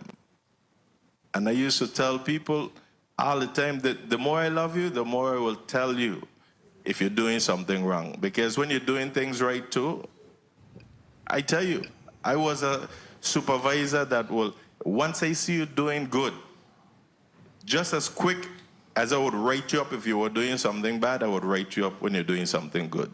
So to the bill sponsors, I'm saying again, thank you much for this. And Dr. Ellie Nelson, I am proud of you too, girl. I watching you. I ain't on social media all the time. But when things pop up, I'm seeing you as well. And you're doing your thing throughout as well. And I even see you all in the BVI.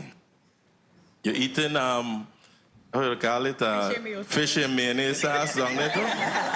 You well know what we're going to say. Eh? See, when you come to the Virgin Islands, it's about fish and fungi. Yeah.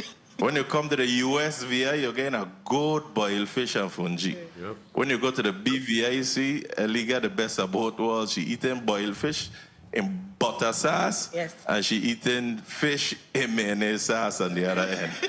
But at the appropriate time, I'm looking forward to supporting these two resolutions. And the love is pouring out in both chambers. I had an opportunity to congratulate Coach Tumba and St. Thomas before I left and tell him I had to travel over here. And now I'm seeing that the chambers and St. Croix is full of love as well. That's to show you how these people are looked at and well recognized. I'm pretty sure that more people could have come and you all tell them, hey, everybody can come, so hold it down. But thank you all again, okay? All righty. Thank you very much, Senator Gittins. Next, we'll recognize Senator Blyden. You're recognized for your 4 minutes. Bill sponsor, Senator Blyden, you're recognized. Thank you so much, Mr. Chair. Good afternoon again to my colleagues, listening viewing audiences, and good afternoon to the testifiers. And thank you so much for your testimonies. I must say today is a great day. I feel so honored right now to be here in this moment.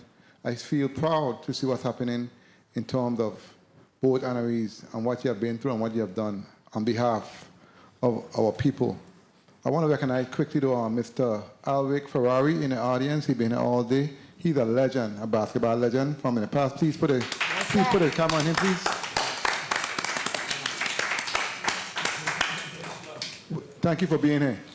And also, I also want to mention to my colleague from Frederick said, the one who spoke earlier, in respect to inter-neighborhood basketball, Mr. Audi Heinemann, who is here testifying on behalf of Two Madrid, actually is doing inter-neighborhood basketball right now. He's not going actually in the neighborhood, but he's going at Griffith Park and elsewhere. And I must say, he also does both basketball and baseball. So I want to big him up at this time too, because he also plays a great role for our young people in the territory.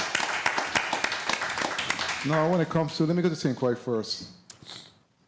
Ms. Janisha, I must say I'm very proud of you. I want to say in respect to your journey and your parents, I want to thank your parents too for instilling hard work in you. You know, waking up them early mornings at the bakery, and your determination have shown in respect to your challenges when you went through hard time, wanted to give up. What kept you going besides what your parents taught you? What really kept you going and believing that you can accomplish what you set out to do? What was the one thing that kept you motivated besides God and your parents' advice?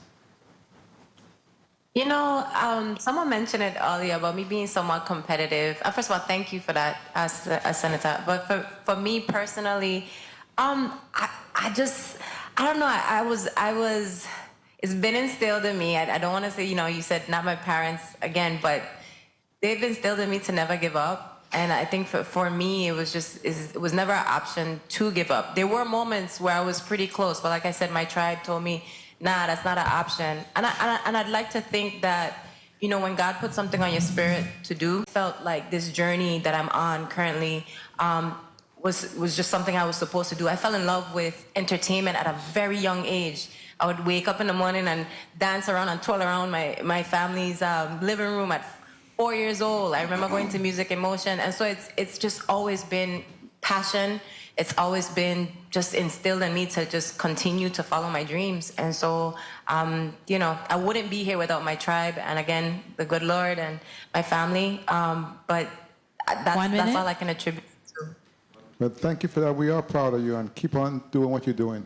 To my committee, you know, I also want to thank Kamala Hughes, because for years I tried to get Tumac to come here and be honored, because I felt for years, from back in the days, you know, this is a real man.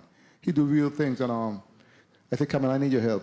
We need to convince Tumac to let us honor him, because you're like, nah, I do it for the love, it's for the youth. I ain't want nothing. That's my give back. Seeing them successful, and it goes to show who he is, where his heart is at. And I want to honestly say, from back then, you have always shined. You have always been a role model to me and for me in terms of how you move. Like I say, you're the real person, you know, and your words today spoke for you. Let me ask you though, in respect to many times when you have big game going on and it's hectic, the other coach going off, and you have with your hand fold, you're just walking up and down the court like Time. with your hand fold. You ain't seeing a word. And the only then you players no time it is because like, oh my God, he vexed. You understand? You don't say nothing.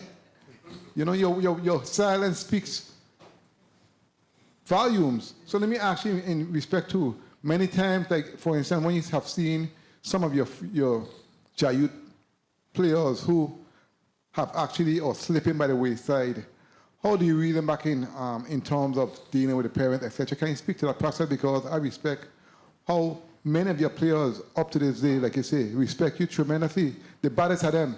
The baddest are them. As bad as they are, when they come to you, like, they're humble. You know, so speak to that for me, please. Well, the love and the respect that I show them, you know, and I show it and I don't demand it back too. You have to show me that love and that respect too. Then the disciplinarian gonna come out of me. So they just gotta love me, man. Some of them, we don't go through, you know. Some of us, we go through it. Yeah, but in the end, they just know it's genuine love, you know, and you can't do nothing with genuine love but accept it. And in closing, Mr. Chairman, if I may, Coach Heineman, also in respect to Coach Tumba Jed, in terms of style, speak about style, because I see how you move and I see how you move. Can you speak about the similarities and in terms of the style in coaching and game results from your players? Speak to that for me, please. Well, I know that's a trick question, but speak to it. What it is a gift from God. Mm-hmm. That's where it starts from. It comes so natural. Correct. So it can't just be me. It can't just be he. Mm-hmm. It got to be that spirit. Correct. So God is embedded that spirit in us. I doing this from time I was 15. Wow. My first job was working at recreation summer camp.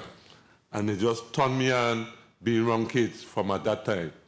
Went away to college, study physical education, just to be around the children them again. So it's always been that love for kids, because that's the gift God gave me. And I realize it. So I just live in it. It ain't me. It's about the Father. And God is love, and you're spreading that love back through the kids. Again, thank you so much, and thank you for your response. Thank you, Mr. Chair, for the time. Thank you very much, Senator Blyden. Of course, we commend you for being the bill sponsor on this measure. It's a very important measure. And thank you, Mr. Henneman, for those comments that you have just made as well. At this time, the chair will recognize Senator Angel Borges Jr., a bill sponsor. You recognize for your 4 minutes. Thank you, Mr. Chair. Mr. Chair and colleagues, you know, today we have two excellent and exceptional nominees here for this honoring. that imbue and radiate persistence and a deep, deep love for the Virgin Islands. And the work that they've done is transformational work, whether they may not realize it or not. So I wanted to start off in the St. Thomas Chambers. Tumba Dread. Yeah. Love, respect, and honor, my lad. Yes, sir. Much love, same. Blessings, my lad. Blessings. I'm happy to see you right now in this moment. And I will say, when I was an employee for Senator Blyden, this bill has been floating around. So I can attest to what you mentioned earlier about you didn't really want to have no resolution or no honoring, and you're putting it off and putting it off all the time. So I can attest that this has been around for quite some time. And I'm happy to know that you're supporting cast and family and friends encourage you to be here now in this time to receive your honoring that you well deserve. So I want to say that out loud and make sure that that is documented, and continue the great work that you do, inspiring our youths, taking them off of the streets, providing them with morals and values and ethics, things that they can carry with them for the rest of their lives, because sports has structure. And sometimes you need additional structure outside of the home to reinforce what we know to be a life value. So continue to do what you do, and you have great individuals next to you in the testifying panel like Mr. Henneman and others who have also endeavored upon this work and continue to do it day in and day out. So I have no question, but I just wanted to at least, spread that love from this district to that district and make sure that you know that I'm in support of any and everything that you do. So thank you for all that you do. And of course, give thanks. And of course, the incomparable Ms. Janisha John. Before I start with you, your father didn't bring no bread? Because I get hungry all day. I never had the bread before. So if I could get a bread, please, at some point, I would love that. But, your parents, I want to thank them for the structure that they've also provided to you, because obviously it resonates throughout the generation to your sisters and your family and your supporting cast. And, 1 minute. I want to thank all that they did. And, I am going to ask you a question, but one last thing, I want to go over here to Mr. Shamari, over here from the Department of Tourism. I never see him so quiet. He's very quiet. And when you all were testifying, everybody was teary-eyed, I even looked in the audience, people was teary-eyed, and those were tears of joy. I even had a little moment over here myself, because I could feel it. It's so good to know that there are moments like these that we can all just get together and just share in the good work of life, Just to let you know that what you're doing is the right thing, and to continue upon your path and making a transformational change for the people that you love and care for here in these Virgin Islands. So I want to thank you for that. And I wanted to ask if there was one thing Time. could tell this generation right now, listening to you, what would be that message? What would be that one thing you would tell those young ladies or young boys who may want to endeavor upon, your career path? What is that one thing that you would like to share with them that they should hold on to as a life lesson, as something that would help them on their journey? Thank you, Senator. Again, I'm just so grateful and humble that you saw this to be fit for me, to honor me in this matter. And so I'm just so grateful for you and your team. One thing I would tell the young people of the Virgin Islands is to believe in yourself and to take those risks for yourself, right? Don't wait for anybody else to do it. Take those risks for yourself. But most importantly, don't forget who you are along the way. You have to remember where you started, where you come from, where the basics were taught to you, where you develop who you are and what those desires are in life for you. If you forget that, then it is not worth it, right? You got to remember where it started, where your foundation, to be able to go out into the world and do great things. And so I would just encourage them to always remember where you come from, who you are, this community, and to take those risks. Don't be afraid. Like if God puts it on your spirit to do it, you could do it. Okay, excellent. And before I finish, Senator Gittins wanted to apologize to your parents. He wanted to recognize them, so I'm putting that on the record. And I still want my bread because on my feed a couple of weeks ago, I heard MC Bogle start up with his butter bread business. And he in here today. And he was very, very serious about it. I'm not sure which butter bread he was talking about, but I'm surely sure it's not yours. Because from what I'm hearing, this butter bread was excellent. So are you looking for mine? Whenever I reach, I'll say thank you very much. But Mr. Chair, I won't belabor anymore. Thank you for the time. And I appreciate all of the commentary by you, my colleagues, and looking forward to moving forward. There is an amendment that will be offered by the senator from the West, Senator Johnson. Thank you, Mr. Chair. Thank you. Thank you. Thank you. Thank you. Ms. John? Yes, Senator. Well, I don't know you personally. You know, I'm really joining my colleagues to say wish you the best in all your endeavors. I know your sister, she's always smiling.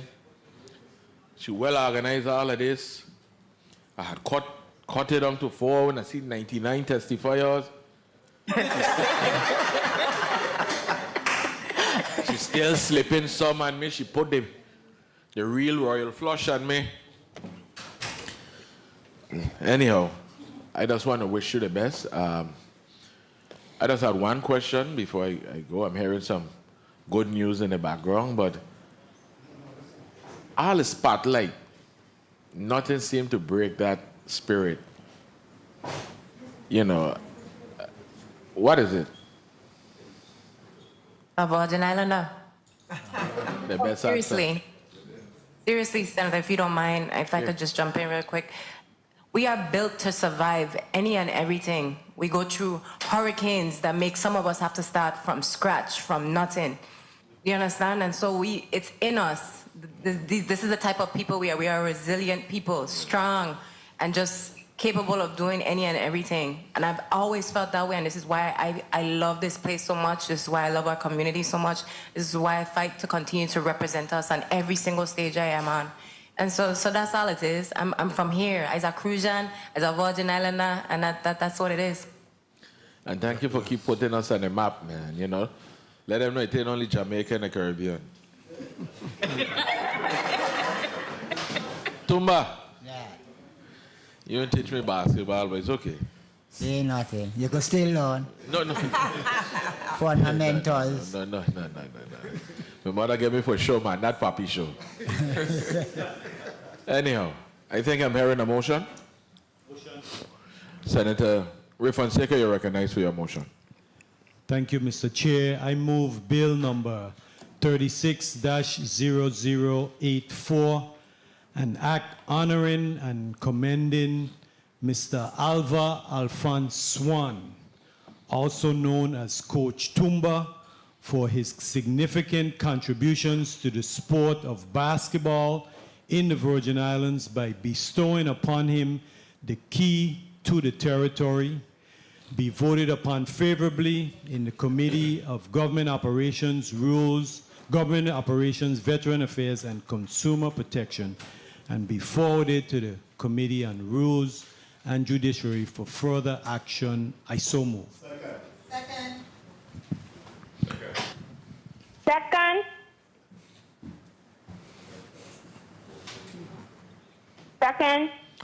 I heard you. Bill number 360084, an act honoring and commending Alphonse Swan, also known as Coach Tumba, for his significant contribution to the sport of basketball in the Virgin Islands by bestowing upon him the key to the territory, has been properly moved by Senator Ray Fonseca, second by Senator Novalee Francis Jr., Senator Alma Francis Heiliger, Senator Carla Joseph, Senator Clifford. I forget. Roll call. Senator Ray Fonseca? Senator Fonseca, yay. Senator Novell E. Francis Jr.? Senator Francis Jr., yay. Senator Alma Francis Heiliger? Yes. Senator Francis Heiliger, yay. Senator Kenneth L. Gittins?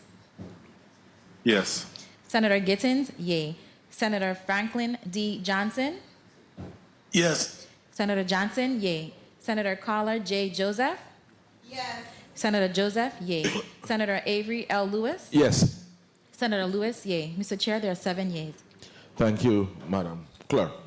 Bill number 36-0084, an act honoring and commending Alphonse Swan, also known as Coach Tumba, for his significant contribution to the sport of basketball in the Virgin Islands by bestowing upon him the key to the territory, has been voted upon favorably in the Committee of Government Operations, Veterans Affairs, and Consumer Protection, and will be forwarded to the Committee of Rules and Judiciary for further consideration and vetting. Congratulations.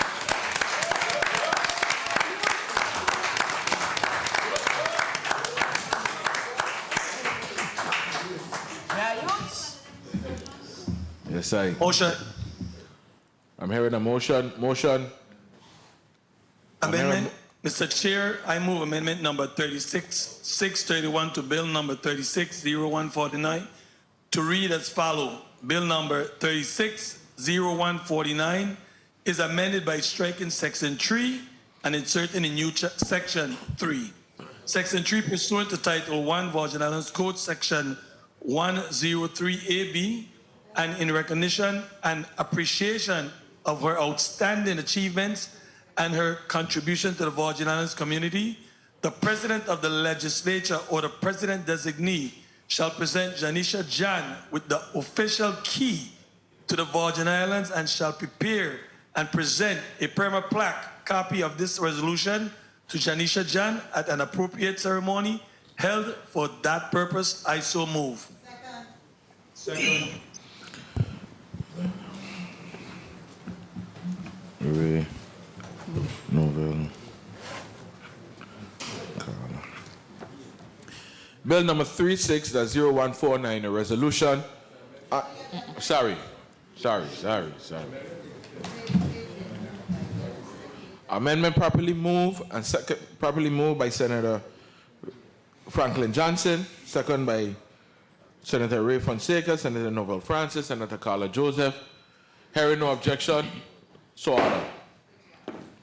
Motion. I'm hearing a motion. Go ahead, Senator Johnson. Mr. Chair, I move that bill number 36-0149, a resolution honoring and commending Janisha Jan for her outstanding achievement, pioneer spirit, and significant contribution to the field of entertainment, modeling, and television production, celebrating her role as a culture ambassador, trailblazer, and inspirational leader of the Virgin Islands, be voted and favorably in the Committee on Government Operation, Veteran Affairs, and Consumer Protection as amended, and be forwarded to the Committee on Rules and Judiciary for further consideration. I so move. Second. Thank you. Bill number 36-0149, as amended, a resolution honoring and commending Janisha Jan for her outstanding achievements, pioneering spirit, and significant contribution to the fields of entertainment, modeling, and television production, celebrating her role as a cultural ambassador, trailblazer, and inspirational leader of the Virgin Islands, has been properly moved by Senator Franklin Johnson, second by Senator Novell E. Francis Jr., Senator Ray Fonseca, Senator Carla Joseph, Senator Alma Francis Heiliger, Senator Kenneth Gittins. Roll call. Senator Ray Fonseca? Yay. Senator Fonseca, yay. Senator Novell E. Francis Jr.? Yay. Senator Francis Jr., yay. Senator Alma Francis Heiliger? Yes. Senator Francis Heiliger, yay. Senator Kenneth L. Gittins? Yes. Senator Gittins, yay. Senator Franklin D. Johnson? Yes for West. Senator Johnson, yay. Senator Carla J. Joseph? Senator Joseph, yay. Senator Avery L. Lewis. Yes. Senator Lewis, yay. Mr. Chair, there are 7 yeas. Thank you, Madam Clerk. Bill number 36, colleagues, Bill number 36.0149, as amended, a resolution honoring and commending Janisha John for her outstanding achievements, pioneering spirit, and significant contribution to the fields of entertainment, modeling, and television production, celebrating her role as a cultural ambassador, trailblazer, and inspirational leader of the Virgin Islands, has been voted upon favorably in this committee, Government Operation, Veterans Affairs, and Consumer Protection, and will be forwarded to the Committee of Rules and Judiciary for further consideration and vetting.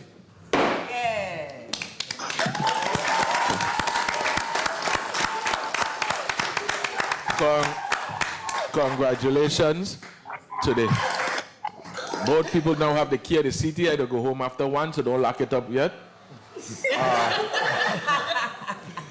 Ms. Janisha John, I'll give you 1 minute to give your closing remarks to the people of the Virgin Islands and to your family and friends.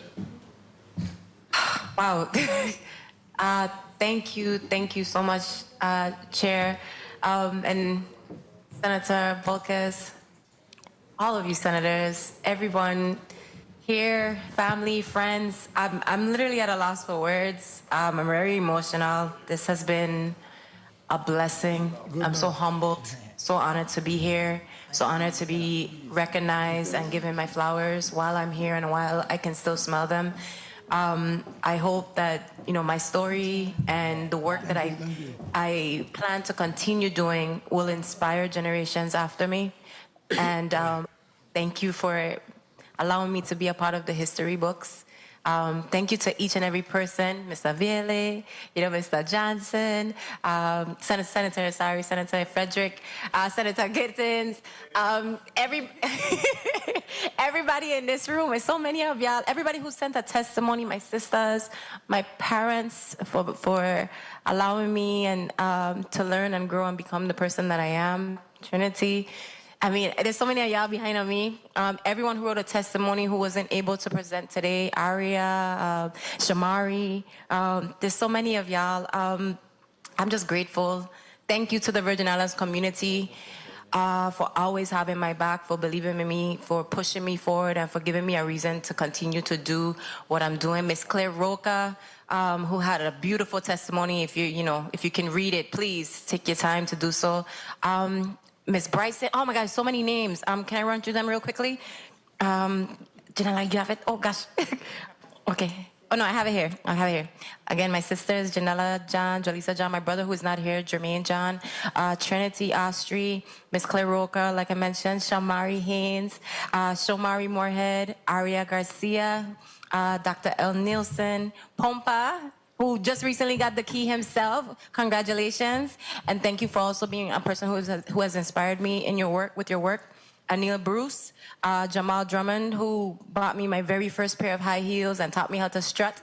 Dr. Varika Bryson, Shalita Schuster, who taught me how to become a little ballerina at the age of 4. Grisel and Ben Mitchell, who taught me modeling and etiquette and how to carry myself with grace and class. MC Bogle, who also wrote a testimony for me.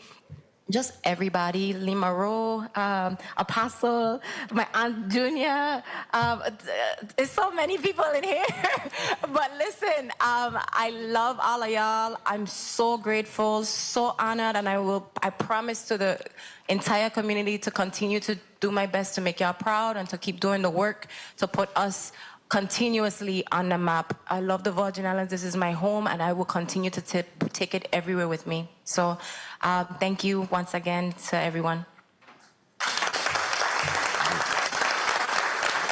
Thank you.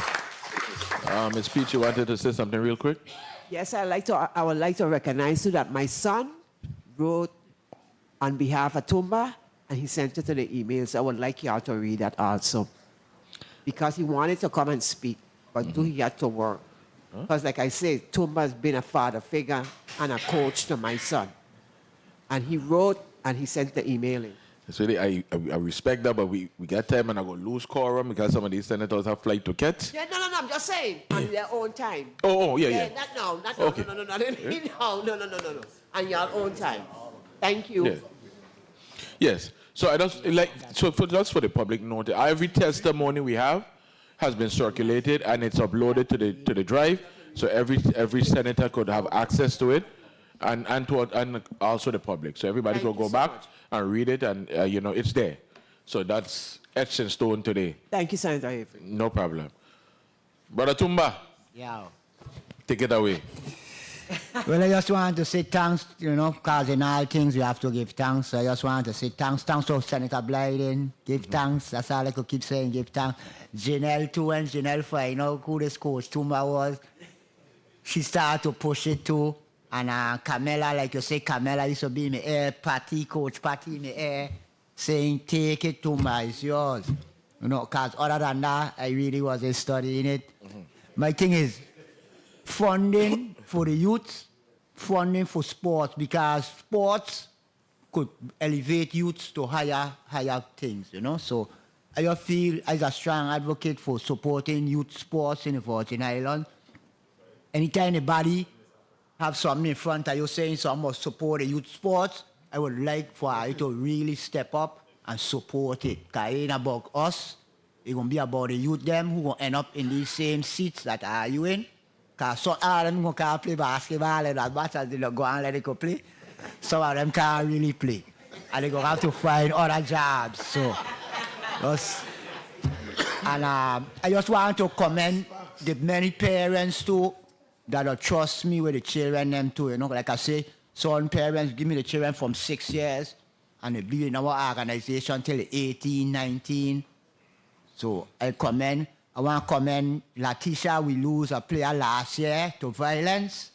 Yes. And I just want Latisha know Kareem will always be on our team. Eh? Nobody wearing number 7 again. Eh? Number 7 in heaven. So just comment to all the parents that trust me with their children. Eh? Love you, Latisha. Thank you. And again, to all the testifiers, Ms. Jan, to all your testifiers and your supporting cast, Coach Tumba, to all who came to give testimony and your supporting cast, special blessings from all of us here at the 36th Legislature, and however we could help, we'll do that. Before I close out, I'd just like to remind us one more time that as we approach this Thanksgiving season, we really have so much to be thankful for. Our families, our health, our freedom, our beautiful Virgin Islands. But as we give thanks, let us also be extra giving. However we could do it. Lend an extra hand, lend an extra plate of food, whatever it may be. Nothing could be too small or too large that we can help our brother out. I mean, a lot of times we only see the extra love right after a disaster or something, but I continue to say if we continue doing this here throughout the years, every day, this Virgin Islands will be a better place. There being no further business to come before the committee and government testifiers, you're released. You may go. There being no further business to come before the committee and government operation, Veterans Affairs and Consumer Protection, this meeting is hereby adjourned. God bless, peace, and love to the people of the Virgin Islands.